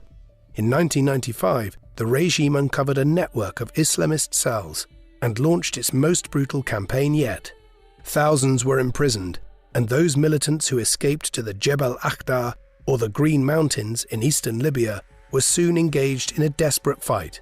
Many of these fighters had experience in fighting more heavily armed enemies, having served with the Mujahideen in Afghanistan fighting the Soviet Union's invasion. The rebels nearly succeeded in assassinating Gaddafi in November 1996, when a militant threw a grenade at him while he was visiting the town of Brak. In response, Gaddafi launched a scorched earth campaign, targeting anyone even remotely associated with the rebels. The revolutionary committees were once again given free rein, their atrocities being broadcast on national television. The army tightened control of the east, which turned into a security zone. In 1996, at the Abu Slim prison, the regime massacred 1,286 political prisoners and buried the victims in mass graves. To further heighten his control, Gaddafi in 1997 introduced the Charter of Honor, a law which imposed collective punishment on families and tribes who harbored militants, such as restricting access to water or electricity. He also economically abandoned the eastern half of the country, punishing it for its support of the Islamist rebels. Isolated even from the rest of the country, the east began to appear as a post-war zone, with abandoned and ruined infrastructure engulfing cities such as Benghazi. The brutal crackdown had pushed the resistant underground and left Gaddafi in power, but it failed to kill off the memory of the rebels. Furthermore, the record high inflation of an average of 35% made life difficult to say the least. While most Libyans suffered, well-connected elites and traders saw their wealth only rise, creating a new and powerful upper class. Corruption was rife in every part of the realm, and the social system seemed to be on the verge of collapse. The never-ending crisis of the 1990s seemed to be tempering as many nations lifted their costly embargoes on Libya in 1998. Furthermore, anti-Western protests erupted when a Scottish court convicted a Libyan of murder in the 1992 Pan Am flight incident. As American officials continued to battle with Gaddafi over his responsibility for the bombing, the dictator saw this only as confirmation of the United States' imperialism and became incensed at American demands that Libya compensate the victims. However, a core group of advisors, understanding the dangers of another period of isolation, convinced their leader to work with the Americans. Still, Gaddafi declared his and Libya's innocence in the bombing, all the while terrifying Western leaders who through their spy networks knew that Gaddafi was assembling designs and materials for a nuclear bomb. These fears were laid aside following the 9/11 terror attacks in the United States, and a slew of other attacks throughout the West. Gaddafi saw his moment to regain the upper hand and gleefully declared that he had long warned the West of the dangers of Islamists like Osama bin Laden. The desperate need of the West for Arab allies took a curious turn when Gaddafi condemned the 9/11 attacks and offered the United States his support. For a man who had spent the majority of his life attacking the United States, this shift was quite a turn. However, as with many other moments during his reign, his personal vendetta against Libyan Islamists took precedent over his hatred of the United States. Libya quickly began sharing all its information on Libyan Islamists, seeking to garner the goodwill of the West, even going so far as to abandon its nuclear and chemical weapons programs. Though deeply suspicious, Americans underestimated the desire that Gaddafi had to preserve his regime. Gaddafi knew that unless something was done to rectify the economic crisis, his days were numbered. By December 2003, Libya had agreed to terminate its weapons of mass destruction program and allow inspectors into the state, while some American leaders, such as Secretary of State Colin Powell, gloated that Gaddafi had been cowed by the American invasion of Iraq and Afghanistan, a claim which Gaddafi furiously denied. Rumors circulated among Libyans that Gaddafi was next, which in some circles was welcomed. No one wanted the Americans back on Libyan soil, but in the same breath, many wondered if it could be much worse than having Gaddafi remain in power. Gaddafi, however, had toed the line and had brought his country back into the good books of the Americans and British. By June 2004, the US once again had diplomatic relations with Libya, and in September of 2004, the US lifted its sanctions, and by 2006 had removed Libya from its list of state sponsors of terrorism. Relations quickly evolved to be more sympathetic, and during the tenure of President Barack Obama, Gaddafi visited the United States for the first time in September of 2009 to participate in the United Nations General Assembly. Despite Gaddafi's softening stance on the West, he refused to reform and instead unleashed a renewed fervor for revolution in the 2000s. He called on the youth of Libya to reinvigorate the revolution, while promising the people that nothing in the government would change. However, he did allow more foreign investments and provide token improvements to garner the approval of the West.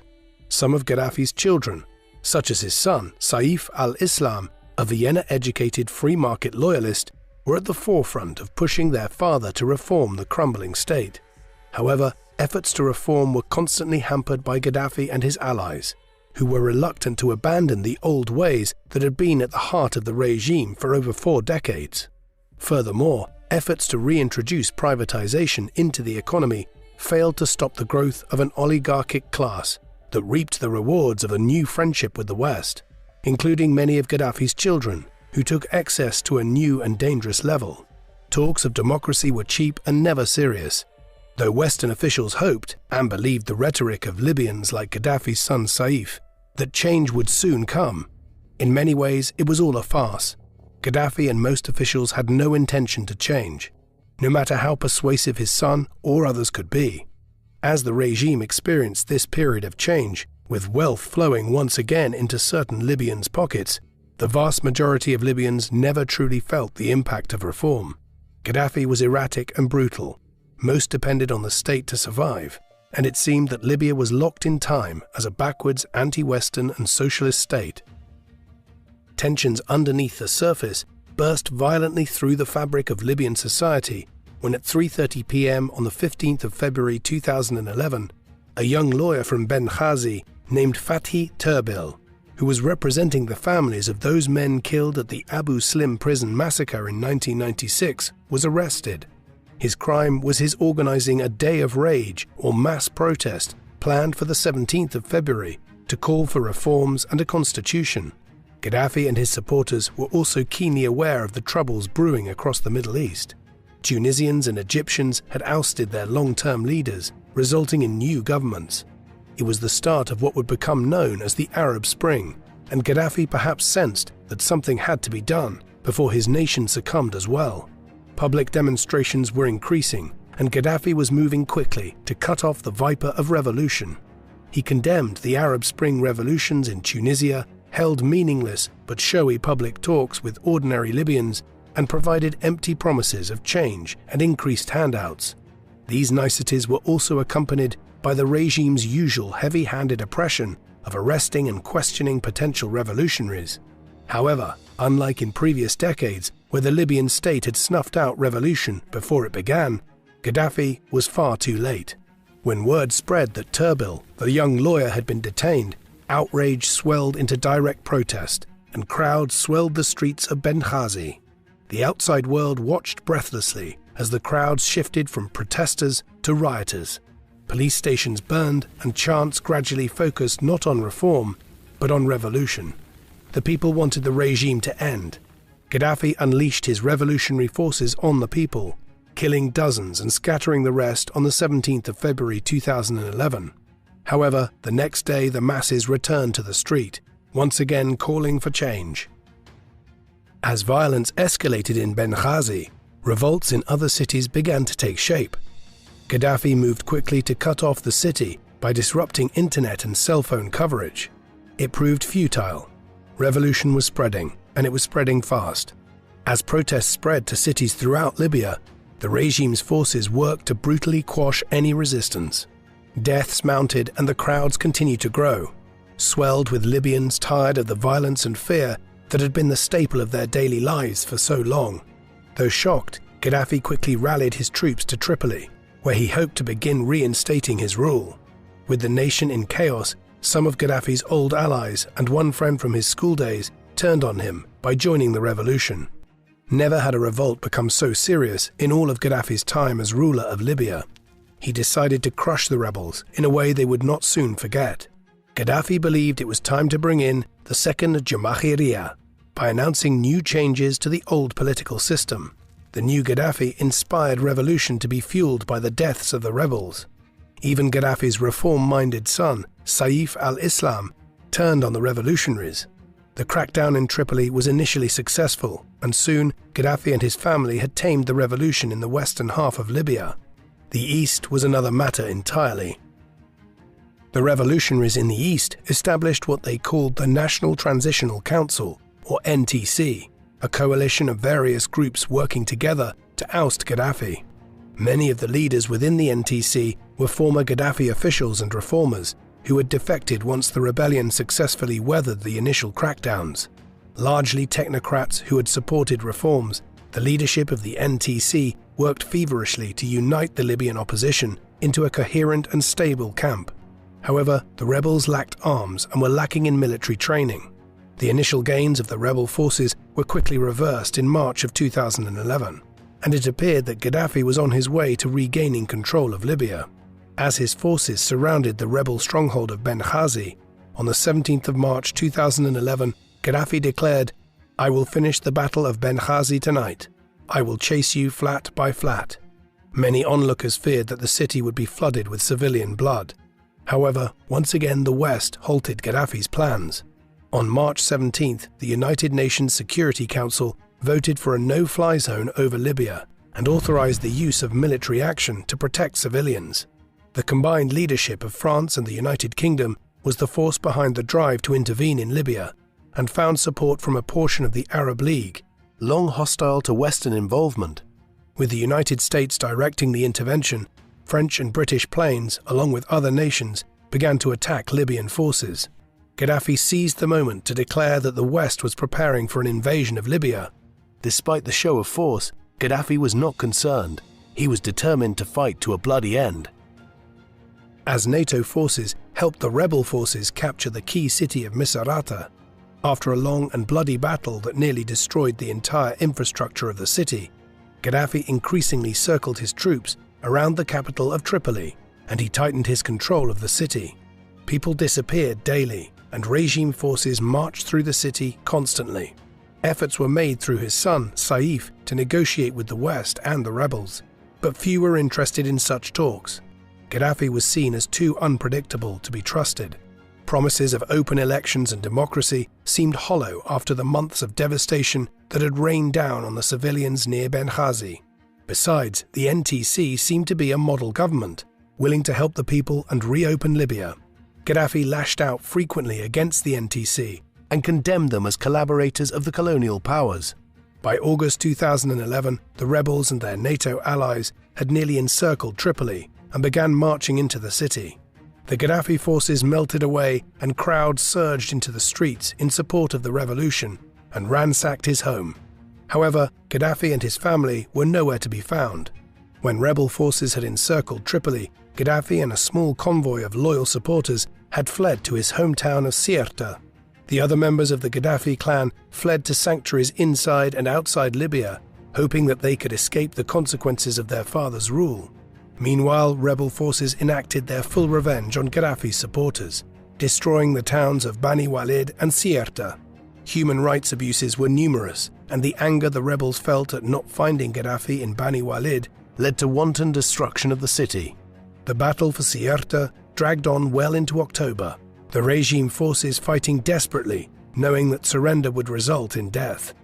Gaddafi himself remained in Sirte, surviving on rice and pasta he had scavenged from the ruins of the city. He read the Quran and made phone calls for help on his satellite phone.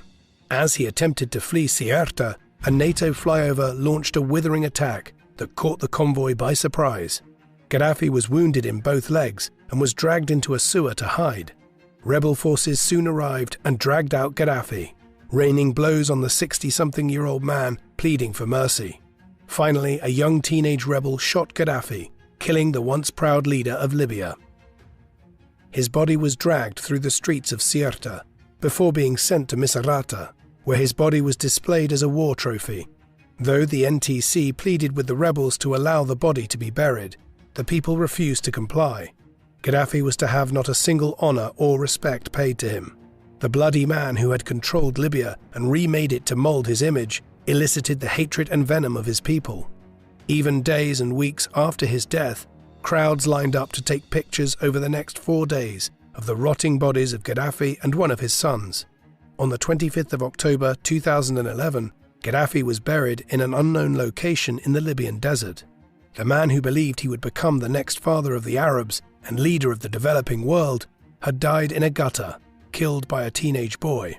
Though he had rained terror down on the Libyan people for 40 years, his reign ended through the will of the people he always declared he was meant to represent.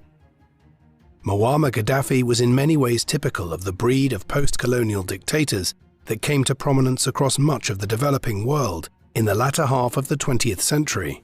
Often claiming to rule in the name of the people of their respective countries, but succumbing to tyrannical and egotistical rule, brutal oppression and risky wars.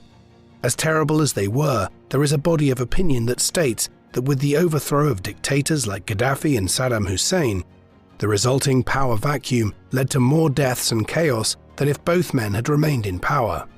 This assertion is countered by others, however, who state that the people of countries like Libya deserved better than Gaddafi, and the road to democracy, although long and bloody, must be trod or at least attempted in the hope of building a better future. What do you think of Muammar Gaddafi? Was he a strong man and radical revolutionary forced to violence by the pressures of the West? Or was he a true tyrant who cared little for the health and safety of his people? Please let us know in the comments section, and in the meantime, thank you very much for watching.